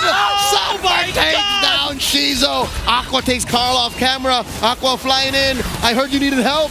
and they're still fighting. Sanford very low. Winter Crown, final slash. This is just turned out to be a straight up fight. Another circling eagle, my God. How is Sanford doing this? Let me breathe. They've been fighting for 2 minutes straight. Diversion into the base. Lord JM clearing waves. Final slash, no one home. Sanji's the target. Oh, X-Nova. Okay, he needs to save Lord JM. They're the only defenders in the base. There's just one minion though. Are they actually gonna Lord JM gets hit with a crossbow of Tang. Cleared it. They Can cleared Nova defend? No, Jesus Shizo's coming back. Oh my Lord, the whole sequence led to just a Lord in 30. That is breathing time for you. For now, not unless they force it! Here we go! Liquid smells blood in the water, circling eagle, knocking up 2, and they're still going SOD! Will Shizo press it? Shizo's focused on clearing the waves. I think APBR need to take the disciplined route and defend. And Aqua's back. The real carry of APBR. 7-3 and 7. Saving them in so many fights. X-Nova as well, but TLPH. The one that they can rely on is Mr. Sanford. Army from the streets, Army man. from the streets. That's an 8-3-11 Arlot too. That's right. Both of these, this Arlot and this Farsa, they've been doing so much in this entire game. RV versus the Apex. Everybody, they're just like side characters. This is Aqua versus Sanford. Oh, that is Carl Teasy hit with a Spear Misery. Sanford trying to split up Nova and Lord JM. Bravest Fighter set up already. There's a shortcut. Who's coming through? Carl Teasy knocking up. Feather Airstrike, the answer from Aqua. Oh my Sanford God. very low. Sanford. Vengeance on the one. Carl Teasy. The base. Help split it up. The base. Oheb is there. Sanji is there. Are they trying to split? Oh no, they might get punished. Here comes Shizo. Oheb backing out. Shizo gets blasted here. Winter Crown. Sanji and Shizo survives. Sanji is about to bite at the flicker. The chef has sidestepped his way into a delayed kill. And it's just a trade at the end of the day. Mid laner for mid laner. Captain for captain. These mechanics we're seeing from both teams. What the hell is this game? These sidesteps. Those small decisions. Oh my God. 20 minutes in and the world is watching. This is what a match that has no bearing to the playoffs bracket look like in the Philippines. That's right. This is APBR. They're unleashed. They're unleashed. Aqua is a problem. Shizu eventually now becomes a problem. Even the split push coming up from TLPH did not work. Whoa. Oheb making himself scarce. Carl Teasy with a headbutt and the heavy spin. Isolating Shizo, popping his immortality. How will this young man live? Oheb gets the kill.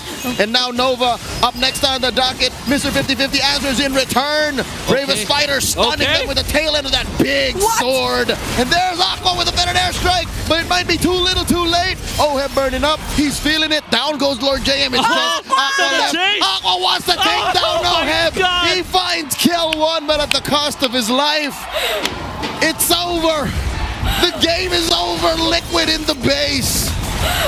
Mission accomplished, but at what cost? Oh my goodness. That's the game for TLPH. And apparently you can pick up the flying cloud from your opponent. Yes, that's confirmed. We learned that yesterday. Yeah.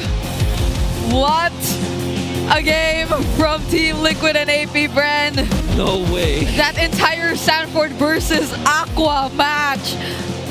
Even last minute, maybe he also wanted to deal with the waves, but it really looked like he just wanted Oheb. You can say that again. It was literally Sanford featuring Liquid versus Aqua featuring APBR. That's right. Oh my God. What a fight. What an anime fight. Yeah. It's APBR. You can say that even when James Max will finish this game at 0-6 and 8, but at the same time he has a lot of important fights that he was at the center of.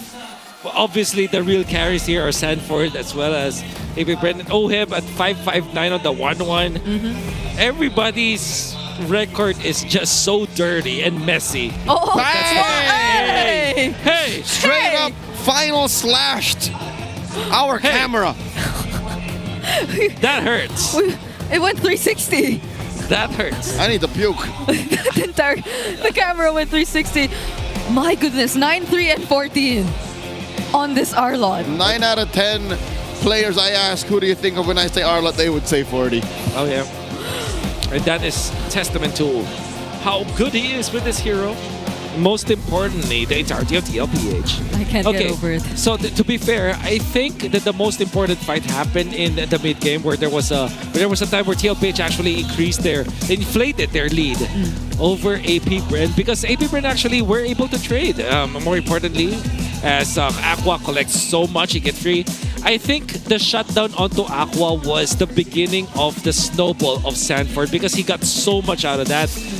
And we skipped that part actually, because Aqua's already with 1 death during this part of the map. And look at that.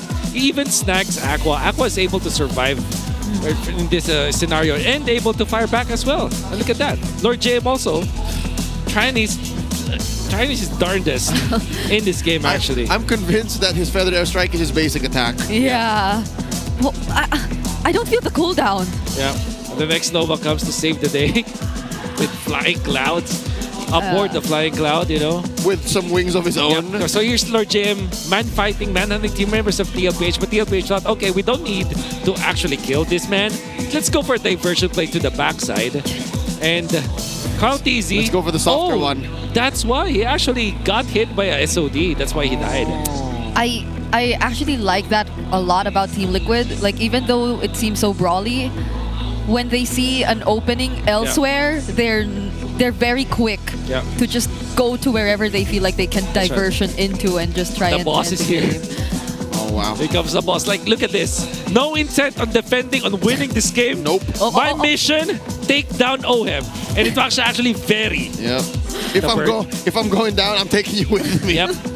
So I like the IQ play coming out from Aqua, and I'm sure that this is it's weird that I'm actually gonna be breaking down one of the plays from the losing player. But Aqua, instead of trying to hit skill 1 or skill 2, he just nailed the normal attack because he knows that the passive will eventually close out the kill anyways.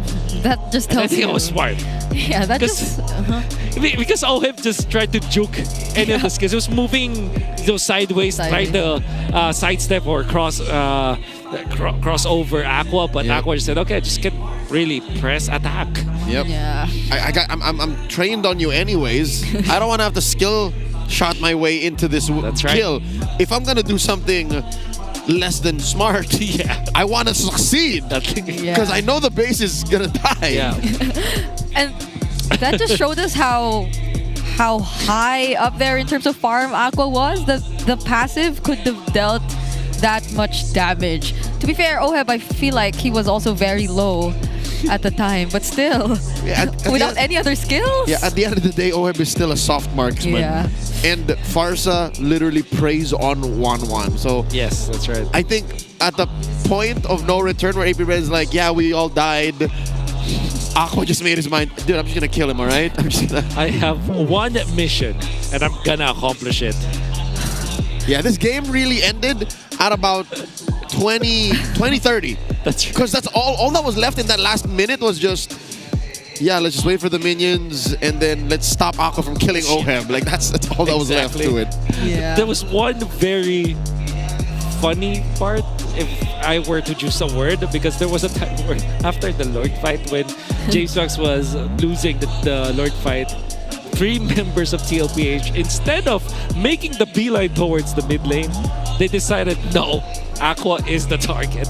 There were 3 members chasing down on Aqua for a very long fight, because I think that the cameras had to be split just to show how long it took them to chase down the real big boss Aqua. You know what? In contrast to how heavy the feeling was calling the previous match, and even yesterday and day one's matches, right? That's right. Because they all lead up to finishing the playoff picture.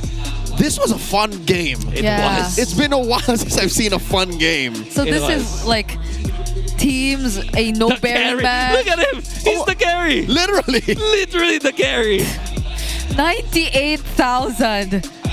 Dude. Total damage I dealt. swear. Okay. This color in Aqua, I like it. I want to see more of RV from Caloocan. It's sad that this might be the last we're seeing from him. Hey, don't say that. For now. For this season. Don't ever say that. For this season. Okay. Because we will definitely be seeing more in the next. Okay. BPI Rich Guy has to be none other than OHEB, although he could have been the one to struggle the most because of the Farsa that was very aggressive and that looked mad during the entire game.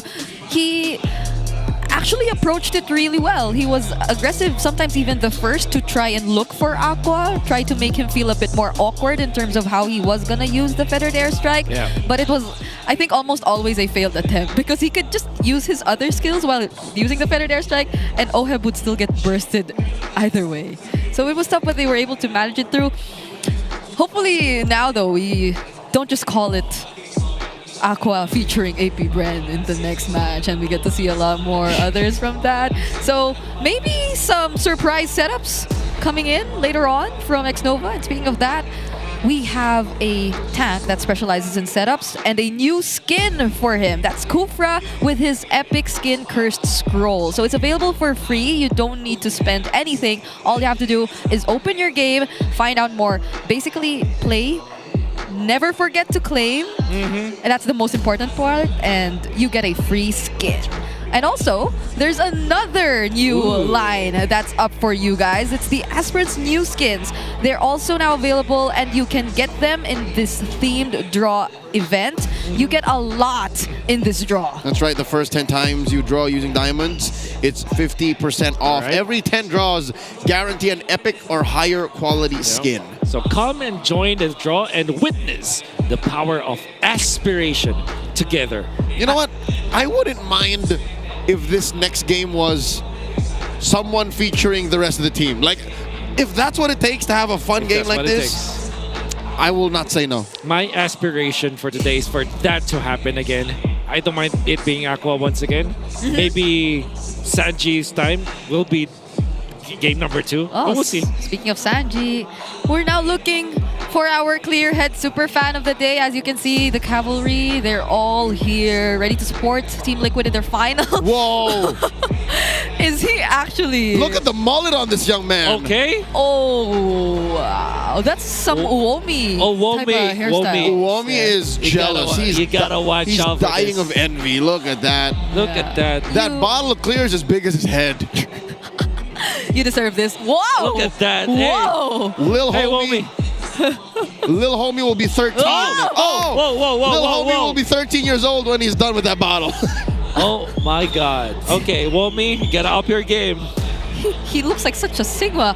You guys can also power up your dandruff-free scalp and supercharge with Clear. If you guys visit us here, who knows, you might be the next Clear Head super fan of the day and you get a free bottle of Clear. And you get to flex in front of the camera just how dandruff-free your scalp is. That kid was looks maxing. Looks maxing. I don't think he was even mewing, but... Nope. Nah, it's Didn't have to. It's natural. Gosh, I wonder how Uomi's reacting to that. Like, I haven't heard him speak as much, so I guess he's just sad. or he found a new inspo. Maybe. Or does he plan to grow it out that long? Like, I'm not sure. He actually did say that he wants to grow it longer. But I'm sure that after seeing that he wants to really, really commit to that bit. Or just give up entirely. Maybe. Also maybe. Because the kid half his age. Beat him. Yeah. And has a better bullet. So maybe season 17, we get to see that version of Uomi. We're not sure if ever he is going to be committing to that. Because, like, how long is it before season 17? Because even for M7, it's still January next year. But for now, there are updates for playoffs. So let's listen to what Odin has to say. What is up, super fans? Break muna tayo sa mga aksyon dyan sa loob ng MPL Arena. This is your very own Odin, and dahil malapit na nga ang playoffs, i-introduce na natin ang mga kaganapan na mangyayari sa susunod na mga araw. We have MPL Philippines Festival Super Fan City. And since Super Fan City, it's all about you. Marami tayong mga kaganapan na inihanda para sa inyo, from show matches and meet and greet na inyong masasaksihan kasama ang ating mga players. Kasama na rin dyan ang finals ng Fancy Players ng Infinix Fancy Klaban. There's winner champion will receive Infinix GT30, Macro Zero shirts, and syempre, 25,000 MLBB diamonds. At hindi rin naman uuwing luhaan ang mga nagpakahirap sa ating Infinix Fancy Cluban because their first runner-up will receive Metro Zero tote bags and 10,000 MLBB diamonds. Meron din tayong prizes for the second and third runners-up na tote bags and 5,000 MLBB diamonds. At isa pa, buong araw nyo ako makakasama sa Super Fan City because I will be officially hosting together with Caster Ivan. Secure your tickets now at kita-kita tayo dyan sa Super Fan City. Thank you so much, Odin. The Super Fan City sounds really fun. Super exciting. There are, I think, a lot of booths awaiting and activities for the fans who get to join us. But I think it's time that we get back into this series. AP Bren still has some catching up to do. It was still a really great game number 1 though, but they go for red side. Yeah, they are the red side team. What is Sanford doing? Excuse me? He's watching the watch party. 40. Hello? Was he looking for? Is he double checking what They said Mom Shu about and Dad Shu think of his performance? Yeah, I think that's what he's doing. Oh, 40. Okay. I mean, he's MVP, so. Waz, did you see that? I can't believe it. I can't believe really it. bad. It's a really bad Venus impression. I have to watch my Venus stream now right after this. Can I actually do it now? Oh, I mean, 40 does it. Yeah. And he's about to compete. That was right before the draft started. That was hilarious. Oh, wait. That was breaking the fourth wall. That is not part of my bingo card today. Why did we get to see it? Okay. So both of them have the exact same win-lose. Oh, well, but look at that. That's it. That's aura. That is. That's the definition of aura. Highest level of respect. Highest level of respect. Farsa being banned by TLPH. In blue 3. Show us Aqua, please. I want to see his reaction. Because when was the last time this happened, even? There's so much open because of this. At least this confirms that we actually saw the true movie of game number 1. The true story, the true protagonist of game number 1. Coach Tic Tac confirms the starring role. Yeah. Unbelievable. They let 1-1 through. Oh! Never mind. Okay, not the Arlet. Is the 1-1. Yeah, because they lost the solution. That's right. They lost the potential to shut it down. So they open up with a Yi-Sing. Okay. Alice and Grok looks really good for AP Bren. I do hope that will be their pick. Please pick up the Alice. Yeah. Right now, AP Bren. You know what? Alice. I'm not even mad. Mr. 50-50, Lord JM played pretty well in that lap. That's right. I think the worst that can happen is if they do pick up Alice as well as the Grok, TLPH will just pick up the Valentina. So that means that maybe we can confirm the Alice. Maybe Arla to go with it. So they take it away from 40. So Granger immediately. Oh. Uranus. Okay. Understandable. Hold up. We don't know where this Uranus is going. That's right. This is the James Specs we're talking about. That's right. From week number 1, they flexed this one out, and Sanji's happy. That's so tanky, though. You know, that kind of laugh kind of makes me think maybe they want to bring the Kadita Johnson back. Kadita. Not just kidding. Although this isn't Broken Walls. So is it Broken Walls? It's no, not. It's Expanding It's River. Expanding River. Yeah, so, Just the same. If you're a Johnson player, you know how to drive either way. That's right. It's your base. Because it's the same map. It's just that the river. Okay. Yeah. What I do want to see is Arlet and maybe Kalia. There you go. Kalia. Okay. In my dream world. That's not Arlet. That's Lunox. Yeah. So Pretty sure Arla doesn't have pink hair. Yeah. maybe think about where you want to put the Uranus now. Yeah, that's Oh wow, they answered the Uranus like that. Yeah. Because even if the Alice was still open too, yeah, they already have an answer through the Lunox. Interesting with the Lunox pick because this can also be a gold lane Lunox, right? Ah. That's true. Okay, so thorns remain. All right, no Uranus jungle. This is AP Brand being very honest this time when it comes to their core choices. What? And a random stallion appears. That is. How does he see? He doesn't. Yeah. He sees in 2D actually. Horses, do you actually know that they see in 2D? No. They actually do. What? Because of how their eyes are set? That's right. Oh, wow. Yeah, that's right. Oh. So- I need to check that. AP Bren, take out the Ruby. Given the potential of a gold lane fighter since you're using Shin in the jungle. Ruby, maybe a Bane? No. Bane ban? Bane ban could also be, yep. However, with this Lunox and this Kaleo, you already have your ways to deal with the Uranus. Yeah. That's why TLPH picked it up, actually. I still feel like Alice can work for TLPH. Ah. But I mean, we've been hyping the Alice up for quite a long time now, but we have not seen it being picked only once the entire day. Yep, not by Liquid either. Not by Liquid either. I don't recall an Alice in Sanford's hand. He's never picked. They did not ban the Arlet. Among the plains. All right, there's the Eve. So they're really equilibrium. cracking down on Aqua. That's right. 3 bans on Aqua. So what are the other heroes that Aqua's known for? Novaria? He's the only one to use the Zetian in this season too. Zetian? Xavier. Oh. How's that? Yeah, these are his season 9 Sicilian, flames. maybe? Vexana. Oh, the Louis out there too, but In before he picks up Angela. Oh my god. hey, I'm not so sure the first 3 picks are Angela-able. Angela Ball. Yeah. Are they not? Uranus? They're mid. They're mid in like the hierarchy of Angela-ables. You know what? I agree with you. And I don't want to see Aqua and Angela anyways. I want it to be like somewhere along the lines of Sicilian, Valentina someone even. who has mechanics. There was Valentina. If you're talking about mechanics. Okay, yeah, Valentina. Okay, that's mechanics. Yeah. All right. Still kind of a There's the, blind. there's the Alice. Oh my god. Debut pick. Wait. Okay. Gold lane. Cho, that's right. So Oheb. Finally, an Alice in Sanford's hands. Okay. And a Cho in Oheb's. Okay. The second time we see a gold lane Cho. Today. Okay. I want to see a suppress hero for AP Brand. Like a Franco. Kaja. Is Kaja even... You know what? Maybe...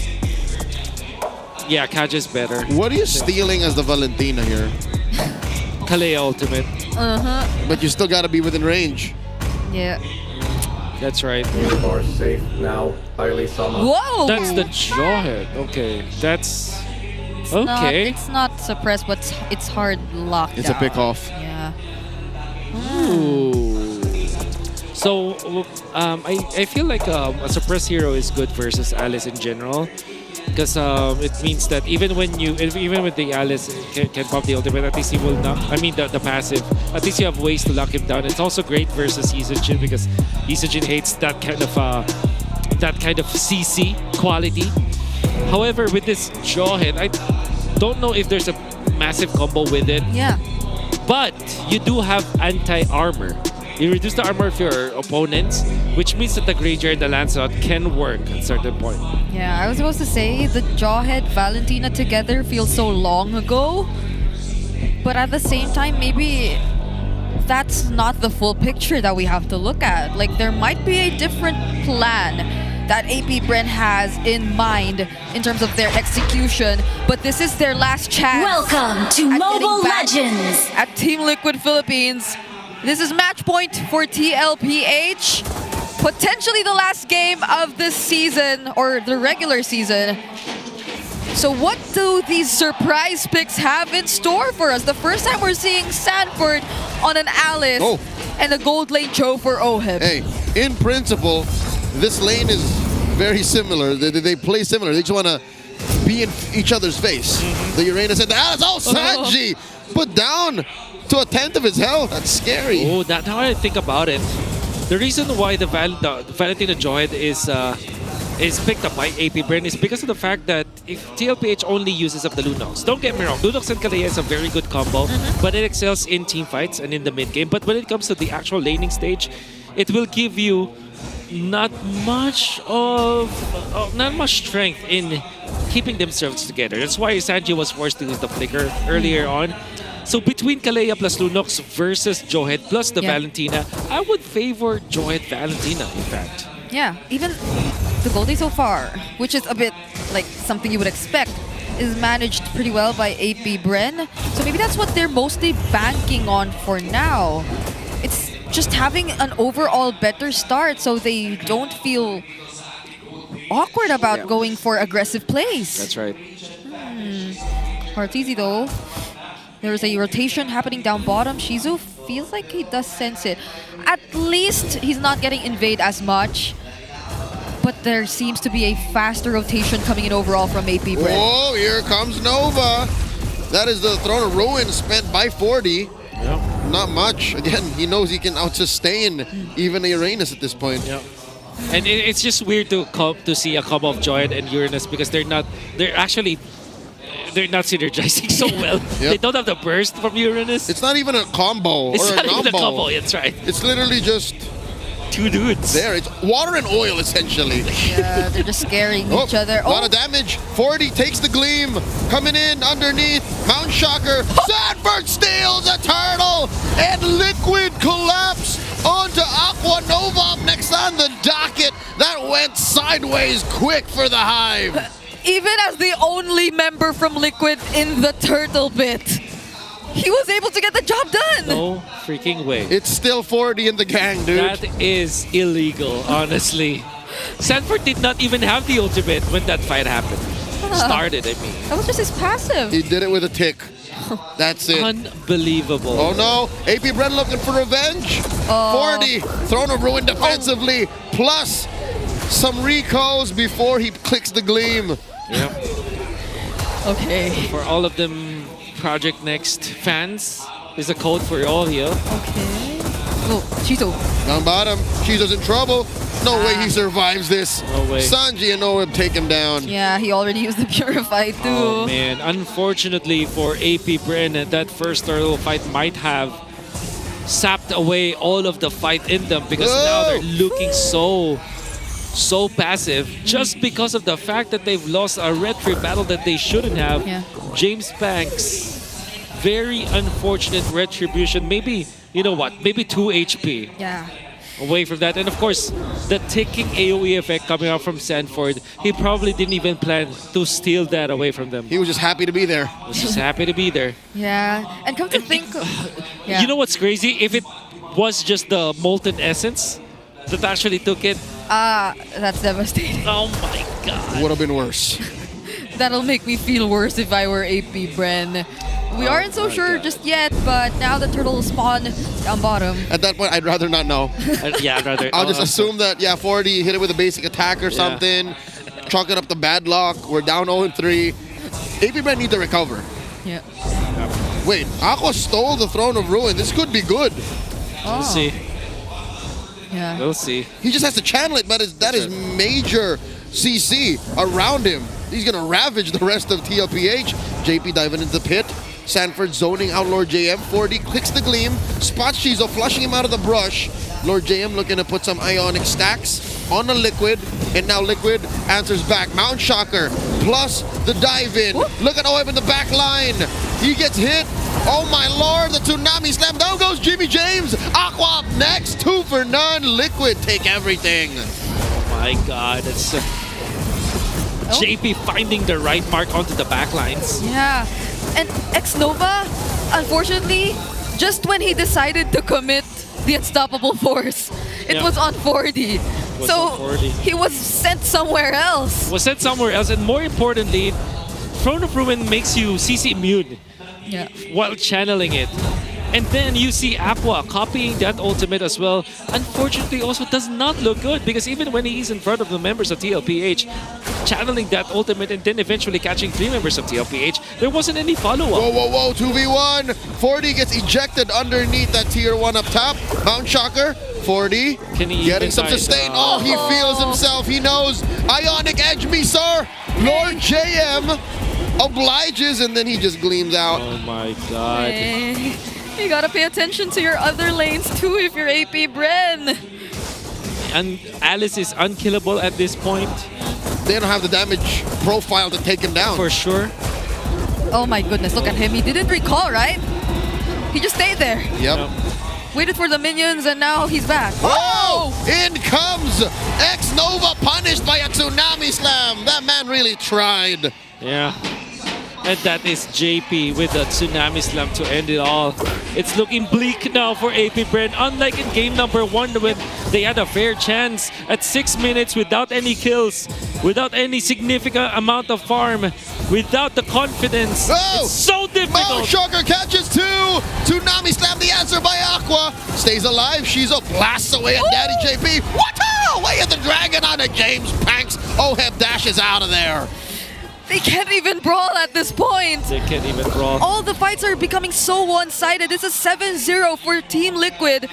And now they're looking to just take away this third and last turtle of the game. But does AP Bren plan to contest a 5k goal lead existing between these two teams? Mountain Shocker here. Carl Teasy spots everyone. Passive wave down bottom.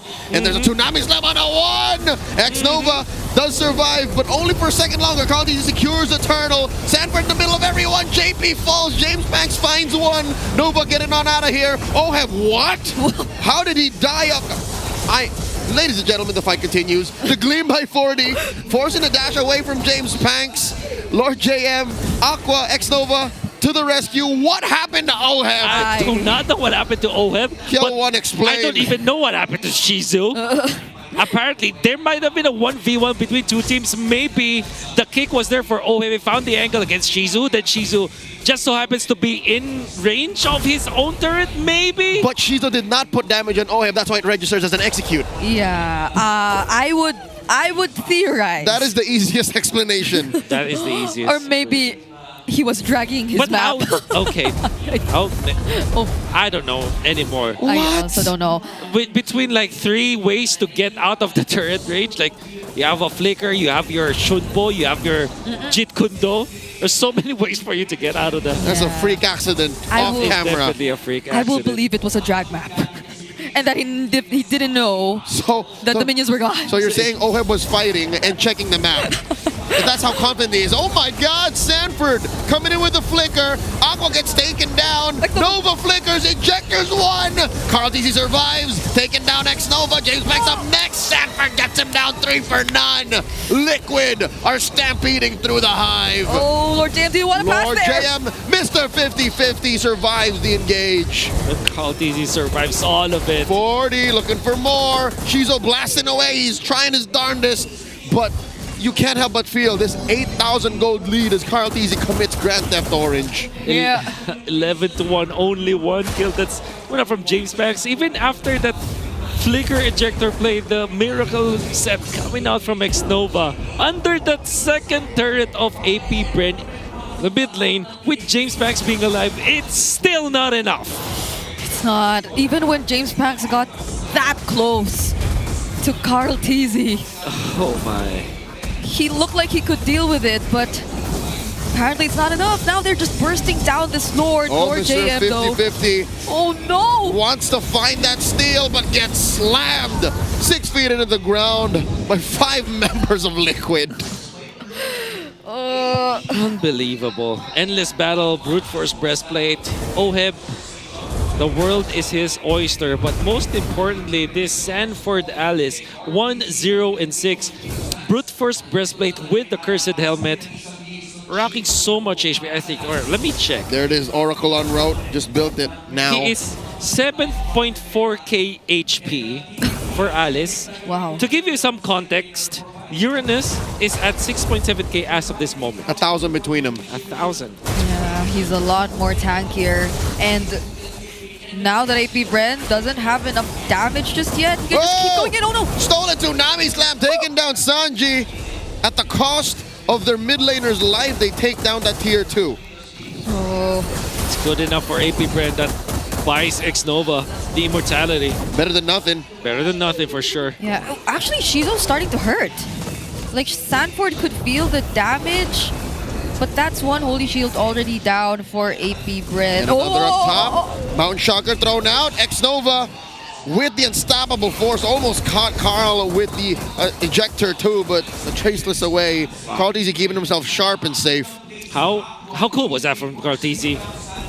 He did not dodge the stun from the unstoppable force, but chose to dodge the ejector instead because that's the more important CC to actually use your traceless on the CC immunity. You know what? I don't even call ejector CC. If you get hit with the ejector, you're just good as dead. That's right. So you can't traceless midair. Now they're trying to collapse on the Lord JM. Instead, they find X-Nova pops his immortality. Oh my God! A throne of ruin! Stunning 4 members of AP Brand. They're in the base. They take down 3. Waves up top. And the turret falling. Oh my God, turret's still there. Stance falls now. Liquid are 12K up. Oh, finds the kick. What? Taken down one more. And it's just Lord JM left. Mr. 50-50 gonna be here to witness the fall of his base as Liquid stampede through the final match of the regular season, sweeping AP Brand. So many debut picks for the series, especially from Team Liquid Philippines, that they were able to pull off every single one of them. What a way to bounce back, especially after last night's loss. But all the more, what a way to wrap up the season overall. GG well played to AP Brand as well, especially game number 1. That was a treat for all of us. A battle of 2 protagonists. Aqua is just so good, but the man of the hour was Sanford, the real main character throughout this game. GG well played to AP Brand. And wouldn't it be nice if we heard from them? It will be. That's true. So I feel like it's about time we head on over to our hosts to hear from AP Brand before we wrap up the season. AP Brand, this is week 8. And alam namin na marami kayong pinatunayan this season. James Panks, for the last time this season, sino ba gusto magsalita sa inyo? Ikaw daw, yan. Ikaw, James Panks. For the last time this season, what would you like to say sa lahat ng supporters ng AP Brand? Anong gusto mong sabihin sa lahat ng sumuporta sa buong AP Brand the whole time? Ang gusto ko lang sabihin, thank you sa pagsuporta sa amin. Tsaka sa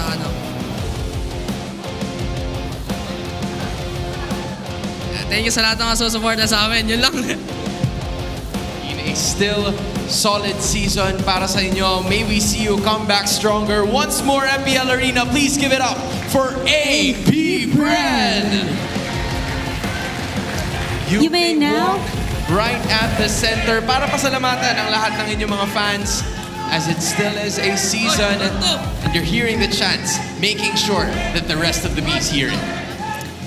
Hans, sa seryeng ito ay makakasama natin with a sweep our winners of this match. None other than Team Liquid Philippines! Carl, bakit parang nanggigigil yung mukha mo ngayon Oo nga, ina-aperan kita kanina. Ayaw mo kong aperan. Hindi, pero legit, like, totally different. Tama si Odin, totally different aura ang meron kayo for today specifically. Ano bang nangyari? Was it because of yesterday? Ano po kasi, medyo malungkot kami sa di kami nakapag-upper bracket kasi talagang goal namin yun. Pero kanina lang parang nung nag-huddle kami, parang doon lang kami nakapag-reset kaya medyo mainit yung aura kanina. Pero pagdating naman sa stage, naka-reset na lahat. Carl, alam natin na before yung nakalaban ng Team Falcons kahapon, nung tinanong kita kung sino ang gusto mo makapasok, sinabi mo noon na Team Falcons ang gusto mo makapasok ng playoffs. And nangyari na yung nangyari kahapon. Sa play-ins, kayo ang magtatapat muli ng Team Falcons. How do you feel about that? Very confident po based sa match namin kahapon. Tsaka tingin ko naman makapag-readyan namin silang sobra. Would you say, Carl TZ, na ang Team Falcons ang iyong best rival? Out of all of the players, the teams na naging kompetensya nyo, would you say that Team Falcons is the one na lagi nyo nakakaharap in the best rival out of them? Siguro in terms of mga team fights, macro and macros, sila yung number 1. Pero tingin ko talaga na best rival namin yung Blacklist talaga eh. Pero yung Falcon din, pag kami naglalaban din, laging cinema eh. Laging cinema. Absolute cinema. They've done it before. Hands up sa lahat ng mga nanonood lagi ng laro nyo against Team Falcons. And Carl TZ, ano ba yung meron sa inyo ng Team Falcons? Kasi lagi natin nakikita na mataas yung level ng mga laban nyo lagi. What's with Team Falcons and Team Liquid Philippines? Siguro po sa playstyle po medyo similar po. Tsaka yung coach din kasi doon galing sa amin. Kaya siguro nagkakontrahan eh.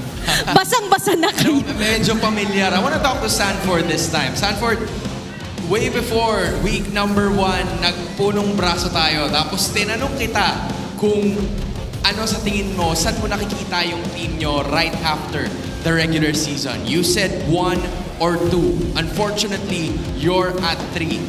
Does that discourage you or mas lalo ba kayong na-motivate para lalo pang galingan going up into the playoffs? Feel ko po yes. Mas kailangan po, mas na-motivate po kami na mas galingan namin kasi ayun nga, naangatan kami ng ONIC so kailangan namin magdoble effort para makuha ulit yung spot ng upper bracket. You know, from a scale of 1 to 10, nasaan ang power level ng Team Liquid Philippines ngayon and what should the cavalry, the fans of yours expect pagdating nila ng Cuneta Astrodome? Well, ngayon feel ko number 3 kasi yun yung standings eh. Pero may chance pa naman magbago yan. Nakadepende na sa amin yun. With that being said, a lot of the people here today came over para suportahan kayo sa inyong huling laban towards the regular season. What is your message to them and everybody watching at home? Thank you sa lahat ng sumusuporta. Sorry, di namin nakuha yung upper bracket pero abangan nyo sa playoffs, mas gagalingan namin. Still a solid showing, a sweep from your winners, Team Liquid Philippines! A solid effort coming in from the cavalry, knowing how it's done, Odin. This is how you end the regular season. We could see how hopeful they are na kaya pa nilang bumawi pagdating ng play-ins sa ating Cuneta Astrodome. With that being said, makikita natin sila at ang 5 pang mga playoff contenders. But as of now, you're gonna have to look at our casters. All right, so it seems like the reset for Team Liquid took overnight. But it was very effective as seen in the sweep that they were able to achieve up against APBR. Congratulations to them, and as Sanford says, we'll expect more from them in the playoffs. But let's look back at who the MVP is. Okay, gotta give it to Daddy JP. Yep, good snacks with a tsunami slam. I was just gonna go back and say this out because I've been thinking about it. TLPH were kind of sad that they didn't get to the playoffs, to the upper bracket. Right. It kind of feels like if other teams would fight tooth and nail just to get into the playoffs, for them, they have to get to the upper bracket. I think that's the level of standard that they're holding themselves into. And they've showed us through this game that is actually how you play it. Yeah, all right. That's true. So TLPH started this particular game guns a-blazing. It's mainly because of Mr. Sanford again. This time with the Alice, and then eventually in the mid-game, it will be Mr. JP who will get the counter plays like this one in order for them to close out the game. If I may argue, I think all of them played excellently. I agree. To the point that JP's, again, setups and assists are what really made him get the MVP performance. Barring the one moment we didn't see Oheb die to a turret in an attempt to assassinate Shizo. Shizo, yeah. Everything was almost flawless. That's right, that's right. Yeah. Especially because like Carl TZ surviving the right moment, them kicking the Lord James Uranus, the right moment again. There will be an exchange for Sanji, but apart from that, there will be no opening from APBR, I mean. Yeah, because this is just how aggressive they played it. Look at that. No purifies, Oh my all flickers. God. And these flickers were used so well. That flicker from Sanford last minute, the flickers from Sanji just to throw out the damage, and even this flicker from Oheb. Like, how often do you see that you get to catch a Lancelot and that he doesn't get to immune himself with the Thorn Rose. Right? Is the caliber of gameplay that you can see from TLPH. We talked about their mechanics and how the set of skills that they have individually brought them as the MSC champions, and now they have overcome APBR. Okay, so earlier today we saw a gold lane show. It had Master Assassin. This time OHEB decides to choose Wilderness Blessing. And weren't we expanding rivers? So he's doubling down on it. That was such a fast rotating show. To be fair, It was everywhere. if you move faster up against the Granger, you essentially dodge all of the spells from the Granger, so that's already good. But at the same time, I think OHEB is approaching this game as Carl TZ is the carry. I'm here to just win my lane matchup and then eventually connect with the team. Yeah, and I think we got to see a lot of the connection from them, and that clearly was lacking on AP Brent's side.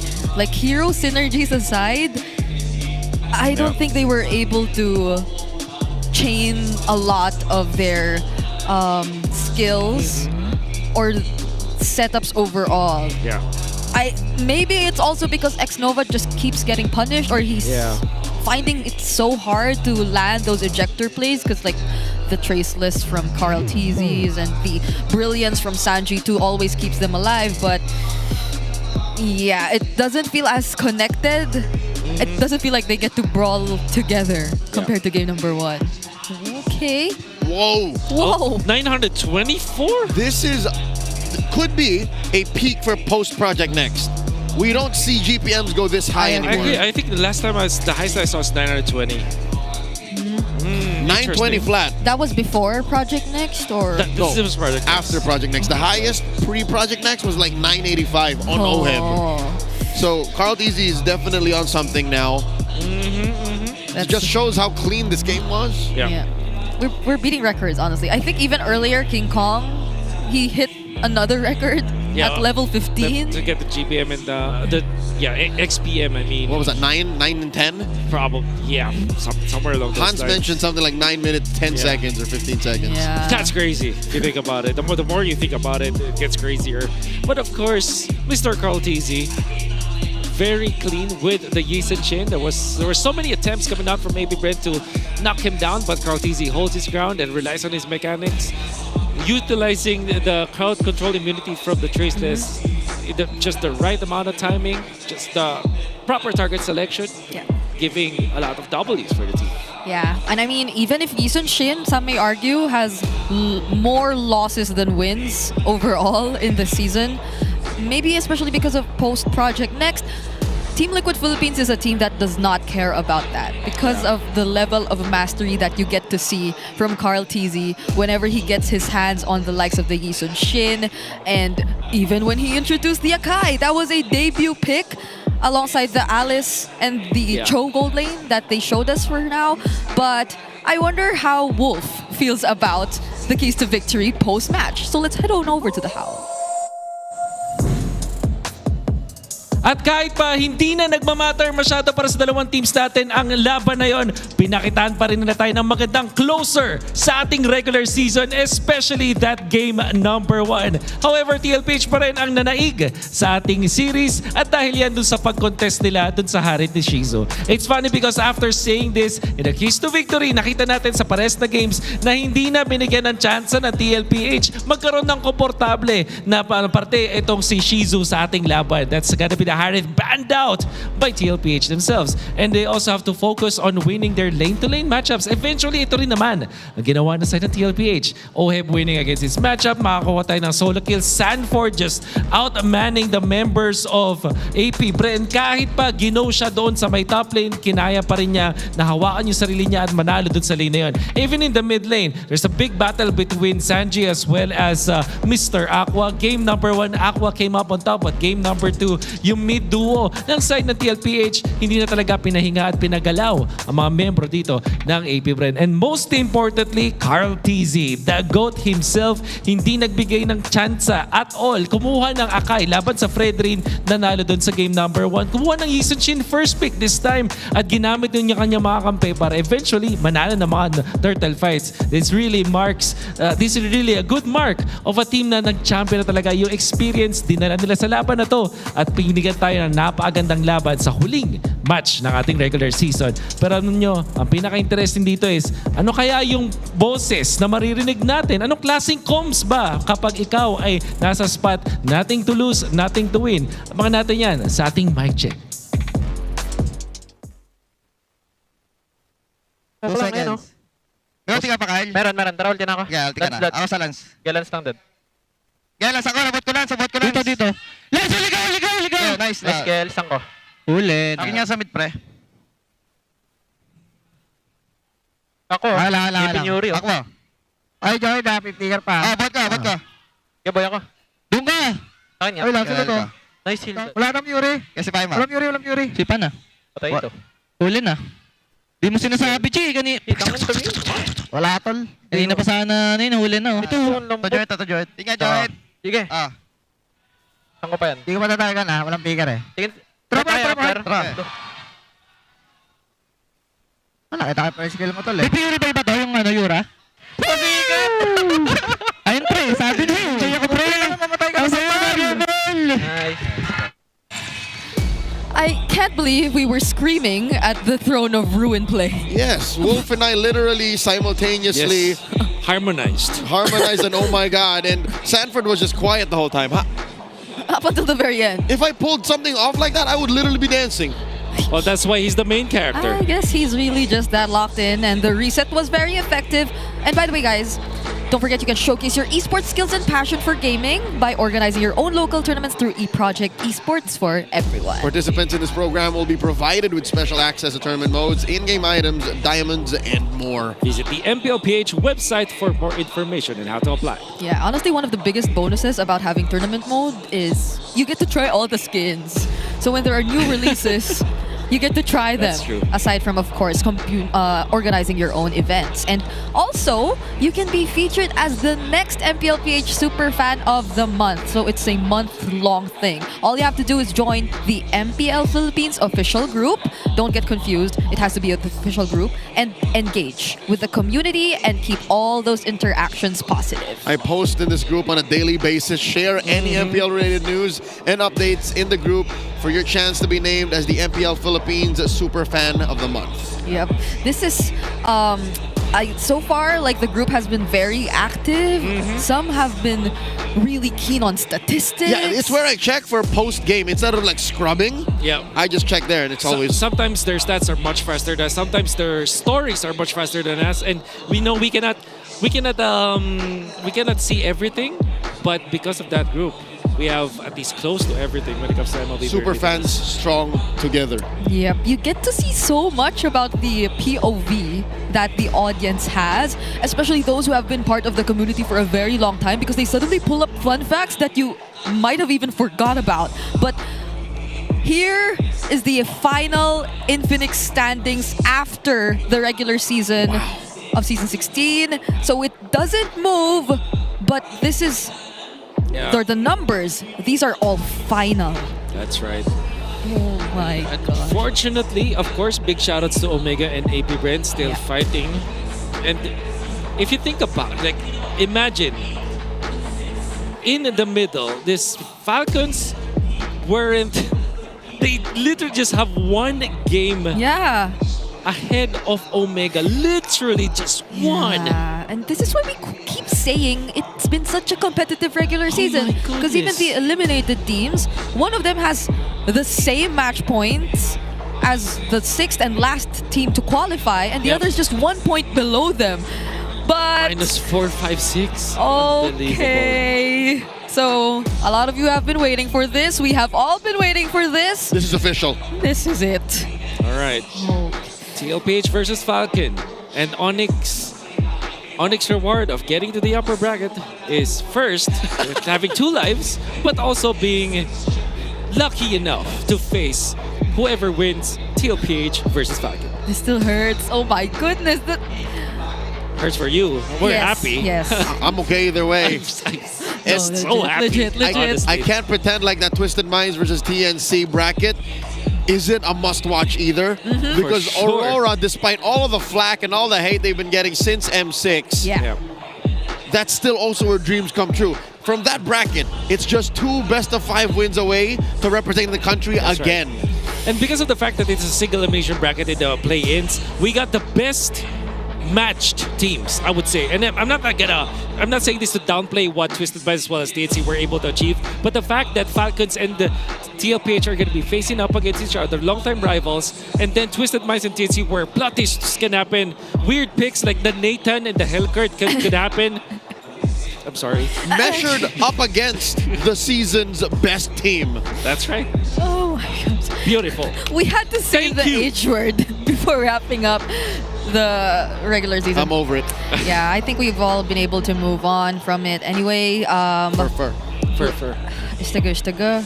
Looking forward to see more. That's not how you use it. Yeah, Which one? It's the good. Istaga? Yeah, you just can't.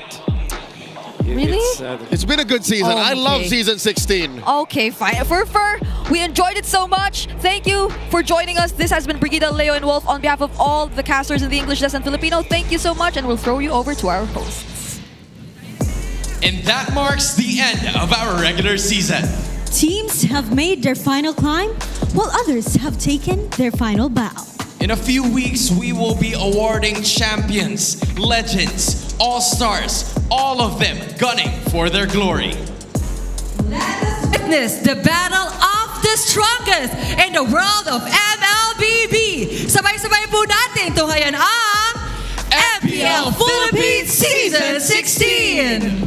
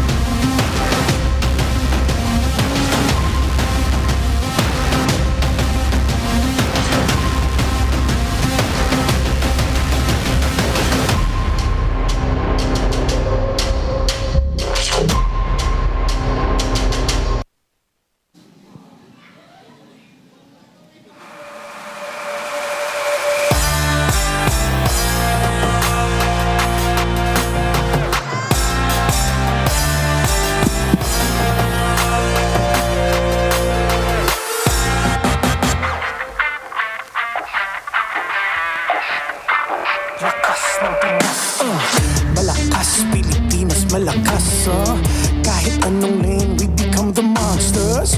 Malakas, Pilipinas, malakas, face the golden sun and repping for the 3 stars. Look at us, to the top, no ifs, no buts, winning any game para to sa PIN, yes. Di mo matitinag aming boses sa new level. Nasa kalye man o mobile, you know I become a legend. Listen, open fire, we unite, we winners. But with pressure, like diamonds are made of. Switching the lane na parang gera. HP Racing made a setup. Look like a tank, buhat ni Hilda. Full dome SS parang Laila. Susundan ko ang wakas. Kasama pataas, tagumpay natin to. Dahil tayo'y malakas para sa Pinas. Nasa amin ang alas, hindi dito atas. Kinikilala sa taas kasi kami ang malakas para sa Pinas. Nasa amin ang alas, hindi dito atas. Kinikilala sa taas, ganito kami sa Pinas, yeah.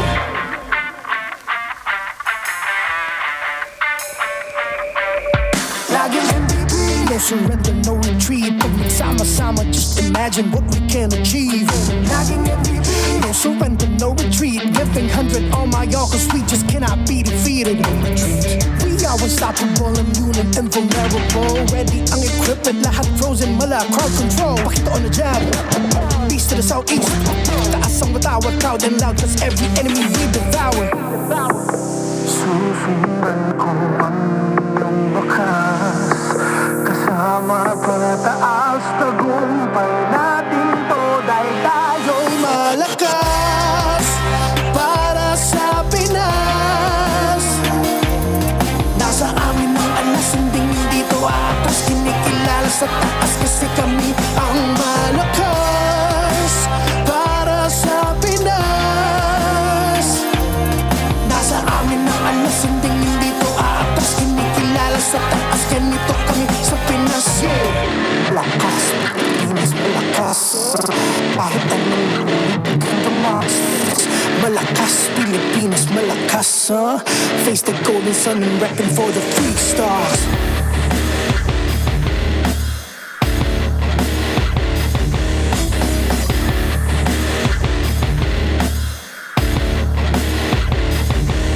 Ang lakas ng Pinas, we unite, we the stars. Ang lakas